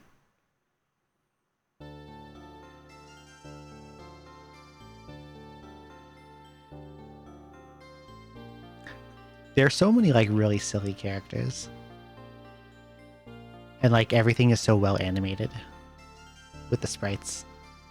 Like I say well animated, I want to rephrase that. the characters in their expressions look very animated. Like there's a lot of expression there.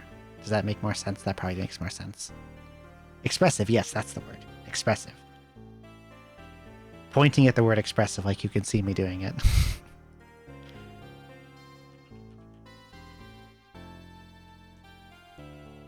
I think I can put Granblue on here.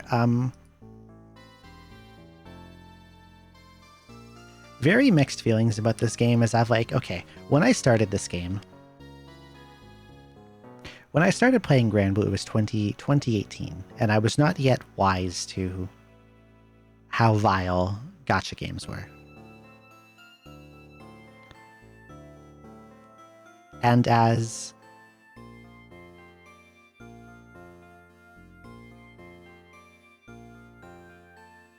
despite me growing to hate gacha games, somehow this one stuck with me.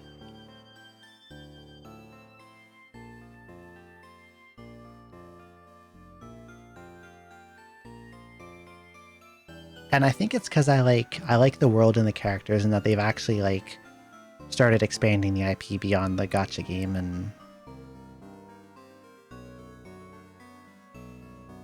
you collect a lot of cool weapons, and I like weapons. I like fantasy weapons.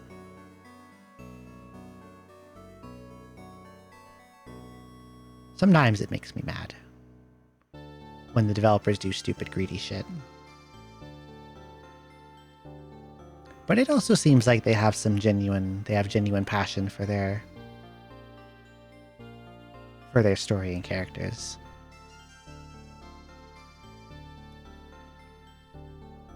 But generally speaking, fuck gacha games.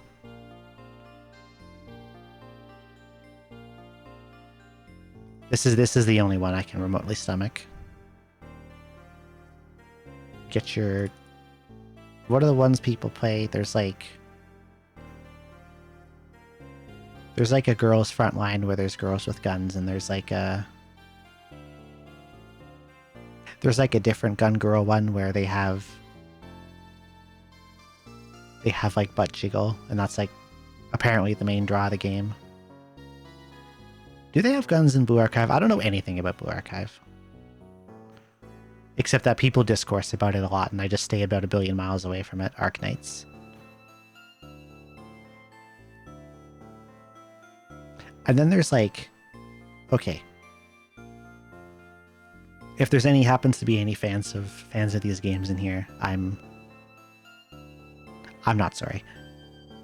There's like these 3D action ones that they have, and I see little snippets of him here and there. They all look like the same fucking game. I know they're not the same game, but they all look like the same game. Do you know what I mean? And I just call them all Genshins because they all look like Genshin Impact, but there's like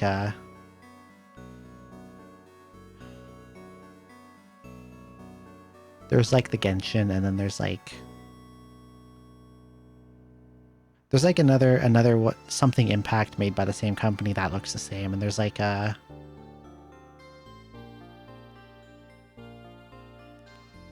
ZZZ, and that looks like the same game, and there's like I always call this one Wiggling Waves. I don't know what its actual name is. That looks like the same game. They all look the same. They all play the same. They're like Star Rail. There's another one that's also a Genshin. They all look like they were churned out of like a fucking cloning vat, like a cloning vat. And I don't know what the draw of them is supposed to be. And like everything I see about the characters feel like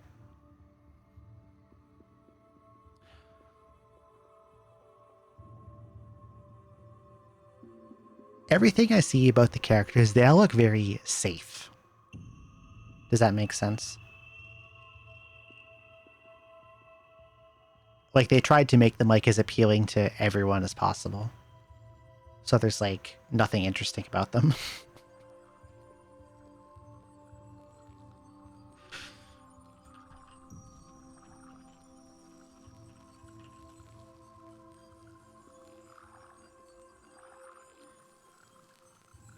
I have a lot of affection for Chrono Trigger. At this point, one of them apparently has an Egyptian girl who's whiter than a vampire. I heard about a lot of that too. But I've seen all that from like getting exposed to like Twitter discourse, so you know, that's Twitter discourse. They'll argue about anything.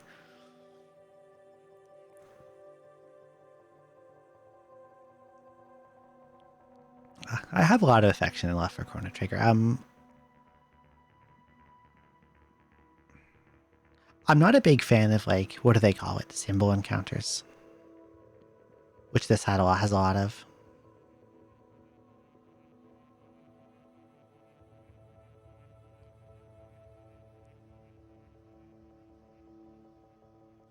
But I think Chrono Trigger is really, and I like how they do the time travel in that one. Oh yeah, Fate. Okay, even back in like when I didn't hate gacha games, I tried Fate Grand Order and I bounced off that game so fucking fast. That game existing like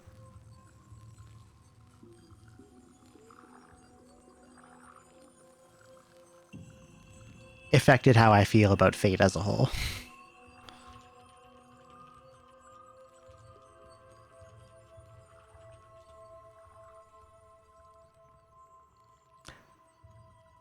Howdy, Cantorantes. Thank you.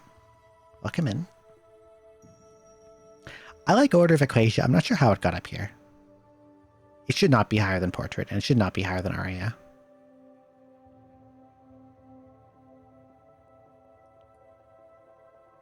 Yeah, like the visual novel, I love the visual novels. I thought the story was really good.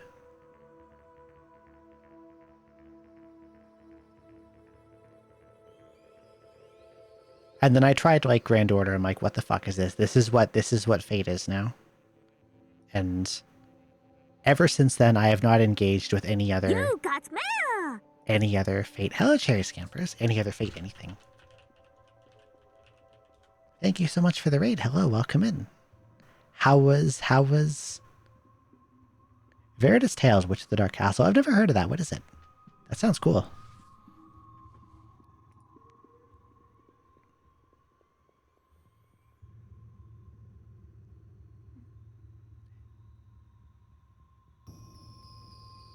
Yeah, our Order of Equasia should not be up here. It needs to be lower. Can I steal you? And you're going to go down here for now. Oh, it stole my fucking formatting. You know, let's copy the text then. Don't steal my formatting. You're going down here. You don't deserve to be up there.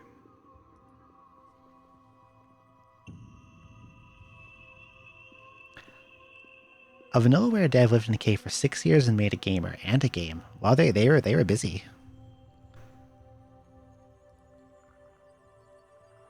Veritas Tales. I'm googling this. I'm curious. What's this like? Oh, it's this one. I've seen bits of this. This is on my wish list. I might buy this. This game looks really good. Hello, Tavishi.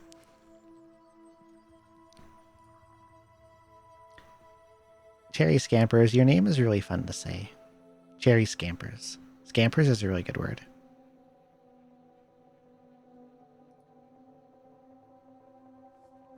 Thank you, Iwanduar. It is always good to scamper.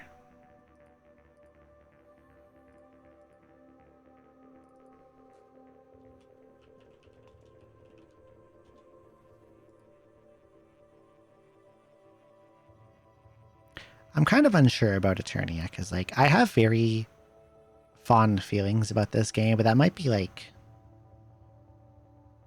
It's one of those ones that I haven't played in about 20 years. So maybe I'm just like nostalgia baiting myself. Do you know what I mean? Do you ever nostalgia bait yourself?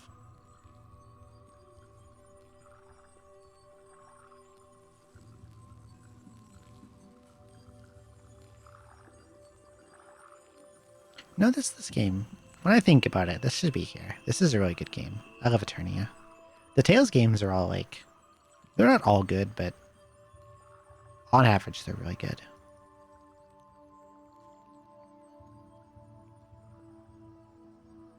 I kind of want to try the newer ones. I think the most recent one I played was Symphonia 2, Dawn of the New World, which was a mediocre, low-budget sequel.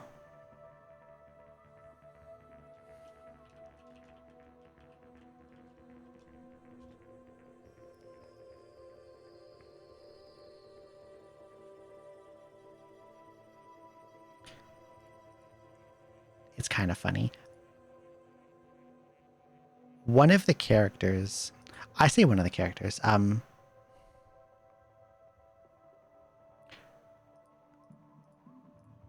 there's like two main characters and they both annoyed me a lot. It might be worth a replay because this is like opinions that I had. This is like opinions of, when did this come out? I got it like right on release.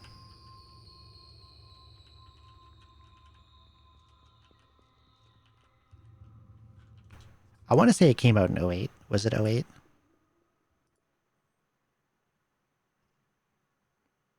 Yes, 08. These are opinions that were held by 17-year-old me, so...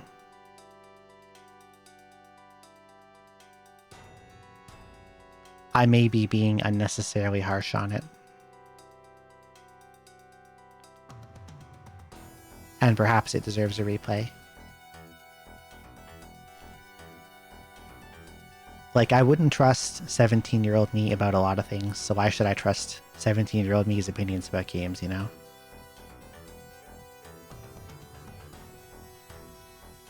It probably deserves a revisit. FF6. I love FF6. Like, NES to SNES Final Fantasy was that golden era to me. For that series.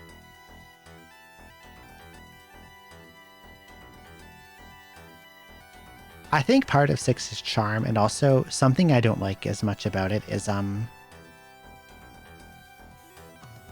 look at me contradicting myself. I think 6 has too many characters.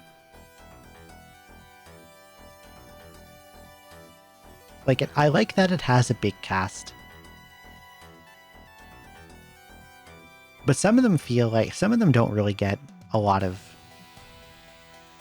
screen time, and it feels like they're just there to be there, you know? Yeah, spreads the characters a little too thin. That's a better way to phrase it. You're right.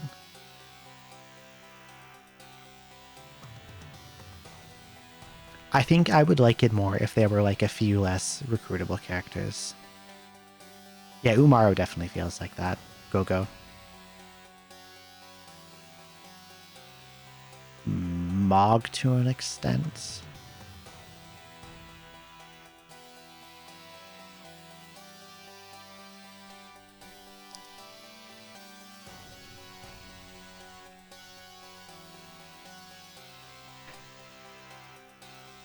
You don't like Gao? I'm not big on Gao either.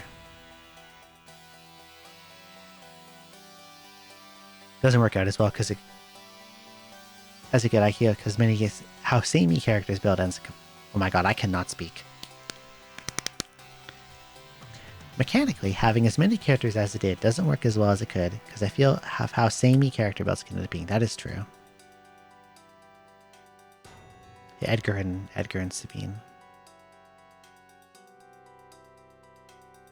Edgar does have his time like early World of Ruin, but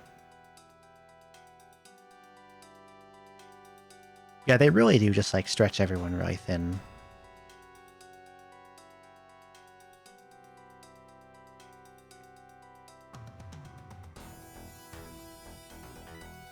Yeah, the way Espers worked.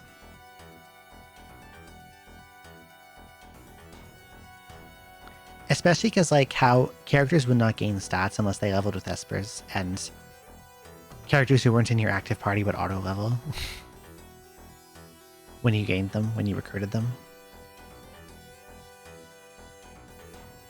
I like 4 and 5 more as well.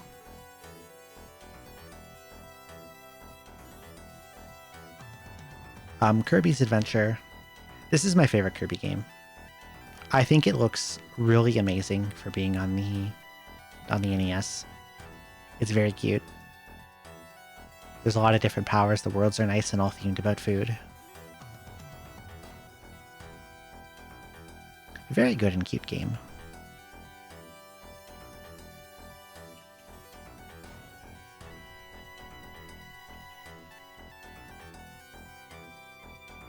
Only version you played is the DBA remake. I think the NES version's a little better. Riviera.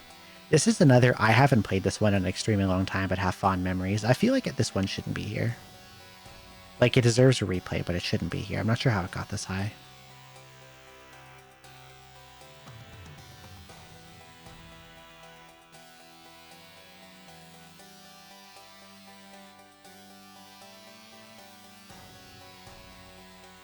I did a playthrough in my first and only playthrough was in about 2009. I played it once and never played it again. I did enjoy it a lot.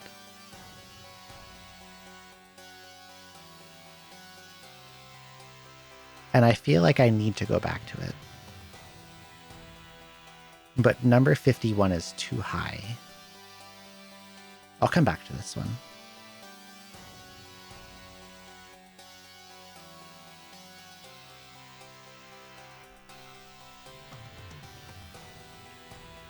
This one is also way too high. I don't know how this got up here either.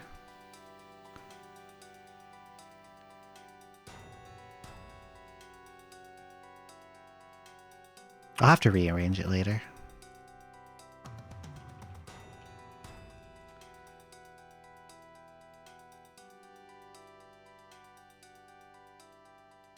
Diablo 2. I put insane amounts of time into this game.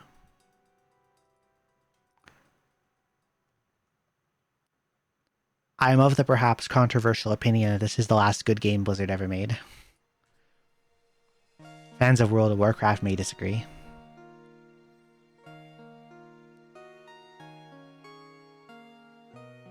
And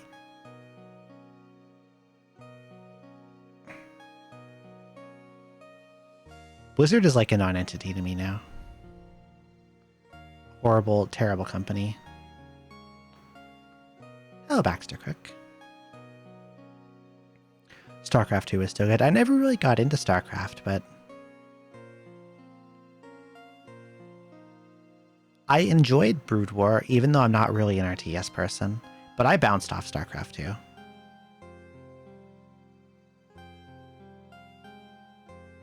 And then, like, after Diablo 2, they tried to make a Diablo 3 and 4, but they could never capture that charm again. Diablo 3 changed so much for the worse about Diablo. And then Path of Exile came along, and that was everything I liked about Diablo, but better. And so I looked away from Blizzard forever.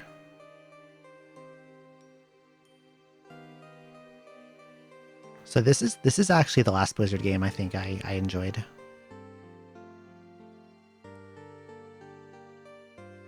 I never got into World of Warcraft.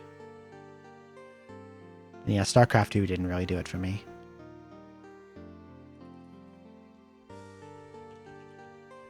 I cannot write the word emblem. Oh, thank you, X Mortis. Welcome in. Blazing Blade. This is known as This was localized as just a Fire Emblem because this is the first one that was officially released in overseas.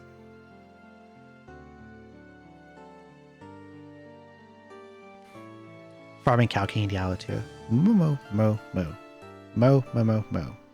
I love the Cow King. I love the secret cow level.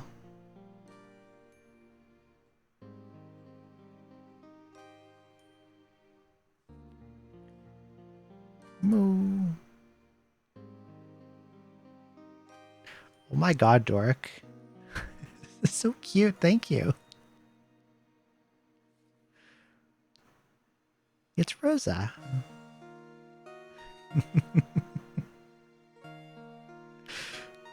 This is really adorable. Thank you so much.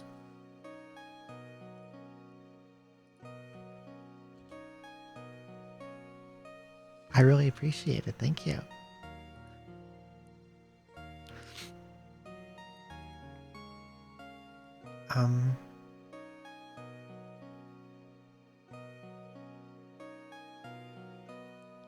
Portable. I had to draw and he said I said I was 4'10". It's nice to be really short sometimes. Although I have to, if I want to reach stuff in a cupboard, I have to like climb on chairs or the counter.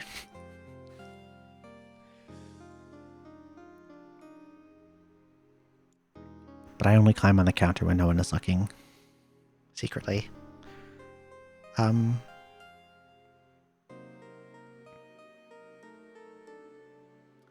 Blazing Blade. Yeah, this is the first GBA entry. Climbing up the stairs on all fours, I do that sometimes. The first GBA entry that was localized. They kind of changed a lot about the gameplay after 6, which was Binding Blade, which I had lower on the list. It's down in 113.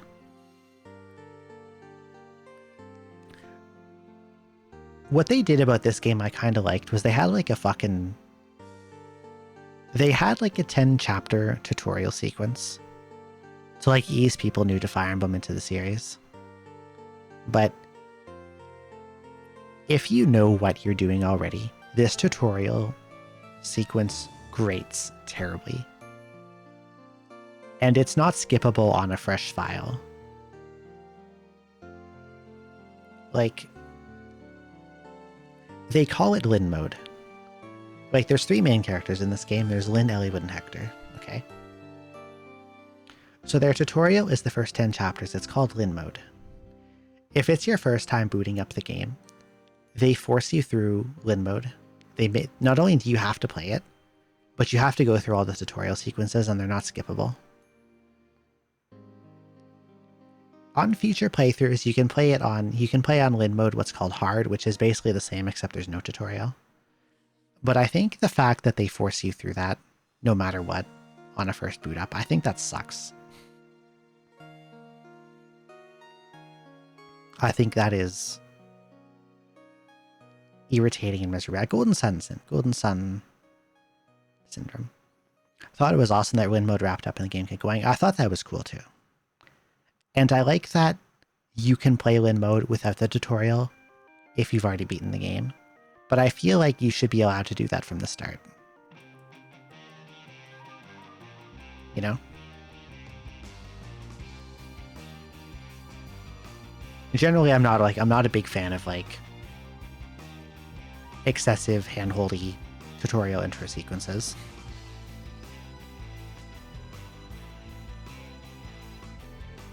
Because they make the game really hard to play a second time.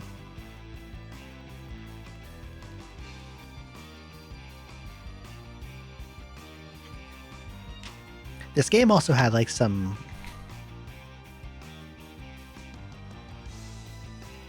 How do I say this without getting too in the weeds here? One thing that I liked about Binding Blade, which is FE6, was that most archetypes of characters were valuable in some way. At different things. And then the 3 games that followed Binding Blade kind of killed this.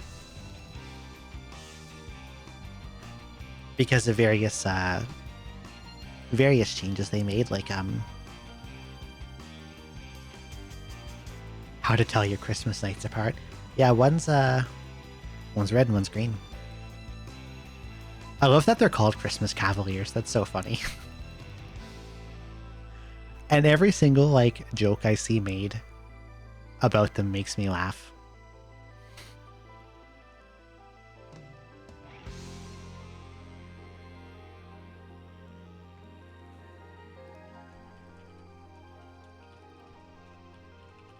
Here's more Mega Man. This one's a ROM hack.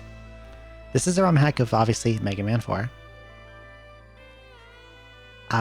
They do things with the NES that I didn't even think was possible. Oh yeah, the ones in FE7 have backward stats from how they're supposed to be. I think that's funny too.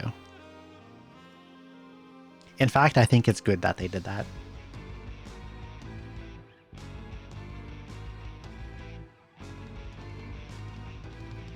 Like, they do so much cool stuff with this hack.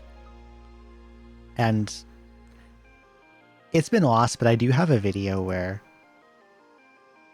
I kill the last boss Buster only with no E-tanks, and I want to do it again. And I've tried, but I haven't been able to get it. It's so fucking hard.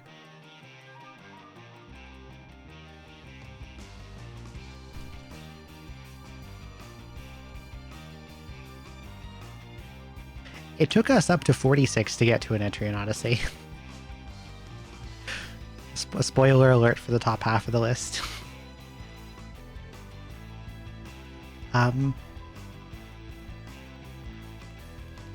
Thank you, Real Time. Thank you so much. There's a lot to like about this game, and there's a lot to not like about this game.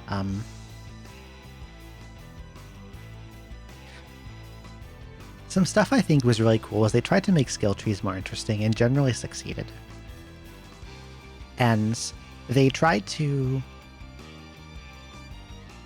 make the story of NPCs in this game more interwoven with the labyrinth. And no other game did it quite like this one did. And that's really cool. Stuff I don't like is that the quests are mostly terrible, and it largely functions as like a expansion pack / balance patch to Etrian Odyssey 1, where if a class was good in Etrian Odyssey 1, it sucks here. If the class was bad in Etrian Odyssey 1, it's good here.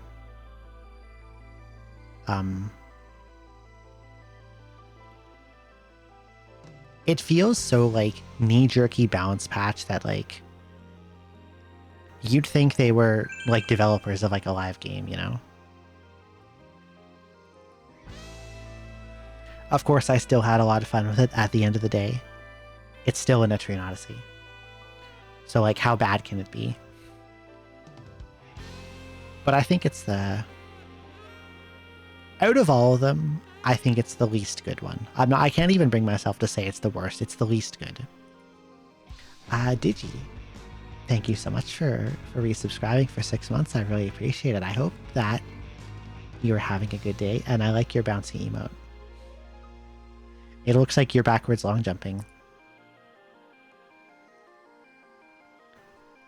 Yeah, EO2 is like, they experimented a lot in EO2, and like, truthfully, a lot of what they did panned out well for future games. And some of it didn't, and the stuff they didn't, they stopped doing it. It's like, I can't even rag on it that hard. They tried stuff out. Some of it worked, some of it didn't.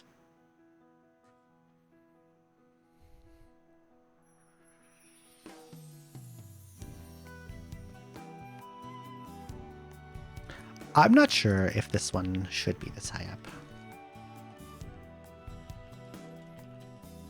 This is also a long title that's going to break out of the field.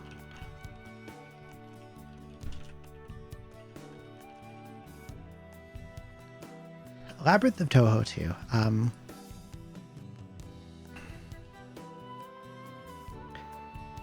This is a dungeon crawling turn-based RPG with Touhou characters. I think this game is really good. If you play the expansion content, numbers do get like really out of control. And there is, if you want to 100% this game, you have to play through a significant amount of some of the most dogshit content I've ever seen in an RPG.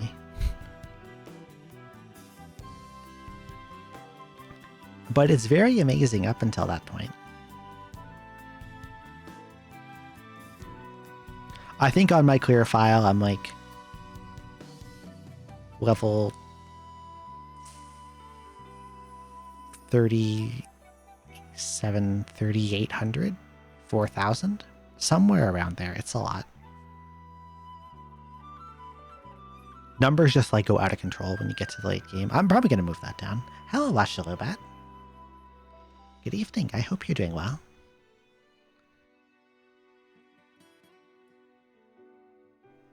That one's probably going to get moved down.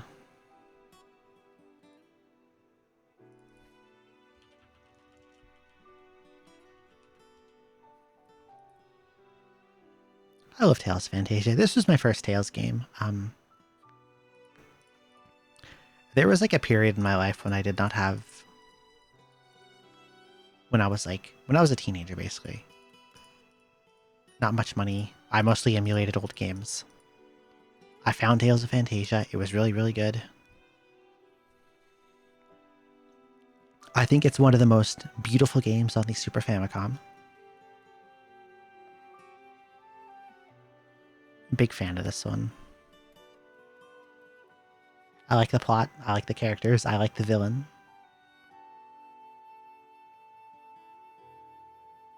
Maybe one of the best written villains I can think of. Off the top of my head, I like him a lot. Beautiful, wonderful game.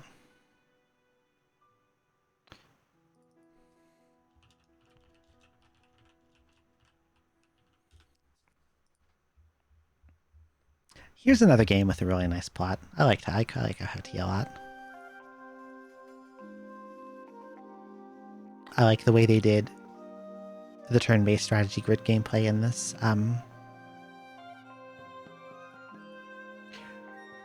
One thing I sort of didn't like about FFT... I might move this one down a little. I feel like they don't let you deploy enough characters.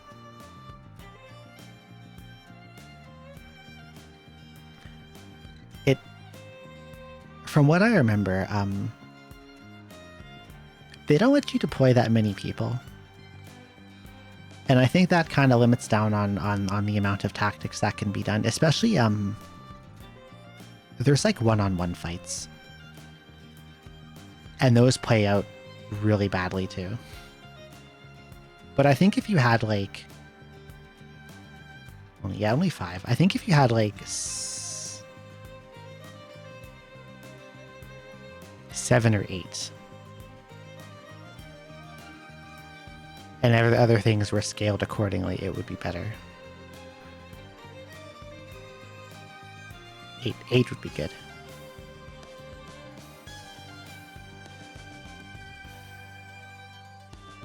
I have not. I think I've heard of it, but I don't know anything about it. Like, when you say the name, it sounds a little familiar.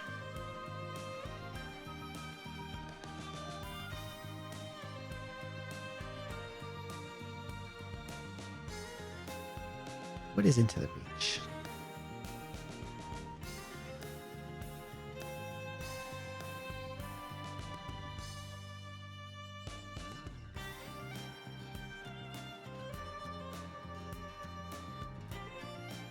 Creators of FTL. I remember kind of liking FTL. Would I like this? It looks pretty. A Disgaea Tactics Ogre can get 10 characters.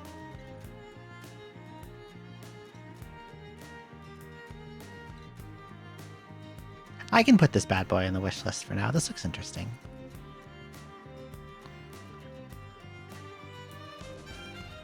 Mega Man 5. Out of the NES games. Yes, Pahi, that's the thing that happens. That's a really common problem. You can get trapped in a one-on-one fight that you can't win if your main character is not powerful enough.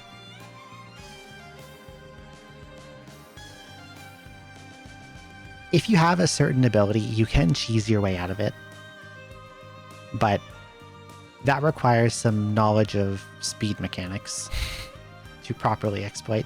Thank you, Sky.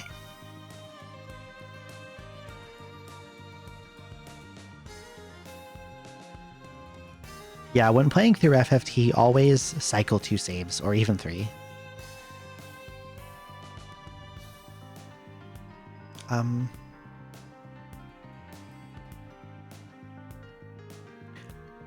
Of the NES Mega Mans, 5 is my least favorite.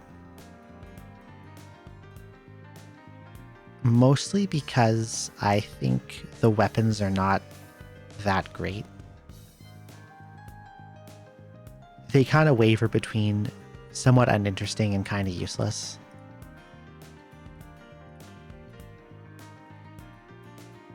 And the Buster just kind of accomplishes a lot. But again, it's still an NES Mega Man game.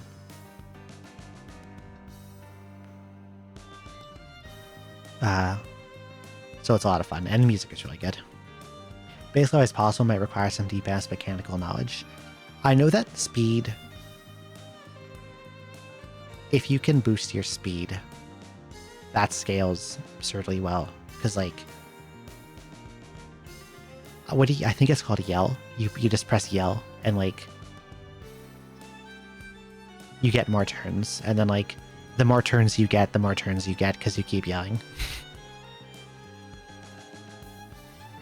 And once you've yelled enough, you're running circles around. You just run circles around the guy, and then even if you're hitting him for 5 damage, like 5 times infinity equals dead. But that's how I'd best sum it up.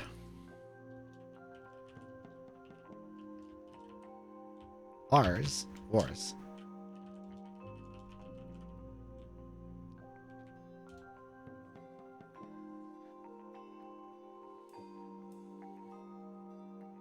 Advance Wars 2. That's my favorite Advance Wars game.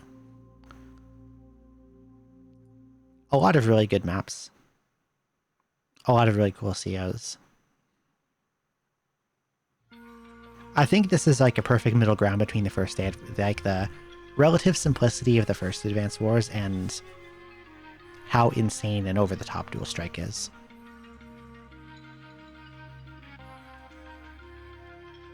Really like Black Hole Rising.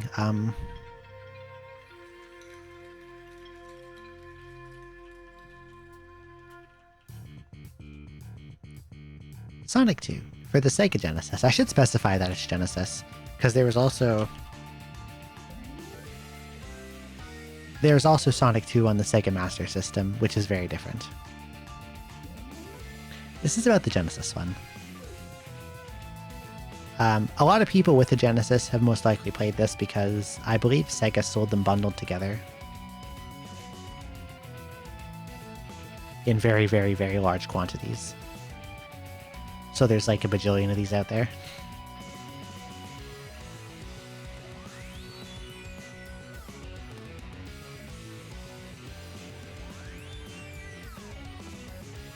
I have to specify that it's Sega Genesis because, like, Sonic 2 SMS exists.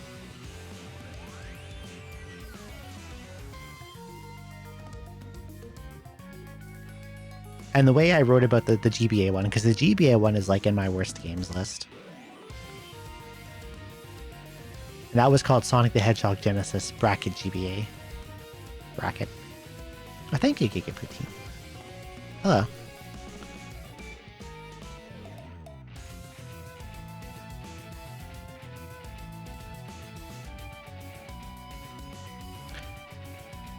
I believe this is the highest Fire Emblem on the list. This is Path of Radiance.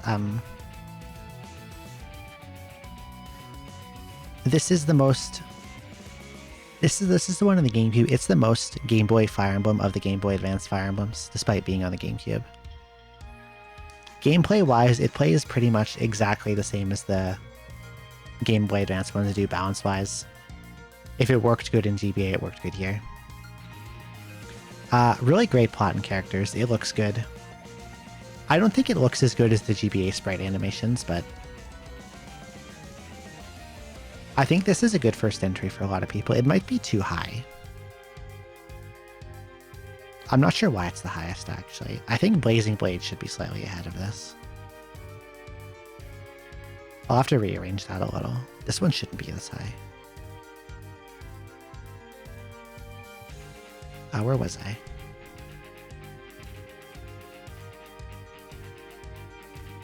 Oh, here we are.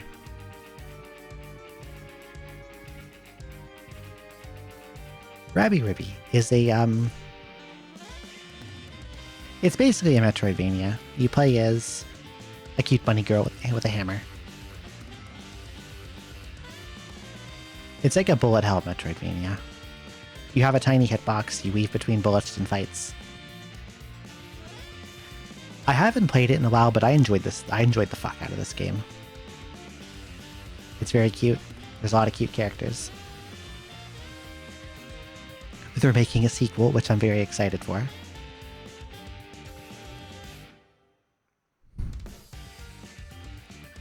A Rabby Ribby too.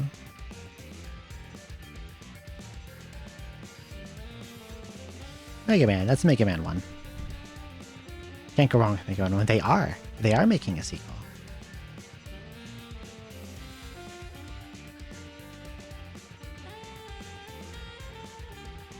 I forget where I saw this announced. You gotta finish Tevi. I need to do the extra stuff on Tevi and maybe play Tevi on higher difficulty. I like Tevi a lot, but too much dialogue.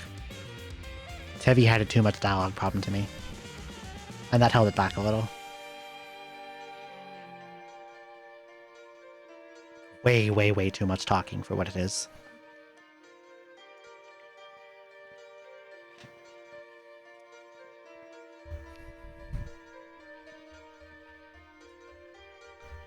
Like Trails of Cold Steel. I've never played one of those.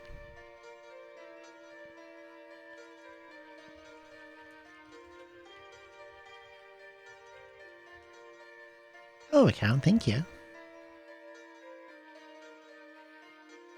Battle Network 6. This is my... That's 2 spaces. This is my second favorite Battle Network. It's really good. It might need to be up higher. I don't know. It's like really hard to order the top echelons of the list.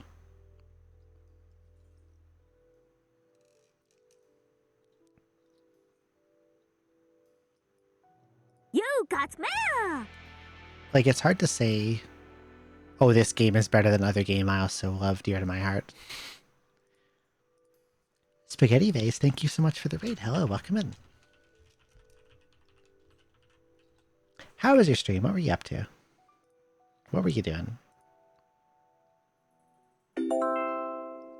And thank you for the follow. I should put myself on Just Chatting. I don't know why I'm in retro for this. I never change my category anymore. I just forget to. Hello, Dovermo and Shankster30, and thank you for the birthday wishes.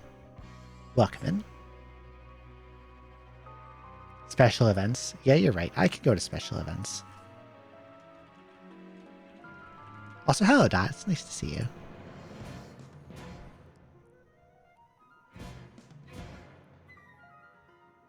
Played some Gauntlet Dark Legacy and took that Pokemon quiz thing that's been floating around. Gauntlet Dark Legacy. That's the one on the PS2, right? That's a game I've... No, I played Gauntlet Legends for the N64. I played that and I forgot that I played it.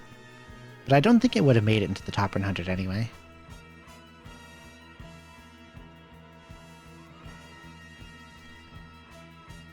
It's on GameCube and Xbox. I didn't know it was on all of those. Okay, this music is... Claret Hollows is too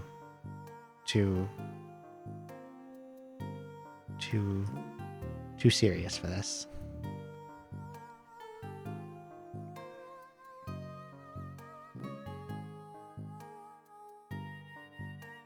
A childhood favorite. I kind of want to maybe play the Gauntlet games again. At least like Gauntlet Legends and Dark Legacy.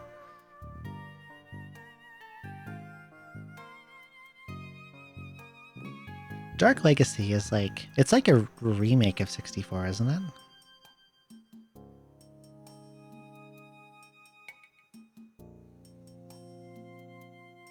I've lost where I was in my list. Oh, here we are.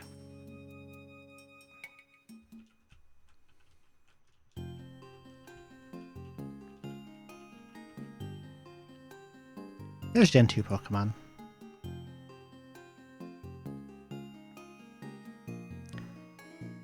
It's got a ton of characters in it compared to most Gauntlet games. I'm just gonna look it up.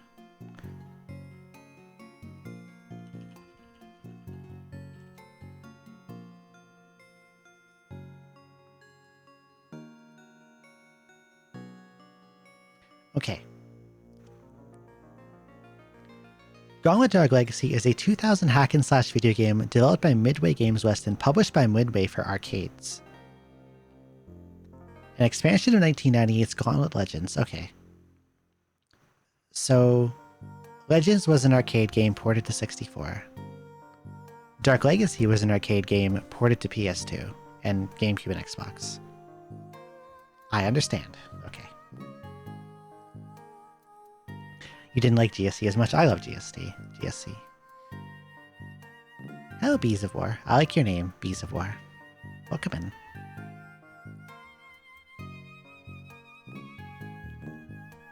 Kanto in this one did feel a bit bare bones. Probably because they didn't have a lot of space left, but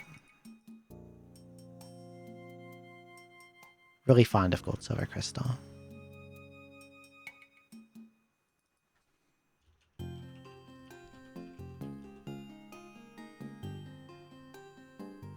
Look, it's Ragnarok. I played a lot of Ragnarok when I was a young teenager. Like 12, 13, 14 was like prime Ragnarok days for me. I never got into the late game like a lot of people. Like I never did like War of Imperium or any of that stuff. I didn't even do that much MVPing. But I liked exploring all over the world, and the game was very cool, and I loved it a lot.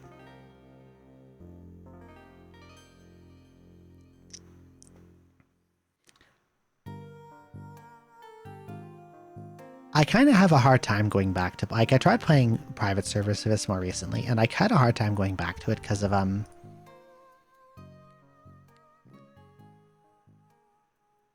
the way it controls, and because of the way the camera works, I have a lot of difficulty parsing where things are and what's going on.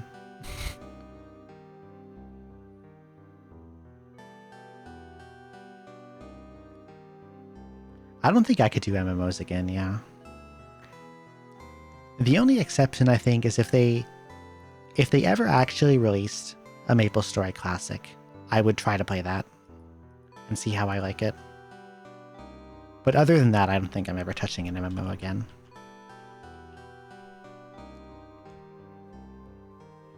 Oh, thank you, Jordan. Cave Story. Cave Story is good as fuck. I played this for the first time back in about 08, and I've probably played it about another dozen times since then.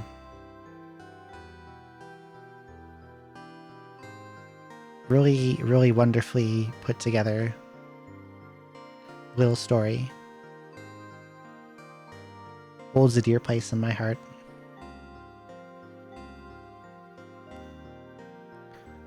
I should play it again soon. I think the last playthrough I did was about 3 years ago. It's probably time for another one. It is free as hell. I like the freeware version the best. None of these old Plus or 3D or whatever the fuck they're selling. Just go download the Genesis translation.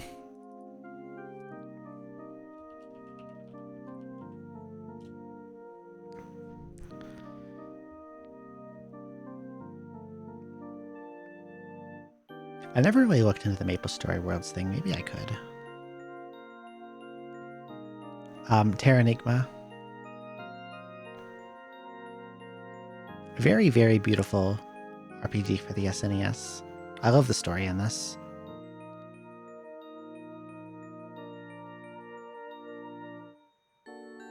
I never played Illusion of Gaia or Soul Blazer. I've heard they're connected. Maybe I should play them.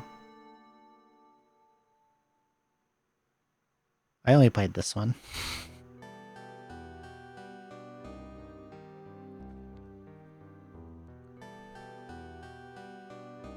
You're watching Fio play it. It's a wonderful game.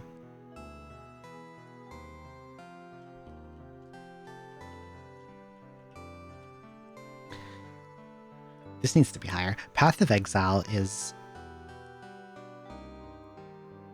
This is a spiritual successor to Diablo 2, but it's like spiraled off into insanity.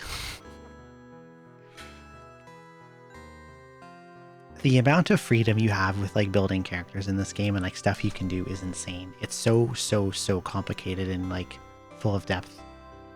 Depth that I can't even understand it. This game goes over my head so often. But like probably once about every 6 months to a year, I get lost in this game for a bit. Although I've been a bit low on it like in couple recent years since I started streaming more.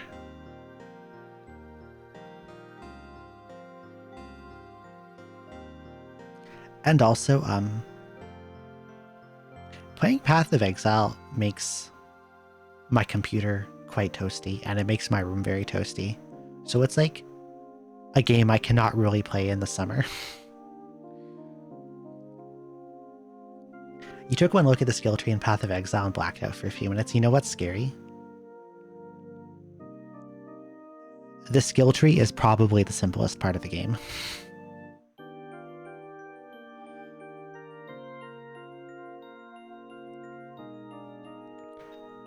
Like for a lot of builds and like building, the skill tree is like largely solved, but interactions between like skills and other items is where things get pretty crazy. It's mostly items that get crazy, like item crafting is insane. And I can't even wrap my head around it.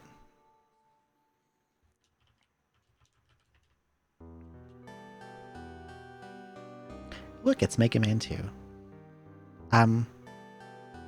It's Mega Man 2. There's not much else to say about that. It's really good and not the best. Because I like 6 and 4 and 3 more. That's all.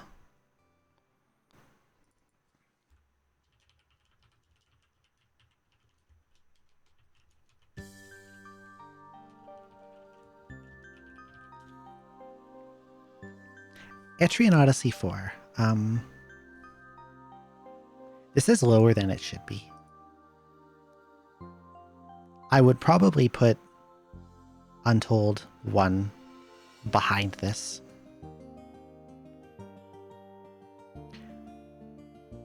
I think Etrian Odyssey 4, the main game of this is really good.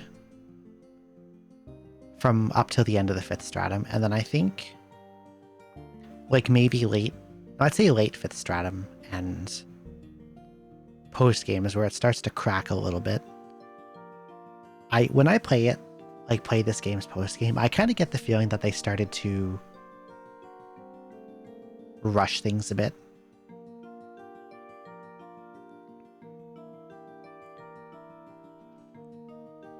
And cracks start to show. But like up until that point, this game is incredible. I also like to recommend this people as like a first time play, because I guess like their first EO. Because they don't throw a giant pile of classes at you from the start.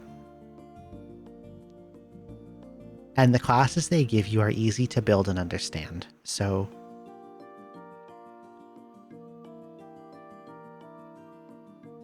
it's very hard to make a party that doesn't function. Because of how well made the classes are.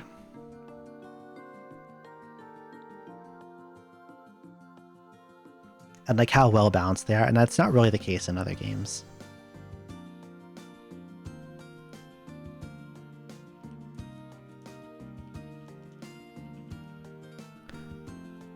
BN2 is my favorite battle network.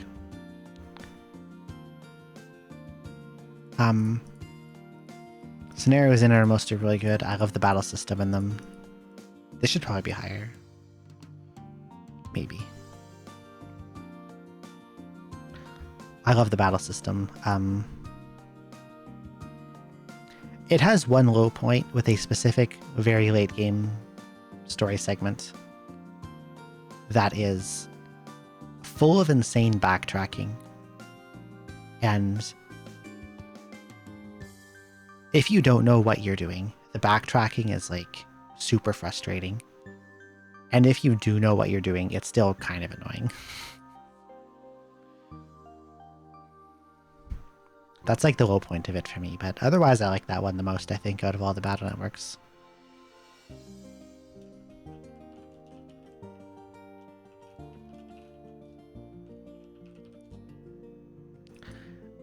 These two, I probably like these about the same.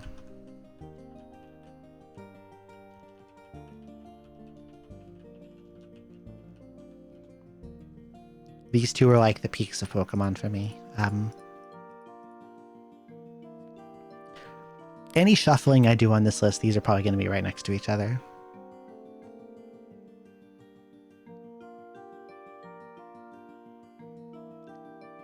I think if I had any complaint about them is that compared to older Pokemon games, and this is a problem that's gotten bigger as the games have gone on, again, too much dialogue. Too much plot, too much dialogue, too much yapping. Let me catch and raise my funny little guys.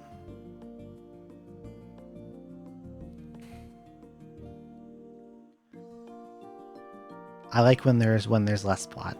I don't need plot in my Pokemon.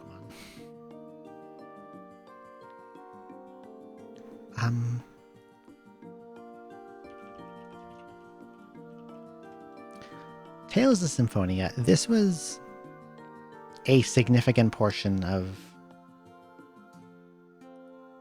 my gaming when I was 12 was TOS. I think this was the second Tales game I played. You like Oris, Legends 8, Arc Legends Arceus more. I kicked Oris off the list. Oris was like probably around the 120 region, and then everything else is quite a bit below that. Legends 8 and Legends Arceus I've never played.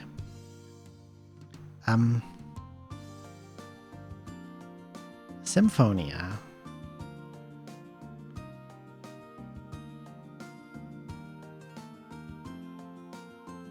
It's just a really good Tales game. I like the plot, the characters, the battle system.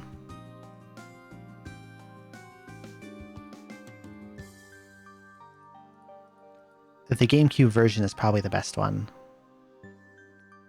Everything else like runs at a lower frame rate and looks worse, including the HD ports on Steam. So if you can play it on the GameCube, I would. I think the GameCube version is the only one that runs at 60 FPS. Everything else is 30.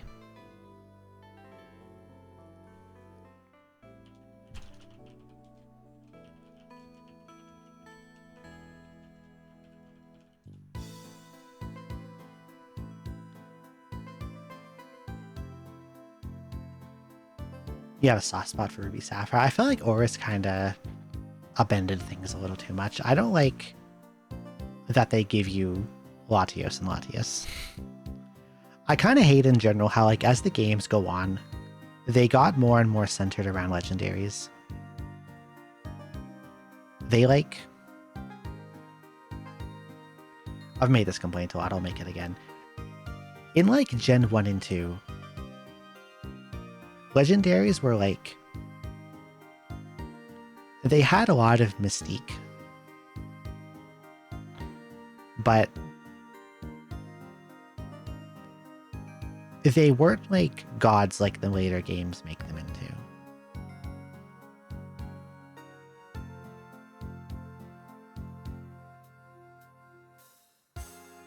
Like, Gen 1 and 2 legendaries were like the Pokemon equivalent of like a unicorn or Bigfoot. And then Gen 3 onwards legendaries are like Zeus and Jesus, you know what I mean? You know what? Does that make sense?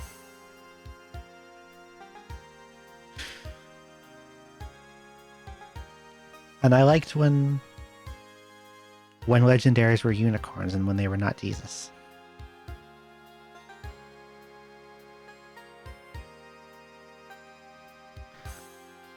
Link's Awakening is my favorite Zelda. It's on the Game Boy and also the Game Boy Color.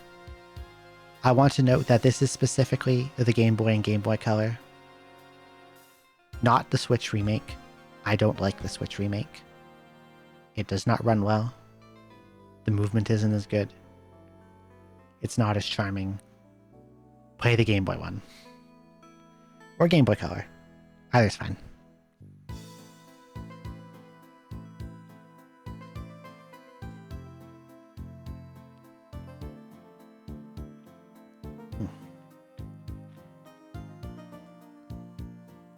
Um,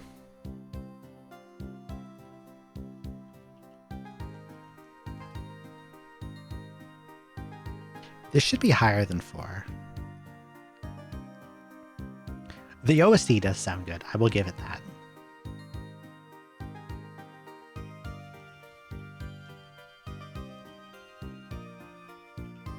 Relink. I've been really enjoying the Relink expansion, but Granblue Relink is a lot of fun to me.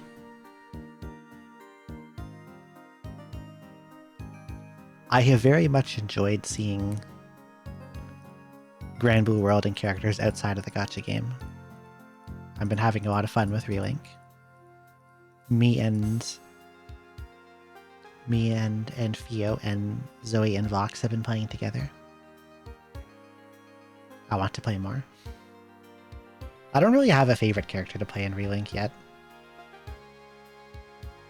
The problem with Relink is that, like, it has a lot of... None of my favorite characters made it into Relink. It's like a bunch of characters I kind of like. And then a bunch of characters I'm like meh on. Like the Dragon Knights. I don't care about any of the Dragon Knights. Lancelot, Siegfried, Vayne, Percival.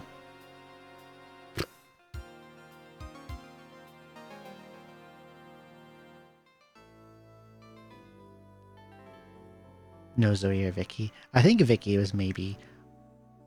I'm surprised it knows Zoe. But I think they're trying to not overlap with who's in verses. I think, like, if they put them in verses, they try not to put them in Relink, and vice versa. Because, like, aside from some overlap with the initial cast, when they added characters later, there was, like, not a lot of overlap. Like Oracle doing Link Between Worlds more. I didn't like the Oracle ones as much for some reason.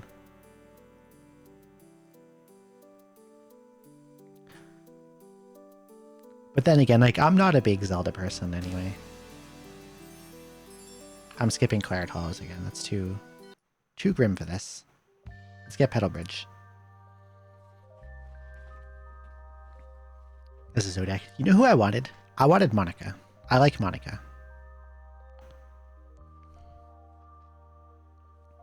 She's short and she's cute and she has a cool sword and she does cool lightning. And I like Grimnir. I would have liked Grimnir. Minish Cap was your first game ever.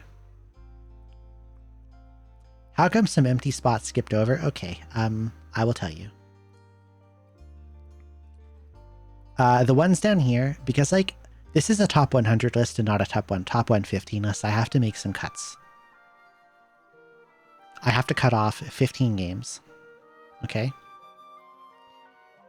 This one, I condensed 0, 2, 3, and 4 into the same slot because they were basically right next to each other and they're fundamentally the same game. They play the same with different stories, so I squished them together because they were close.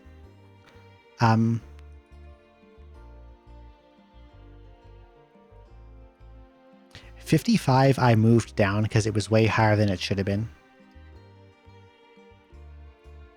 And I did not fill 59 because I'm embarrassed about it. Some single player, I believe you have to do the story in single player. Like, there's story fights. And then there's, like, quests, like post-game stuff you do in multiplayer. You can do that as single or multi, but it's more fun as multi. If you have friends that will play with you, you will enjoy it. But, like, you don't have to do a multiplayer. Thank you, Crappy Username.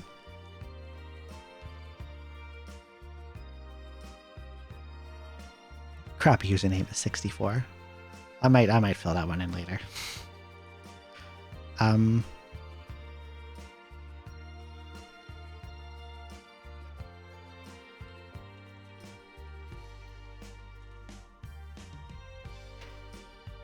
FF4 is a fucking masterpiece of a game.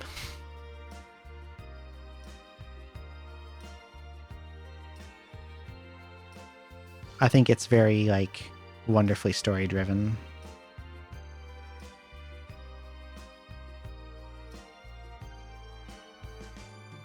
I really like the plot and characters for what it is, and it doesn't get, like, bogged down with excessive dialogue. It's just, it's perfect. It's a good amount of story without being overwhelming story, you know?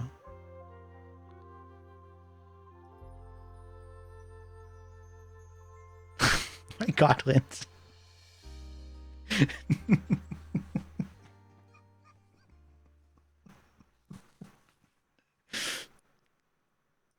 This is fantastic. Thank you. I'm doing a dance.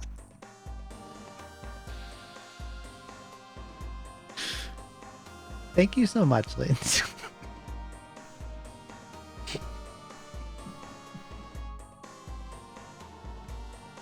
I love this. Thank you.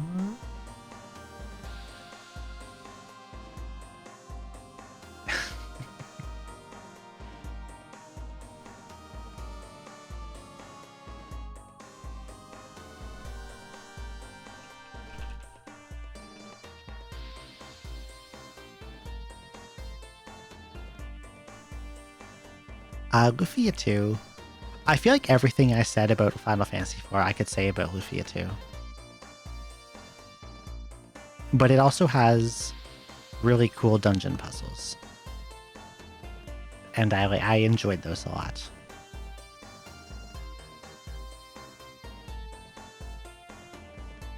I haven't heard Cutting a Rug in a very long time.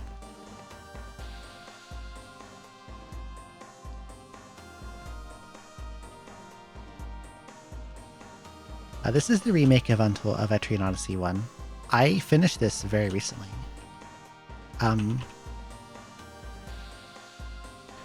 Not my favorite one. I had a lot of fun with it. But I'm actually torn as whether I put this above or below Etrian 2. This is definitely getting moved.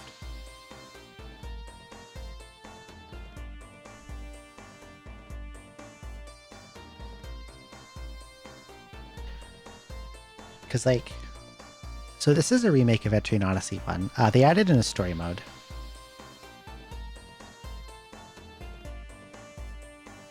And they gave, like, a lot of favoritism to the story mode. Like, it's impossible to 100% if you play story mode. A lot of stuff is only accessible if you play story mode. And that annoys me because the story mode sucks. And they kind of, like, step on the original story in favor of story mode. Like, the intro cutscene. These games do not have a big plot. They're very light on plot. But what plot there is, there's, like, 2 significant plot twists. The intro cutscene, like the opening little anime movie, spoils one. And then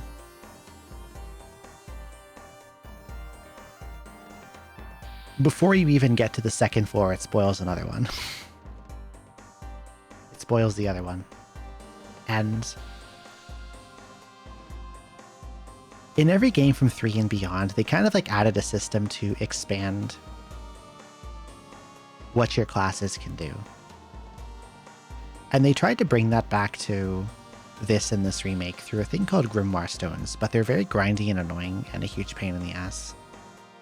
And are generally a negative. I think I put this below Etrian 2. Slightly.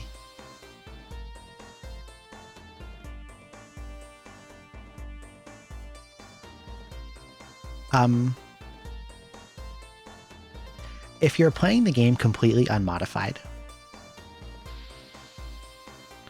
then there are 5 floors you don't get to access at all that are exclusive to story mode.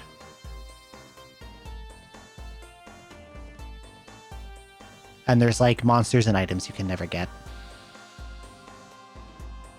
The only reason I could get them is because I used a ROM hack to give me access. But if you play vanilla, you can't get to any of it. So it's impossible for Classic to reach 100%. You have to do it in story.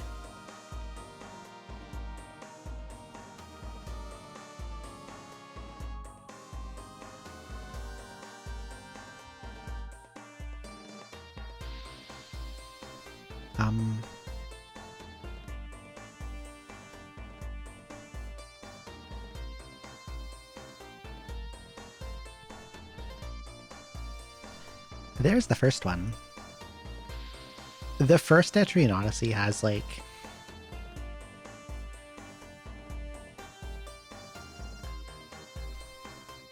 It's got some stuff that's rough around the edges, but, like, in a good way. And there's some stuff they do as, like, a haha middle finger to the player that's so funny. It's so funny. I love this game. And I love the silly ideas they had in it, and I wish they did stuff like that more, like in the later ones.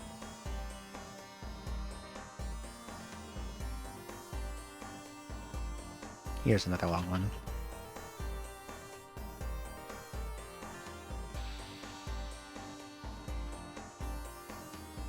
That one gets cut off completely. This is the last one in the original trilogy. I think every case in this game is good, even the supposed filler ones. I think even they're good.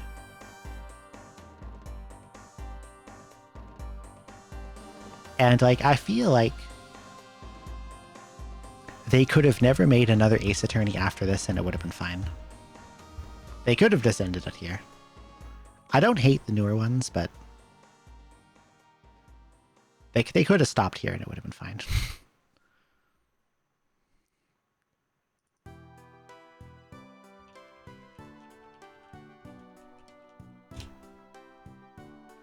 FF3 is my favorite, specifically the Famicom version. This probably should be higher by a little bit.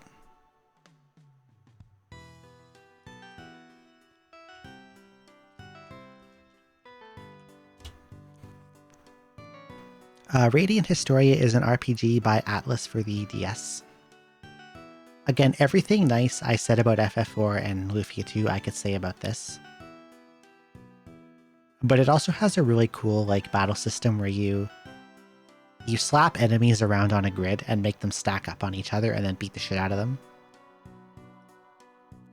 And it has a very nice time travel plot that I think is very well executed and I like.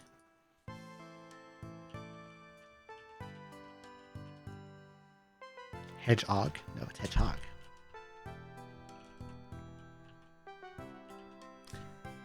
Peak Sonic doesn't get any better than this.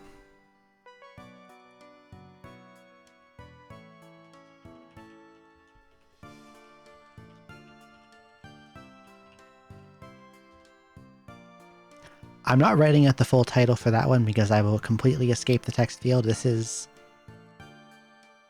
Shiren for the N64. This one is real fucking good. The only thing I don't like about it is the most of the main dungeon is essentially in a very extended tutorial sequence. And it overstays its welcome.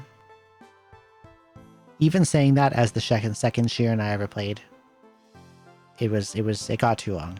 But once you actually get to the main dungeon, that one's really good. And I think the post-game dungeon is really good. And the controls in that one do kind of suck.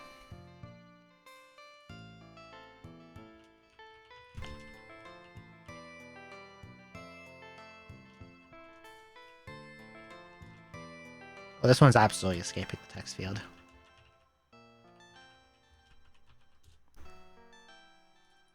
Let's put a stick a 6 in here so everyone knows. Shiren 6, Serpent Coil Island. This is the newest one. Good, super good fucking game. Giant, sprawling collection of post-game dungeons. This game was like endlessly replayable. There's so many good dungeons in it. The main dungeon's pretty damn good too.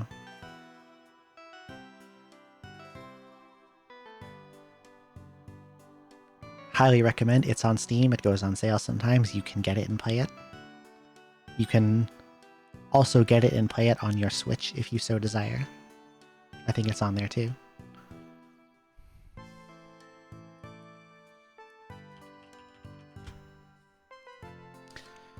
Terraria. I was gifted this by a friend. I imagine it works on the Steam Deck.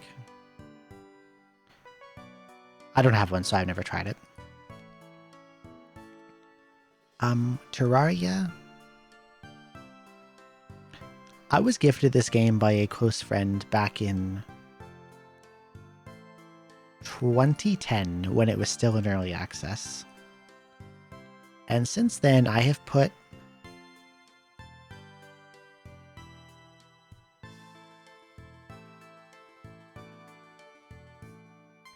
about 1,500 hours into it.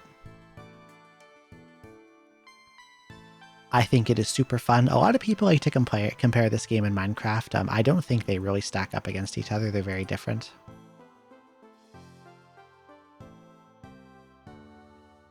Terraria is a lot more action-y. There's more like progression of the world. Minecraft doesn't really have that.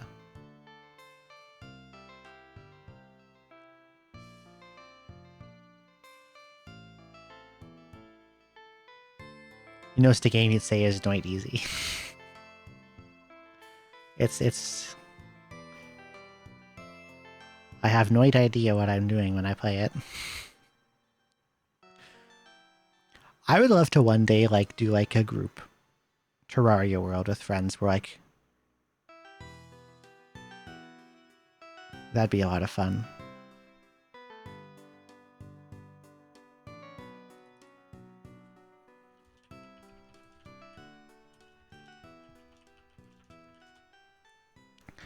Golden Sun 2 is super sick. It's on the GBA. The stuff I hate about 1 doesn't really have this. This doesn't really have those problems. Stupid fun little fact. How do I phrase this? A lot of the inspiration behind Shiro somewhat came from Golden Sun's world. Girlfriend is left for the night. Can we review the first 4 hours of the stream? No. I'm sorry, we can't. I've actually been talking so much my throat's starting to hurt, which doesn't really happen that much.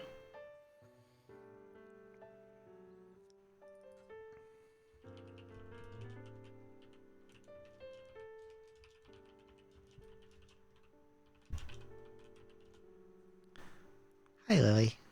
Lily Stare. Etrian Odyssey 2 Untold. I've been playing a lot of this recently. This one might be getting bumped up by recency bias, but I think this is this is either the second or third best DO to me. I'm not sure how it compares to 5, if it's better or worse or about the same. I've been enjoying this one a lot.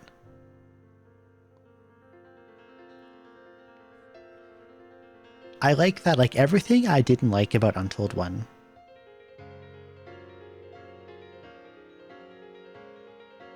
was fixed in Untold 2. They let classic parties do the story stuff. They let classic parties do everything. They can get to the story areas. They even kind of rewrote the story areas to suit classic. There's no exclusive stuff you're locked out of. You can beat up everything. I love it a lot. The class balance is pretty good. You can make all kinds of different parties that function.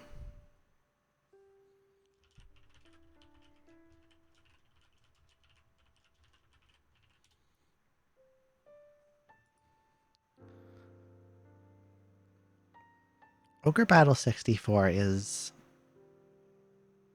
another one of those games that's very, very beloved to my heart.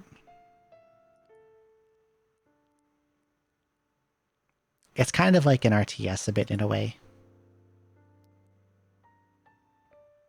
where like you deploy your little units onto the map, and they're like your units are like groups of up to 5 characters.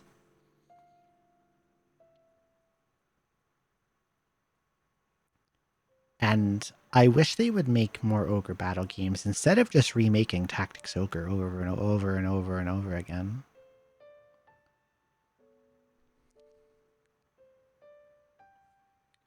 It does go hard. I love it a lot.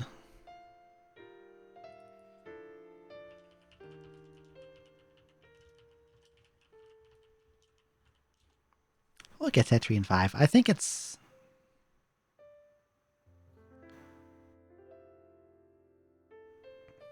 I love 5 a lot. I need a drink 1 sec. My throat's dry.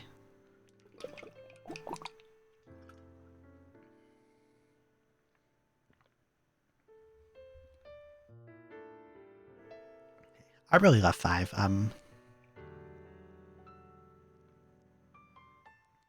Water. They have a really cool class system in it where, like, instead of subclassing,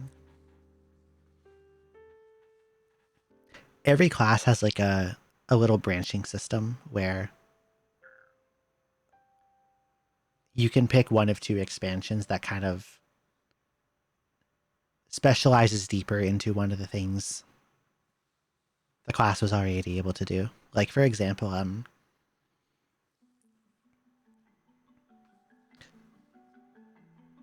You got mail! I love the things Automod will catch. Automod does not like the phrase stupid gay shit. Hello, Cecily. Thank you so much for the raid. Welcome in. How are you doing? What were you up to?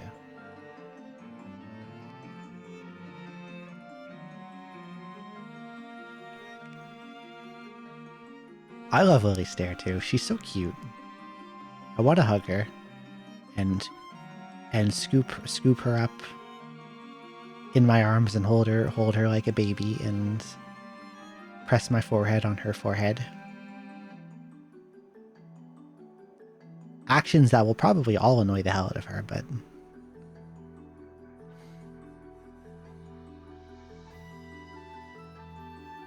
so hello, Symphonian Rhapsody.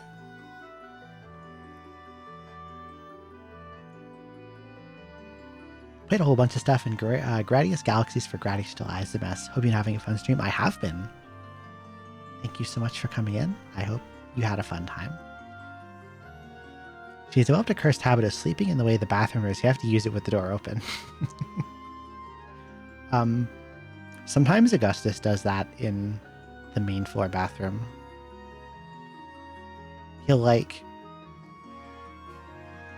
If you go in there without him, he'll start to claw at the door and yell, and then you have to let him in. And then he just like stands in the doorway and looks at you and doesn't move. He doesn't make up his mind on whether he wants to be in or out, so he just stands there. He's a very silly boy.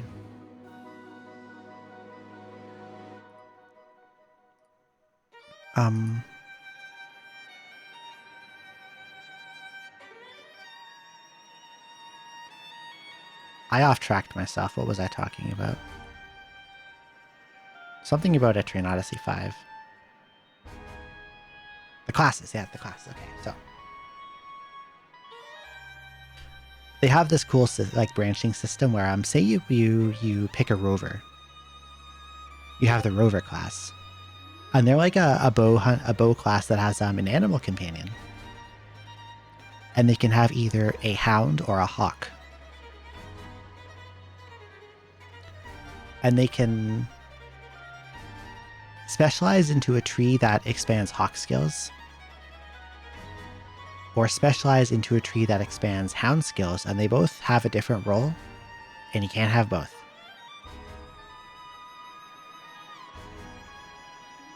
And all the classes have that, and I think it's very cool. The other day I took a shower, I was letting my hair dry sitting in the bed, and my cat thought it was the time to start kneading on my lap and start kneading with claws. Augustus is a big claw kneader. When we're having basement snuggle time. Hello, Gamma Chris, thank you. Thank you so much.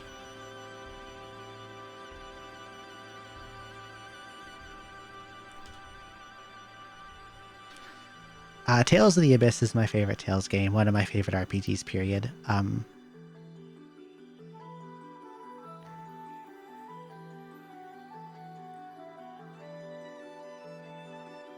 I really love the story in this game, and I love the character development.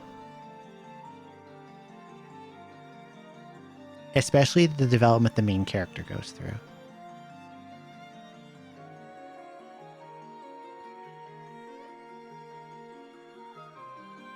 Because he starts off as a very atypical main hero.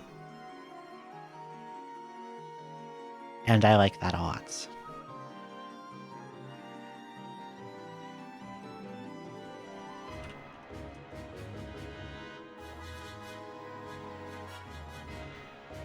FF5 is like infinitely replayable, especially with the 4-job Fiesta. Really good job-based job system game. Super fun.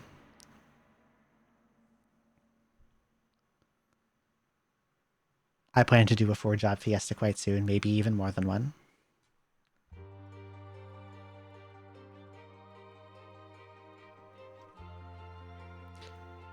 It's like it's not as heavy on story as 4 and 6, but I think that's like a good thing. It kind of has a goofier tone to most of it. Hello, Nan.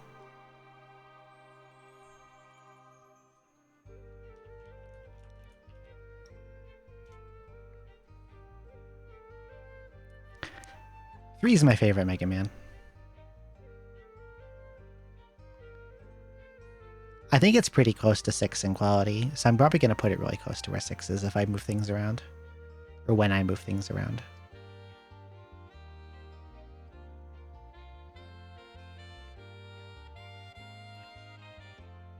Three is like...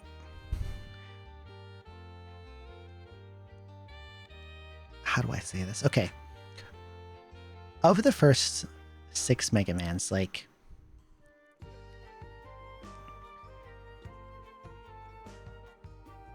I feel like as they go on, they maybe become a bit too smooth. Does that make sense? Like they sand off all the rough edges. And then like by the time you're at 6, there's like no rough edges to get caught on. Does that make sense? I think games should have more rough edges. And 3 has a good amount of them and 6 doesn't have enough. If 6 had some, it'd probably be higher.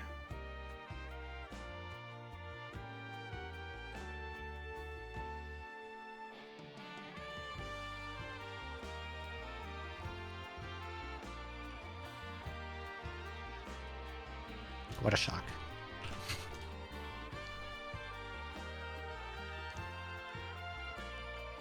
Playing Sheeran was like...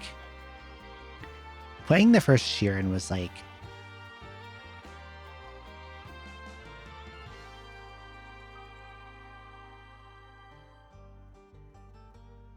really changed my view on video games. That was like almost exactly a year ago. It was like a year and a week. The main dungeon in this game is immaculate. I love this game very, very much. You got mail! Hello, Ashton Schwartz. Thank you so much for...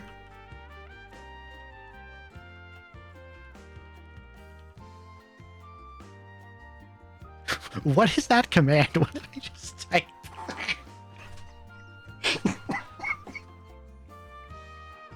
How did SO become 20?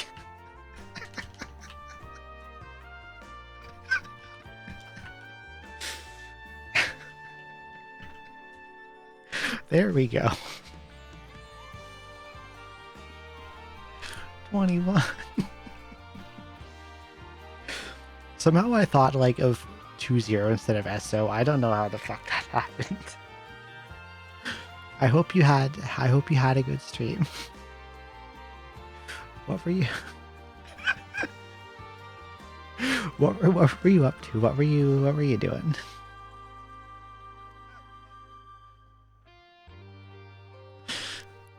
Why did I put 20? I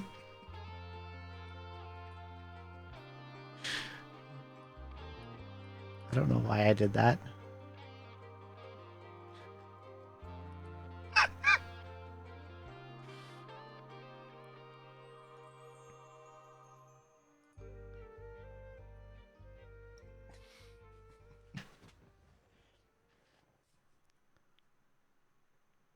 I can't believe this took me almost 5 hours to populate. I thought it was going to take like 2.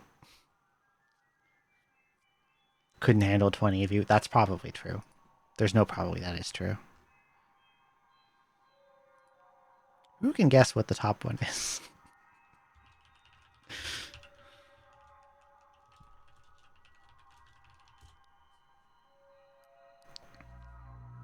Oh, thank you. Thank you. Thank you, Ashton Schwartz. 3 was the first one I played. There is someone I see around in various chats occasionally still. But back in 2010, was it 2010? It might have been a bit later than 2010. 2011 or 2012, maybe.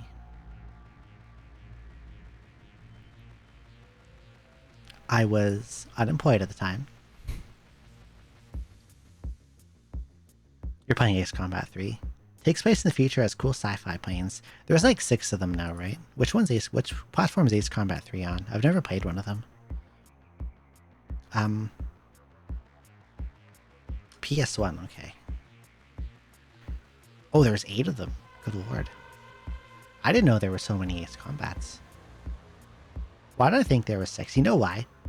Isn't there like 6 armored cores? I see AC and they like blend together in my head. So I probably like on some level see Ace Combat and Armored Core as the same thing.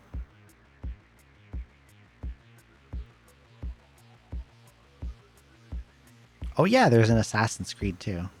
I forgot about those. I've never played an Assassin's Creed. I feel like I don't hear much about them either.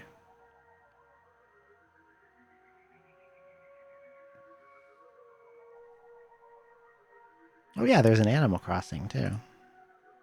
I also forget about that series a lot.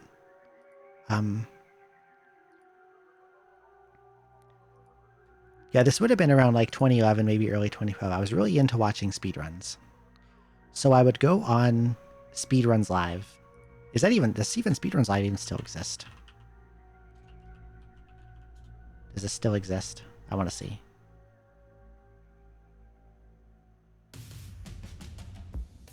It still exists, and it looks basically exactly the same. Okay. So you would go here, and you would see live streams of people doing speedruns. And you can click one, and you can watch them play. But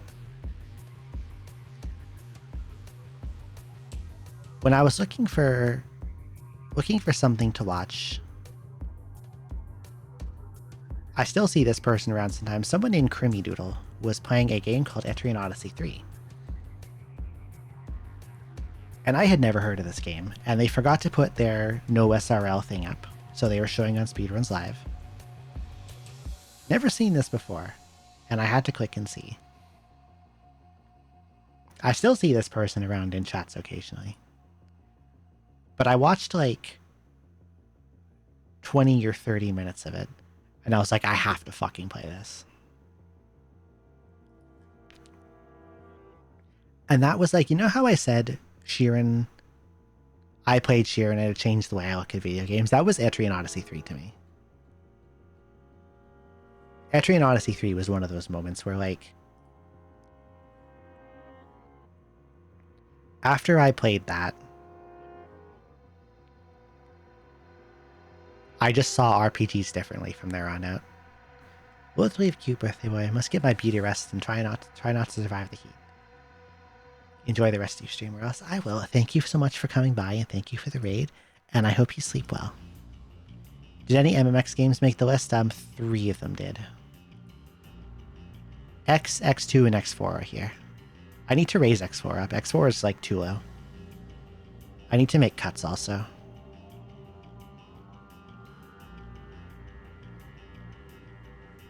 Because this is supposed to be a top 100, not a top 115, so things have to go.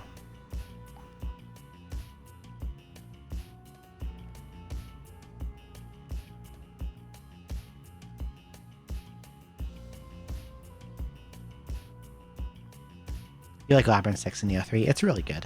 I'm not sure what my favorite song is. It might be EO4, EO2 Labyrinth 4, or EO3 Labyrinth 5. One of those. Chalky Woods and Cherry Tree Bridge.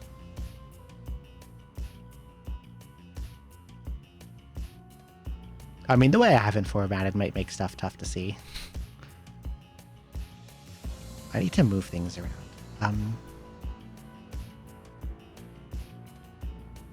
Moving these is going to be kind of annoying, actually. Let's think about this.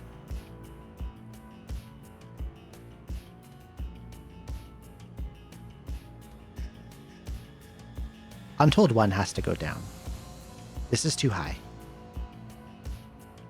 I think it goes below EO2. And it definitely goes below EO4.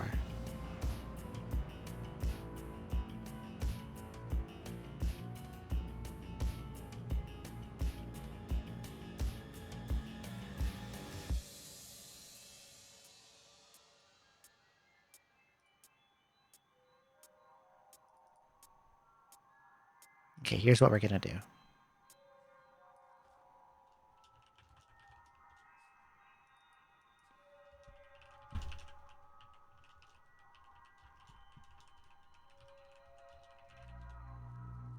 MM6 should be higher.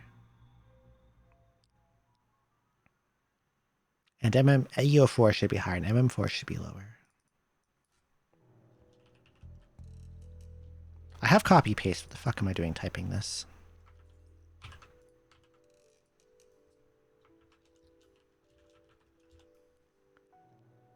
I'm skipping Claret Halls again. Bye. And that one.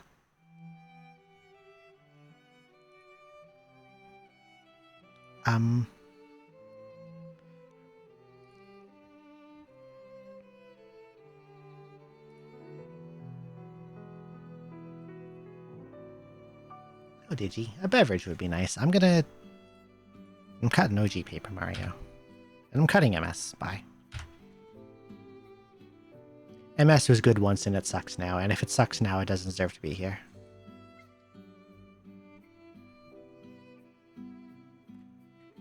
I have a soda.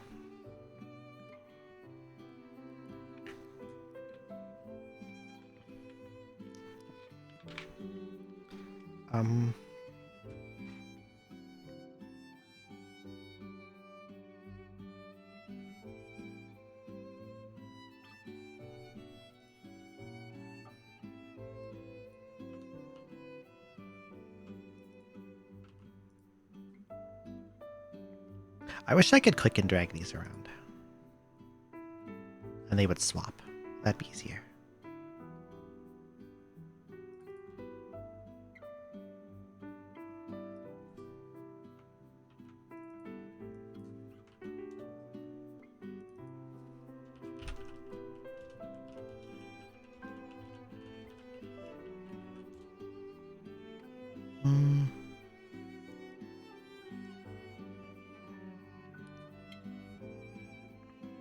I think the classic Mega Mans are about in the right order.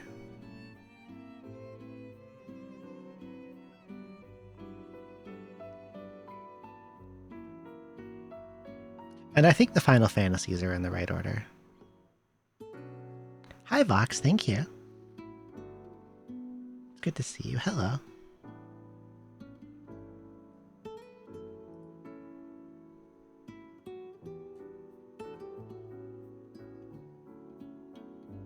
Seven has to be higher. I don't know how the fuck 7 got down here.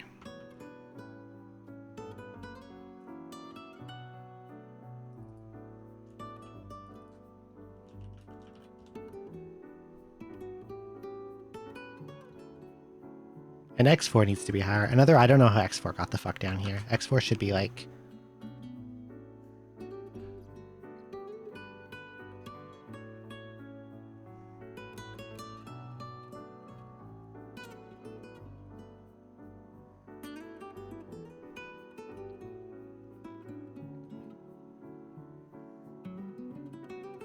been moving stuff. This is taking way too long. I thought this would take me like a couple hours, but I've been like yapping so much about the games that it's extended greatly. Okay. X4 is going to go to here. X is my favorite of the X games, so I'm going to put X2 here. And then Mega Man X is going to get to go like right here.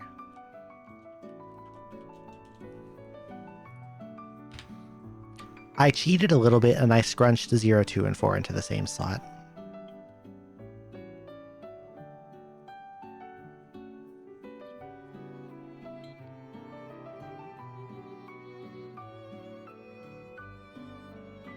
Kirby has to move up. 64 should not be down there. Where's Kirby's Adventure? It should be behind Adventure. And ahead of Superstar. Here.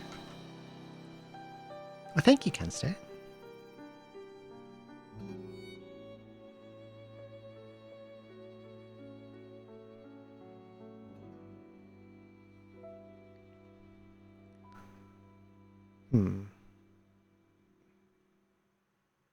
I've definitely talked more than 1 minute per game.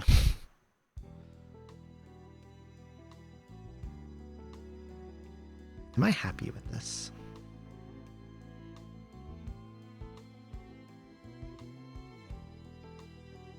I think Riviera is too high.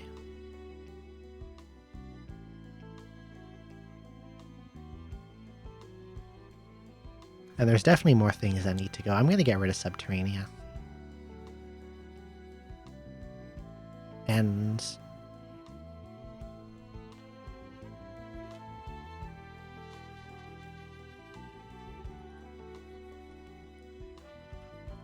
you can maybe come up into here. You can come up a little so I can chop off the bottom of the list. Hybrid Heaven. No, no Hybrid Heaven. Get out of here.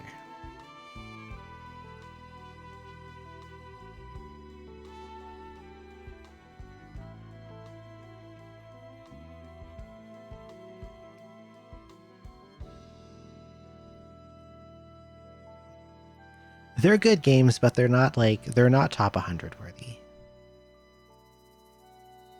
You know?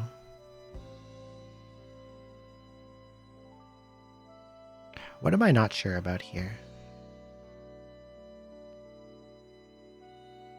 Left middle kick? I don't know, I'm more of a right middle kick guy.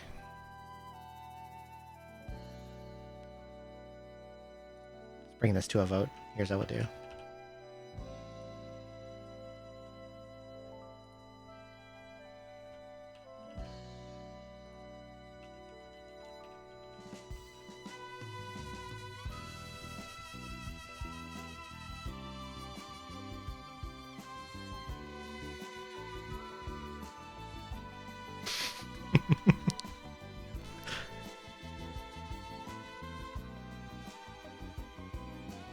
What kind of kicker are you?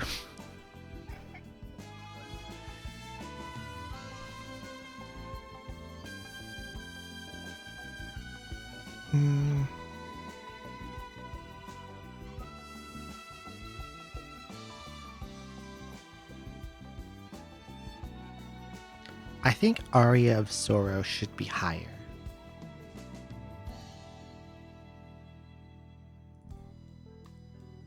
You're gonna trade places.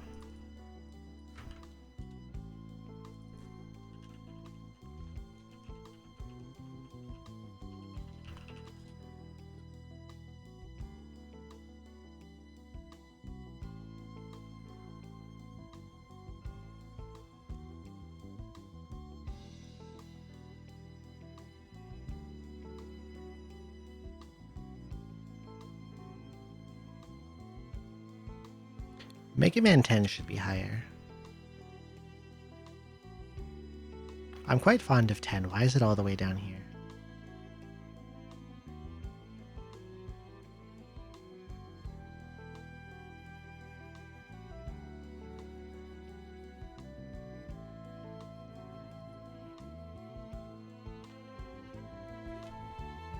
And I'm not sure how Platinum got up this high. I like Platinum, but I don't like Platinum a lot. Same with Emerald. My real Pokemon soft spots are Heart Gold, Soul Silver, and Black 2 White 2. And Gold Silver Crystal.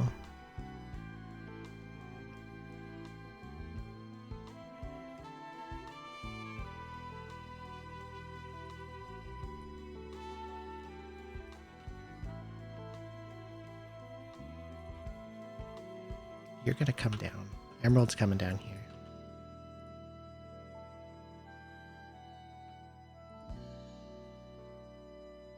And then... where are my Fire Emblems? The Fire Emblems are in about the right order.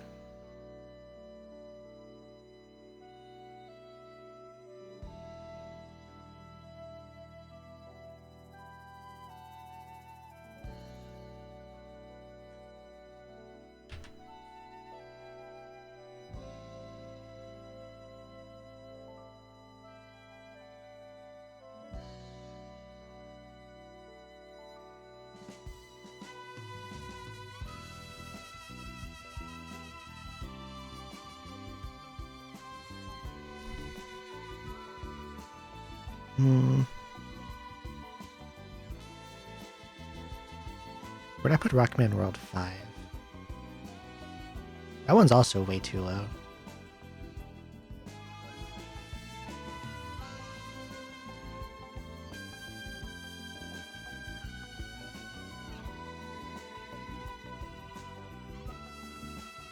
Hello, Arfin, thank you. Thank you for the happy birthdays.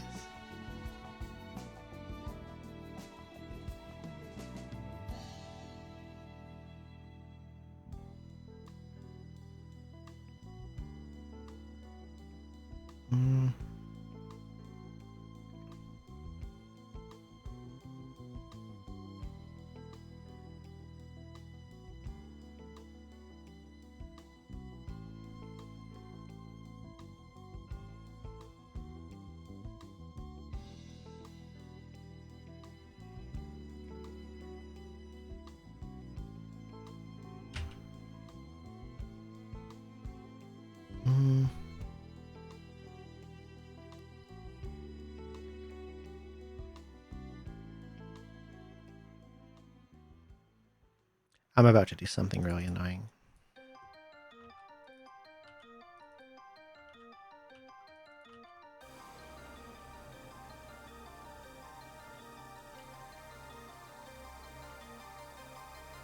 This is why I wish I could click and drag.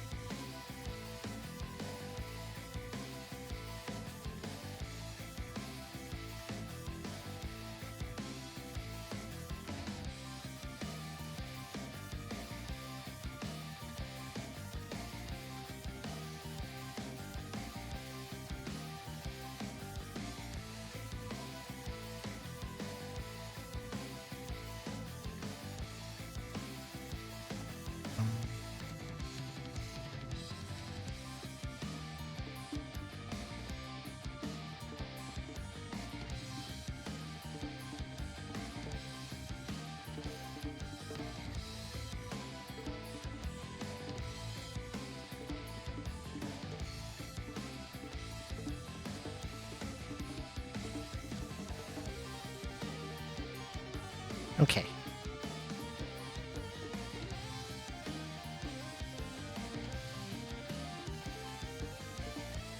I think I'm happy with this.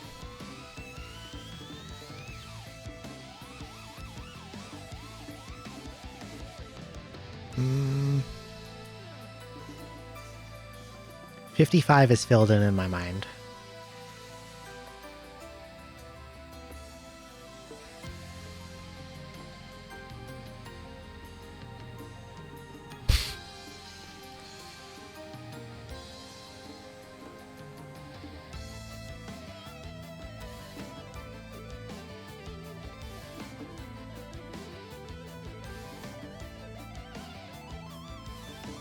I didn't realize initially that I wouldn't be brave enough to admit to that one on stream.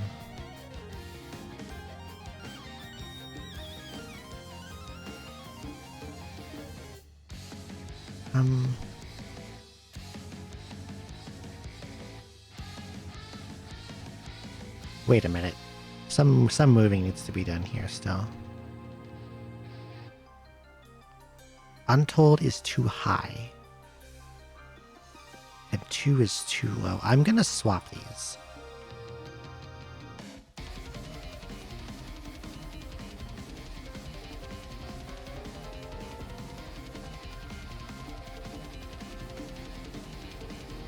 But then I want to bump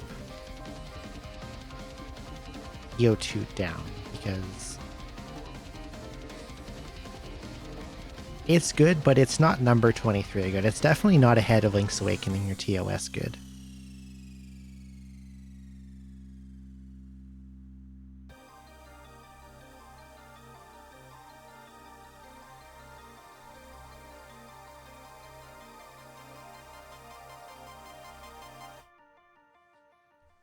Okay, here's what I'm gonna do.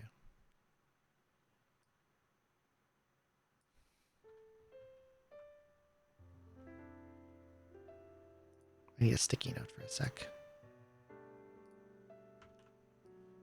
Over here.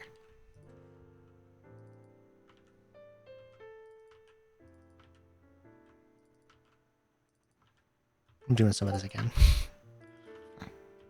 What'd you miss? Nothing.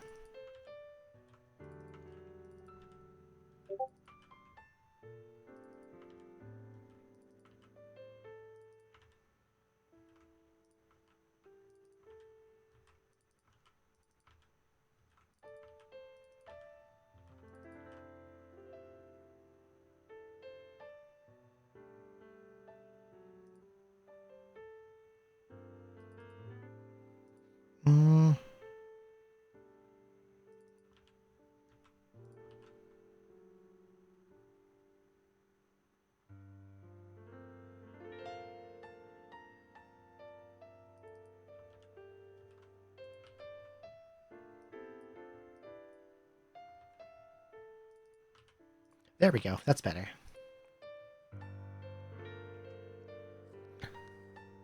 There's a game I'm not brave enough to admit to. That's it. Nothing else.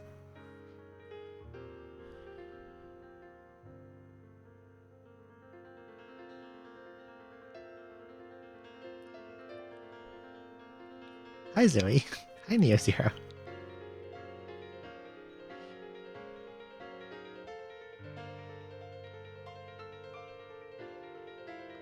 You can't gawk too much, your eyes will dry out. You need to blink to keep them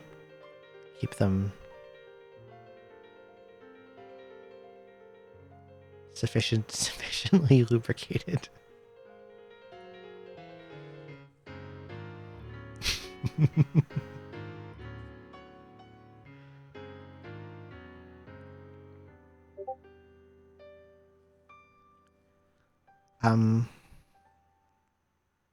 Am I happy with this order? Mega Man 10 is too low. And if Mega Man 10 is too low, Minus Infinity is also too low. I like 10 more than 5. I definitely like 10 more than 5. I like 10 more than 1, too.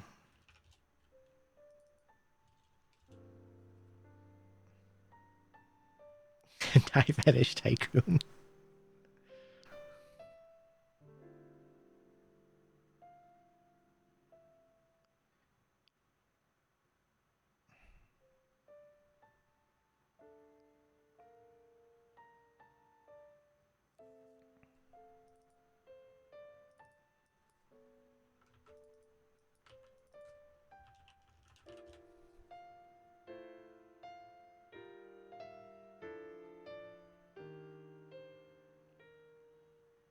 Gifted to me 8 years ago, never installed it.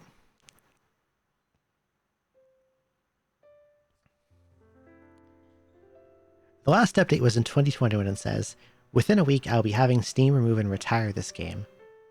It was created from financial pressure and is hardly a game in my eyes. Thanks for the help, everyone. My God.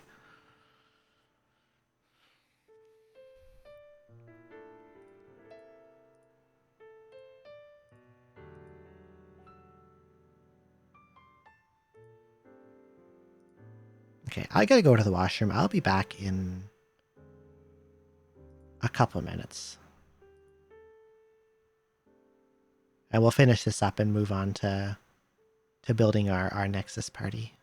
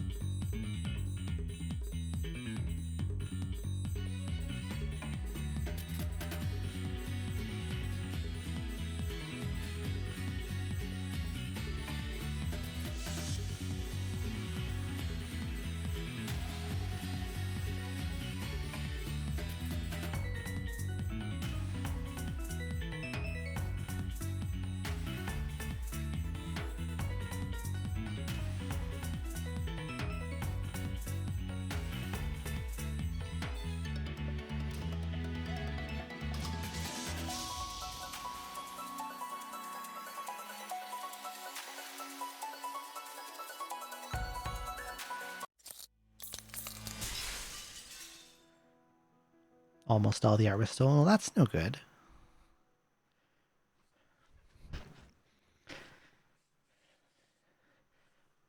Like, at first I would have been like, well, if you want to make a porn game, go ahead, but if he's gonna steal the art, then now my opinion is a negative one.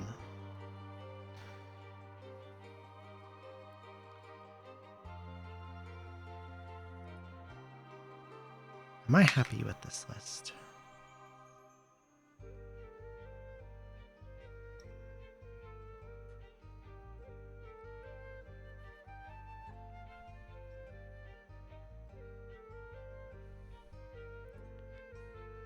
I think the EOs are about in the order I want them. And the Final Fantasies are where I want them, and the Zeldas are where I want them.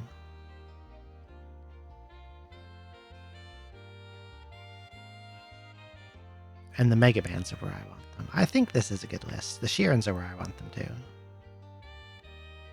I think I'm happy with this. I might end up making little adjustments here and there later, but...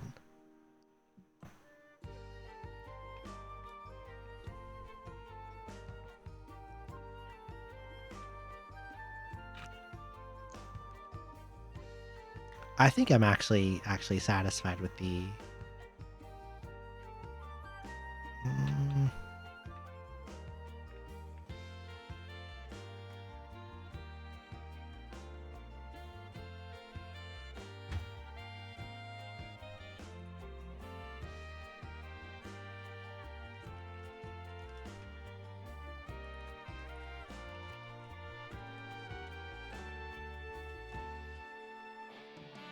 X2 goes above Rockman World 4.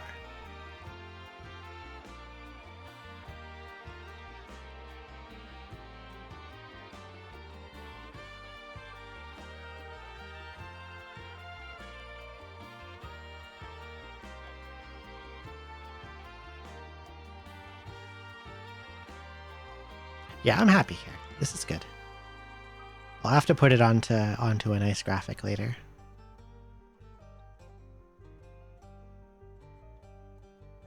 But this is a list that I like.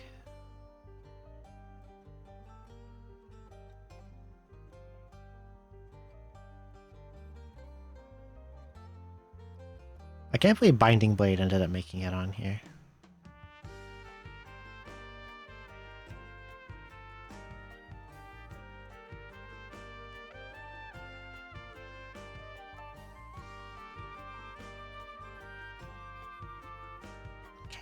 Hell had attack, thank you.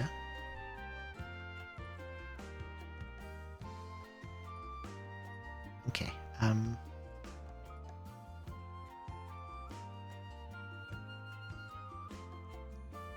let's go make that Etrian Odyssey Nexus Friend Guild.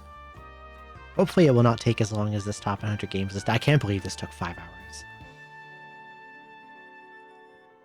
I did not think it was gonna take that long. Oops. Oopsie.